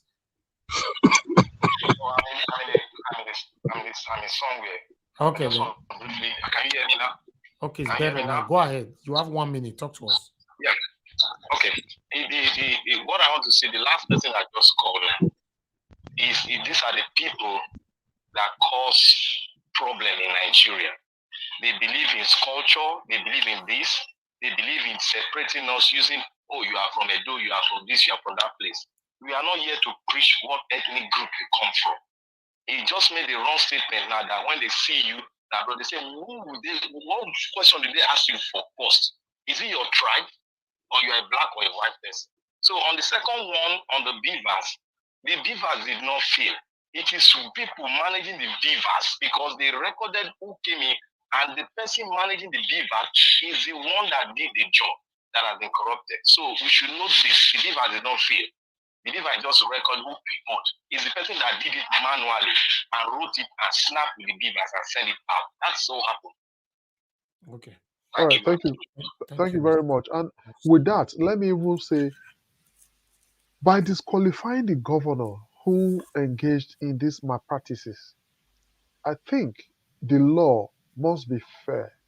From what we've discussed so far, I think it would be good if also, while disqualifying the governor whose name appear on the ballot paper for malpractices over voting, then the INEC officers and returning officer in that unit should also be locked up, be arrested and locked up. This because doesn't work, lefties. It doesn't work. Assuming INEC is dead. I don't know how to describe them. You know, they are not working. If INEC is functioning, all the allegations that they be bestowed on top of Tinubu and Atiku now, have they mentioned anything about it? These people, they are just there.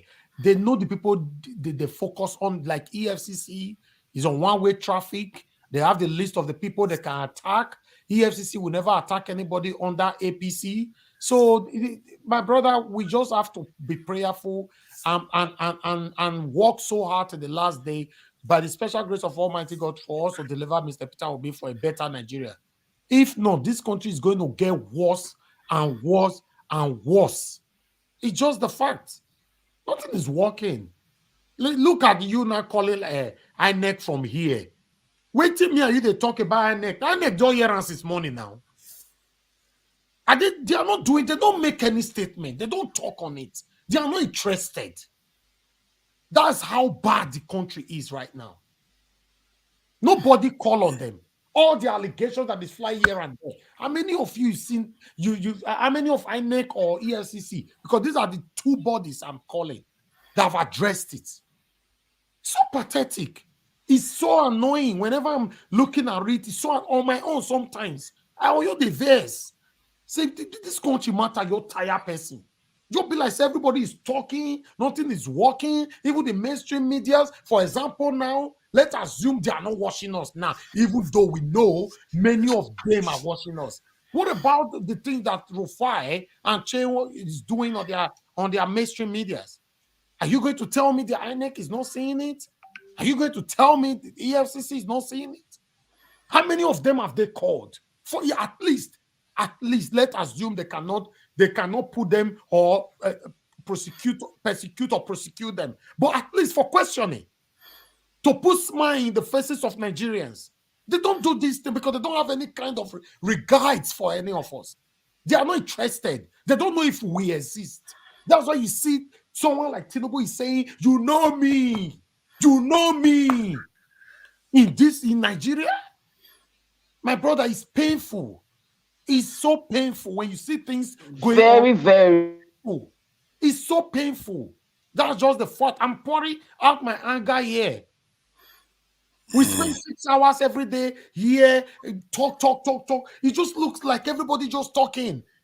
That's why I'm telling you guys, trust me, all the last effort we've put into this, let's make sure Mr. Peter Obi emerge as the next president. If not, everybody goes suffer. It's just the fact. And before this kind of opportunity we come back again, it might probably be the next 50 years. If at all. If at all, yes. God bless you. Add 50 years to your age. Any of you that is watching me right now, tell me where you go there that time or how old you go be. It's painful. We all are in abroad, fine. If we are not deceiving ourselves, the abroad where we did, so my people, make we not, you they enjoy them. We all are only pretentious. No, we not enjoy them, we not enjoy them. We they suffer. What are we saying? Did you think you'll get us it be? Every platform that be passed, even since we've been on AE, since for the past almost 6 hours now, I've been on Twitter since here. I've been on Twitter on my phone here, following every article there. It's painful to see some youth are still saying that Tinubu we want. Say, Jesus, are you guys okay? Now, Atiku we want. Leftists, this is painful. It's just tomorrow we are coming back again. Next tomorrow we are coming back again. The only hope right now is Peter. Wait to Mr. Elvis, you after you don't pour your anger finish, you can't go call my name. Lefty, this is painful. I resemble Tinubu. I joined them. Do you? This is not a you see the way you probably talk like picky way. You know, but let me ask some. This is can I just say something? The non-accredited voters that were allowed to vote, was it not human beings that allowed them to vote? Why are they not questioning those people? 17,000 voters or so, if I'm not mistaken. Who? INEC should be recommending them for police investigation. That's exactly what we are saying. Then let's be calling for that. Then let's be calling for that because where is the INEC? Where are they? Let's be calling who? Let's be calling for questioning people that allow that vote to happen. Niger Watch. Let me just say this because of the frustration you vented. Let me tell you, if it is frustrating you, it is hitting them. It is hitting the next set of leaders. As you are boiling, as you are aching and everything, looking for justice, people are feeling it too. If it is difficult for you and I here, it's more difficult for them anywhere they are. So just have that in mind. We are all humans, even these guys. Just that some of them who have been there, they know that their days are numbered. They are just pretending. Even these ones that we are doing, their children are watching it. Everybody is watching it. Their friends are watching it. So they know the truth. So, did we know that Nigeria was going to Mr. Obi Life program to say Nigeria Watch is there? So it's something like that. Your voice is being heard. Our voices have been heard. One day you will know this thing very, very, very soon. A new crop of leaders are coming. They will tell you. But why will not see the improvement, Alex? Why is INEC not telling my brother? When the day want to break, it's usually very dark. Usually, it look like it's. I mean, it will. I mean, the day will never come. It's like that. Before we round up, they are making Oga Elvis to be angry now. I'm surprised because no improvement. No sign of say correction from this. That's not true. There's a lot of improvement. They found all the wrong votes. There's a lot of improvement. So that's improvement. Before you wouldn't be able to detect them. Now you can. Yes, and another improvement is the way everybody embraced Mr. Peter Obi. It has never happened. So it's a lot of things going on. You won't know. Thank you. I will beg everybody, please. I beg, make anybody not take this movement as a joke. Even when we are serious, we shouldn't take it as a joke. Talk to your people back home. Please, No, don't be reluctant. I know how it is. Maybe after we just press the button now, say end this broadcast. Some of you, they inside your couch right there, they watch us, or your bed or your kitchen, anywhere you do, you just relax. Put the next movie they watch. Yes, fine. We need to have time to relax, but please put in the last effort this time. Listen, if you spend $200 right now, just put yourself, say, I want to take $200 from my earnings. I want to add to this movement. Listen, it's nothing compared to the amount you are still going to be sending to these people back home. If for anything happened, we not succeed. So that $200, if you cut them now to Naira, now plenty of money, encourage Joseph. Let's give ourselves assignments. Like Ephrata Catfish came here the other day saying that how she empowered some people in her own community with some money. It's very, very vital. We should say the truth and say it how it is this time and embrace it. There's no need of burning mouth when we talk. Naija Watch is not asking anybody to come and give us money, make we do it for una. The load I'm even carrying is too much for me. I will not promise you that because I cannot. I have my own I'm doing. Do your part. Do your part because we have 28 days to go. We are very extremely close. We have tried. If you know, say you're tired. No, mute yourself, please. Mute yourself. If you know you are tired, I understand. The same way I am tired.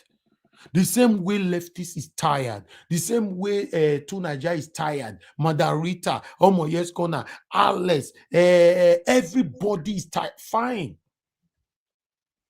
Listen, if we have to get everything done conveniently in life, we will not get anything done. In our comfort zone, if we have to get everything done in our comfort zone, we can never get anything done. I don't know if that makes sense. Sometimes you just have to, it's just like someone that have a child. You are enjoying your sleep and you now get to hear your child crying in the midnight from his or her own cot or the other room. Of course you will get, if you are a good father or mother, you will get up. Now me go check what they do the baby, even though you will enjoy the sleep. You see, it's not convenient for you, but you have to get up and go check on that child. Does that make sense? Please, make we do them. Whatever we are doing here, like I've said before, we are not doing it for anybody to come and pay us, or we are doing it for any expectation. My expectation is a better Nigeria. My expectation is for me to enjoy my country. In case you don't know, I value my country past where I did so. It's just the facts. I've seen it all. Me too. You know, every one of us that lives abroad, we have seen it all. I value my country. Do you know what it means when you are in Nigeria? The breeze alone, everything you feel at home. Mango, roasted yam and oil. Oh. Exactly. We can't continue to deceive ourselves like some people, concern me. After all, not they themselves. Today, many people also confess what they miss from Nigeria. Every time must talk of food. Roasted. So this is just so serious, my people. Please put in that last effort. I'm here every day to press that button to go live. And I'm thanking you all for joining us. But I want you to do more when we are not on air. Because if all of us come here to talk, fine. We are touching lives like in the realms of religion. We are touching lives. We are winning souls. But touch people physically or physically with your money. 20,000 naira, 30,000 naira, don't do it how they talk. So I beg. Thank you very much, my people. God bless you all. We appreciate every one of you that have supported us today. Those of you that shared, we have 49 shares and we have a couple of likes today. Let me check the likes quickly. We have 190. Can you guys just make this like 200, please? Okay, 198 now. Just two more. Make it 200 because 198 likes for only one platform, though. Press it. Alex, you still there? Niger was someone who touch somebody physically. I bet bring your body. I want to touch you physically. Let me see if let me see how many likes we have here. Okay, thank you very much, my people. God bless you all. Yes, we have over 200 now. God bless you. Continue to press it though. As you're leaving, please take the link with you, share to other platform. You know, let's continue to do our best. Don't worry, even though nobody's going to reward you for it right now, you're still going to get the reward. Remember, one thing about life that I believe so much on, if you are doing anything, you don't get reward on that specific engagement, your reward will still come from every other angle. You will not expect it. As long as you are doing it diligently, though. And you know, the things they will do while you go join and all that, reward not come for all those kind of things because you came as a mask, as a deceiver to deceive people. That kind of thing, no matter how you go pray to it. It's just like somebody was telling me the other day, they say, people, when you want to go give money for church, they go hold arm like this, or they dance, they go front. They dance, go front, they can't go drop the money. Big one, they can't drop out for altar. God, not they bless them because they wanted to get all their attention first inside the church. May everybody know, say, we they come. No. Blessing, not do all those kind of things. So do your part, and God bless you all. All our super chatter today. Let me quickly mention your names because if I see left is doing today, go you take 1 hour to do them. You know, Desmond, the one. Thank you very much for your support today. Anthony, I don't mention all of them before, sir. Okay, we'll see.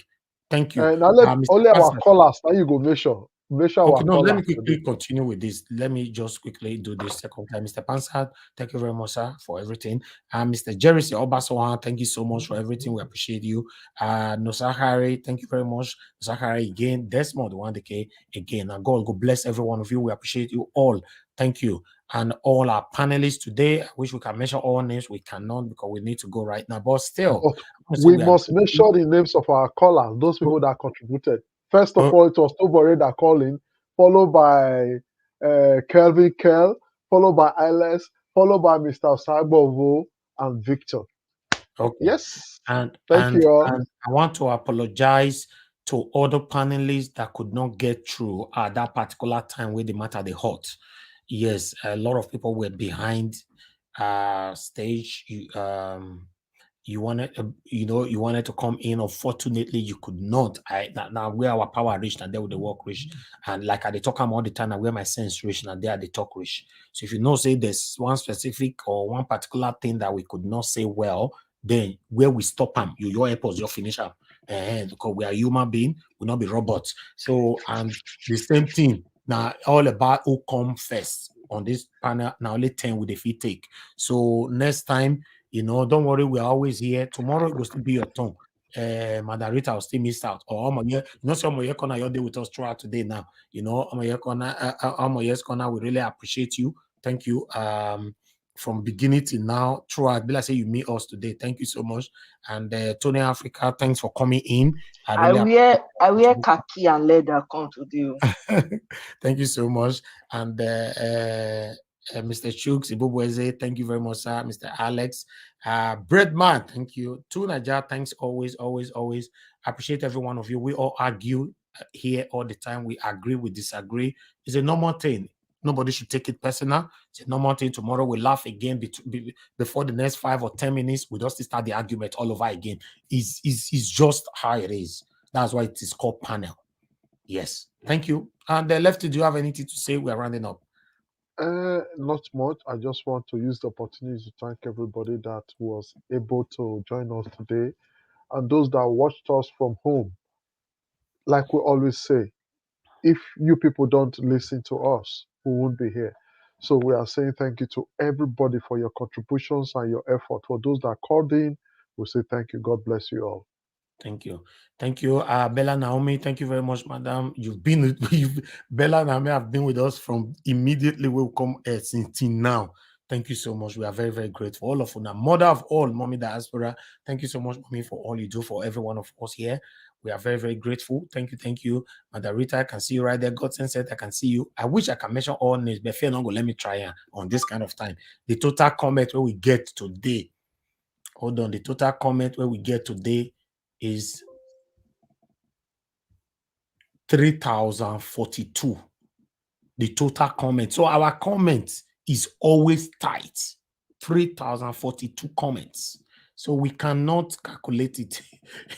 You know, only the comment where they come from one person sometimes. If they reach one person, they comment 200 sometimes. One person, each person. You know, so in our comment is always like this. I appreciate you. There's specific people where they carry weight for comments. You know, they back to back. In fact, they do meeting for comment session. Leftists, you know, say that they do meeting for comment session. Now chat committee, I don't know, say they don't get comment committee join. No, the matter don't wear khaki. Okay, tomorrow evening we are gonna. Let me quickly ask this question in the next 2 minutes. Should we come on politics tomorrow evening or on the divorces episode 4? Please, politics or politics. That one are from you, okay? Politics. Alice. Now that one important, right? Okay. On the comment section, please let me hear from you guys there. Politics or relationship?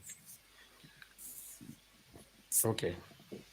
All right. It looks like everybody choose politics better. Divorce, okay. No other, okay. Divorce don't come on.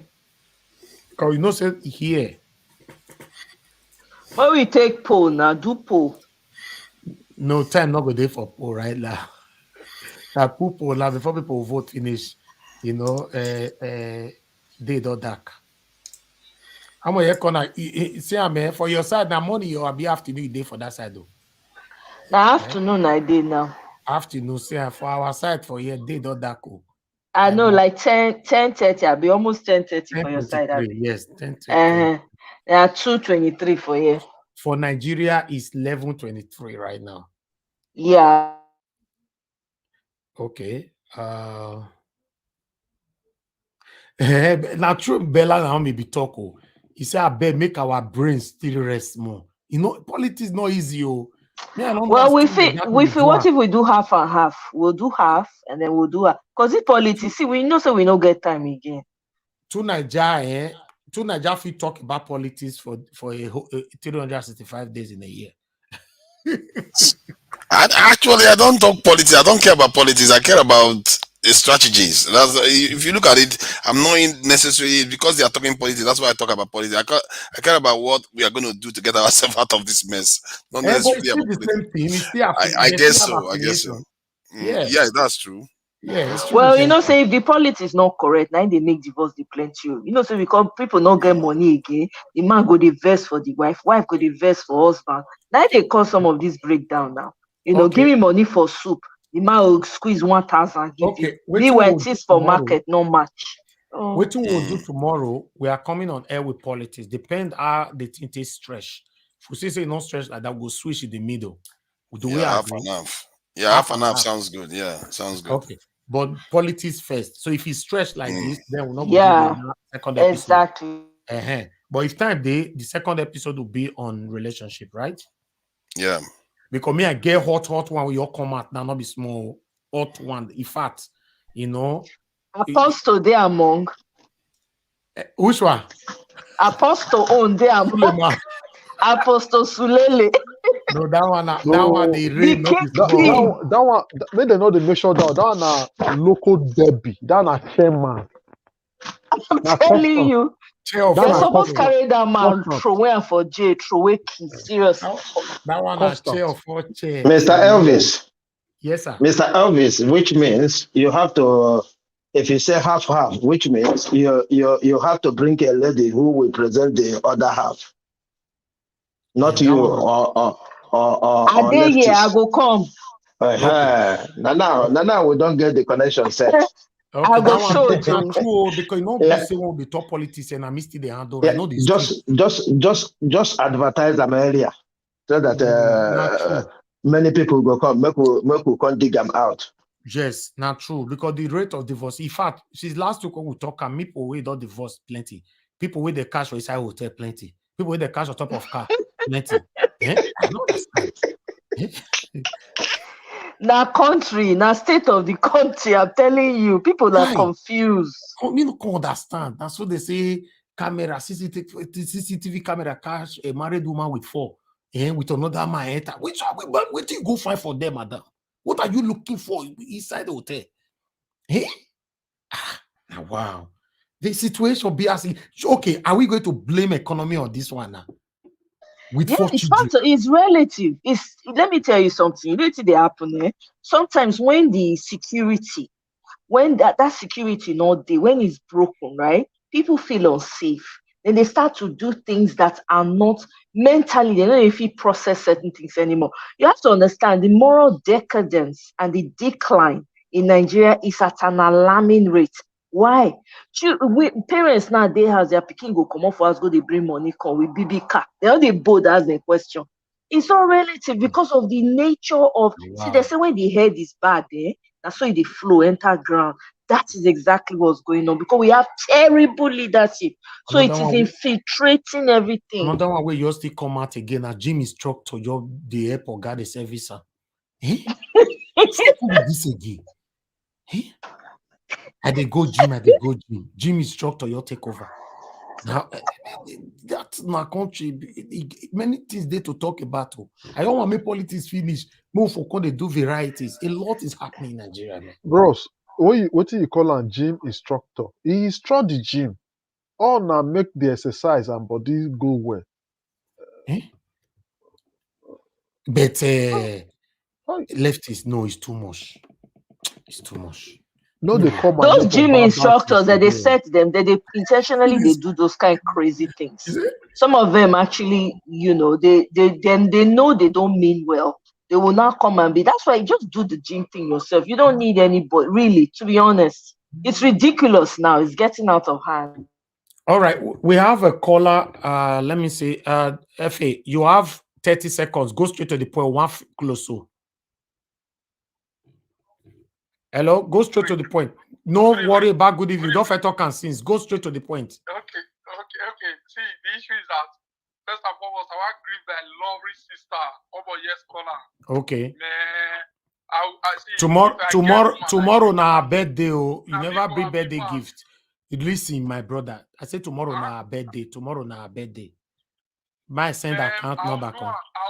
She deserves her, man. Okay. She's too much. So tomorrow you will call into our show. Maybe for do a birthday for him. No, skip that part. Okay, no problem. But I will for my opinion, I think it should be politics because at this moment now, like everywhere they hot. Yes, everywhere they hot. No, not politics will take come out. We'll use politics to come out. Yeah, I know why. Mr. Leftist,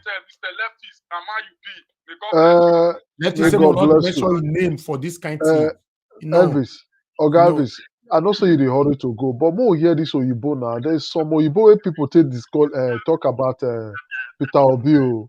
No, not be today, leftists, not be today. So Mr. Najawaj, what are we doing tomorrow? Which Peter Obi has emblematized is simplicity, is courage, and is quixotic zeal for bringing about the Pax Nigeriana of our dreams. Commend itself to my patriotic palate. Yes, senior brother.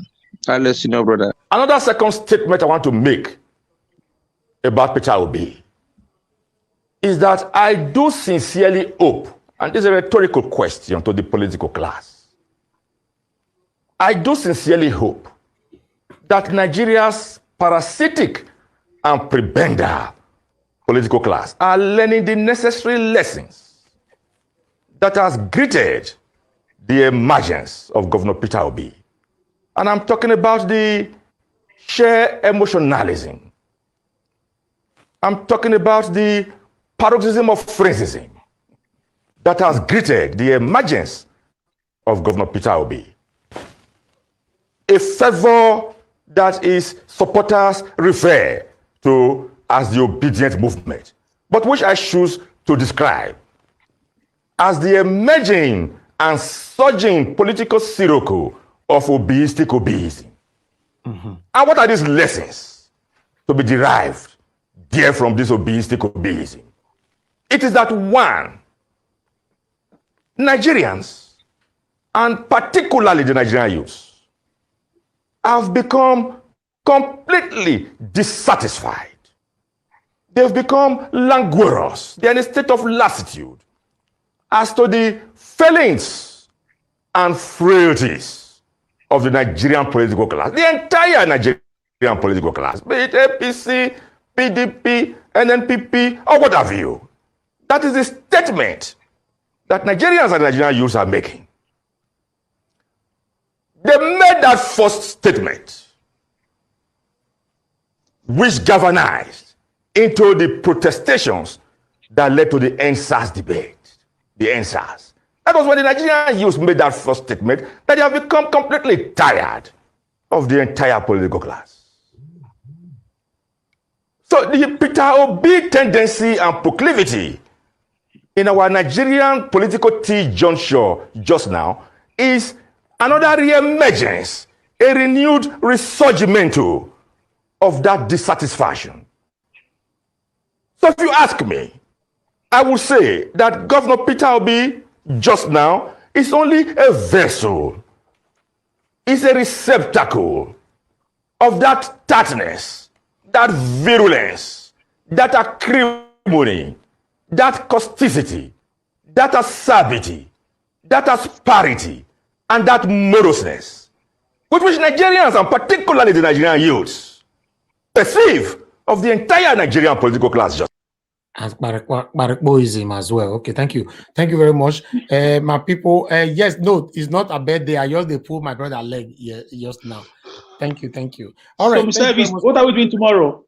Politics? Politics, yeah. Politics. We are starting tomorrow with on my birthday. On my birthday. 6 Happy p.m. birthday in advance. Tomorrow on your birthday, bread man. On my birthday now. You'll bring bread for us. I not trust you. Elvis, the problem you start, they don't follow you. Thank you, But Mr. Leftist, I've been begging you for 30 seconds since. I didn't get it. Oh yeah, you have the 30 seconds now. Go ahead. I don't need 30 seconds too. All of us will need 30 seconds too. I just want to remind you guys of history. In 2020, Oshomole went to President Buhari to brag that he's coming to fight Edo State with the federal might. But guess what? On that election that brought this government in the second tenure, on that day, President Buhari deployed more than 27,000 military and paramilitary groups to make sure peace and tranquility and free and fair elections. And they were defeated. So I just want you guys to know what he's trying to do in Lagos State. Exactly the same thing is playing out. On the contrary, please, sir, is that the Aisha Buhari deployed police to come and Mr. Tony Africa, I know you are a secessionist. I know you are divisive. I know that you are long. I know that you are a state of Igidi, Prigidi, Uga Moga, Laborare, Sorare, Dukem, X, Popot, Chano. But let us try to be, let's bring tranquility, please. We need the one Nigeria. Please, let us say hasta la vista to the whole discussion today. Thank you, my people, and I'm very grateful for my humble Logomaki and make Utak Logo Apacha. Thank you. Now we can destroy the police with our youth. Our youth is police. Mr. Tony, let's give democracy a chance. We shouldn't look at the first secretary for now. Good night. Don't you know I'm moving closer to you guys? Yes, thank you. Can you guys let me have my 30 seconds too? Okay. You guys have had your 30 seconds. That's your basha. That's your basha. Hold on now. Hold on, my brother. The man that will lead us to victory from 2023. About the person that said that they are right wing for Edo State, so they care about their own area. If you truly care about your area, you get the right alliances to preserve them. When the Igbo came to Africa, they found that when they were working separately, they couldn't succeed. Then they had their Berlin Conference. Within how many years they took over the entire continent. So yeah, I just thought you should think about that. Edo When data, Nigeria is not against your interests. Edo data, and that's all. That politics should be local. When you feed your family, Good night, you Mr. feed the Tony. nation. Let us leave the Baba Gokiko the colloquy today. Thank you, Mr. Najawas. Thank you. Olobo Abasha. No. The man that will lead us to victory come 2023.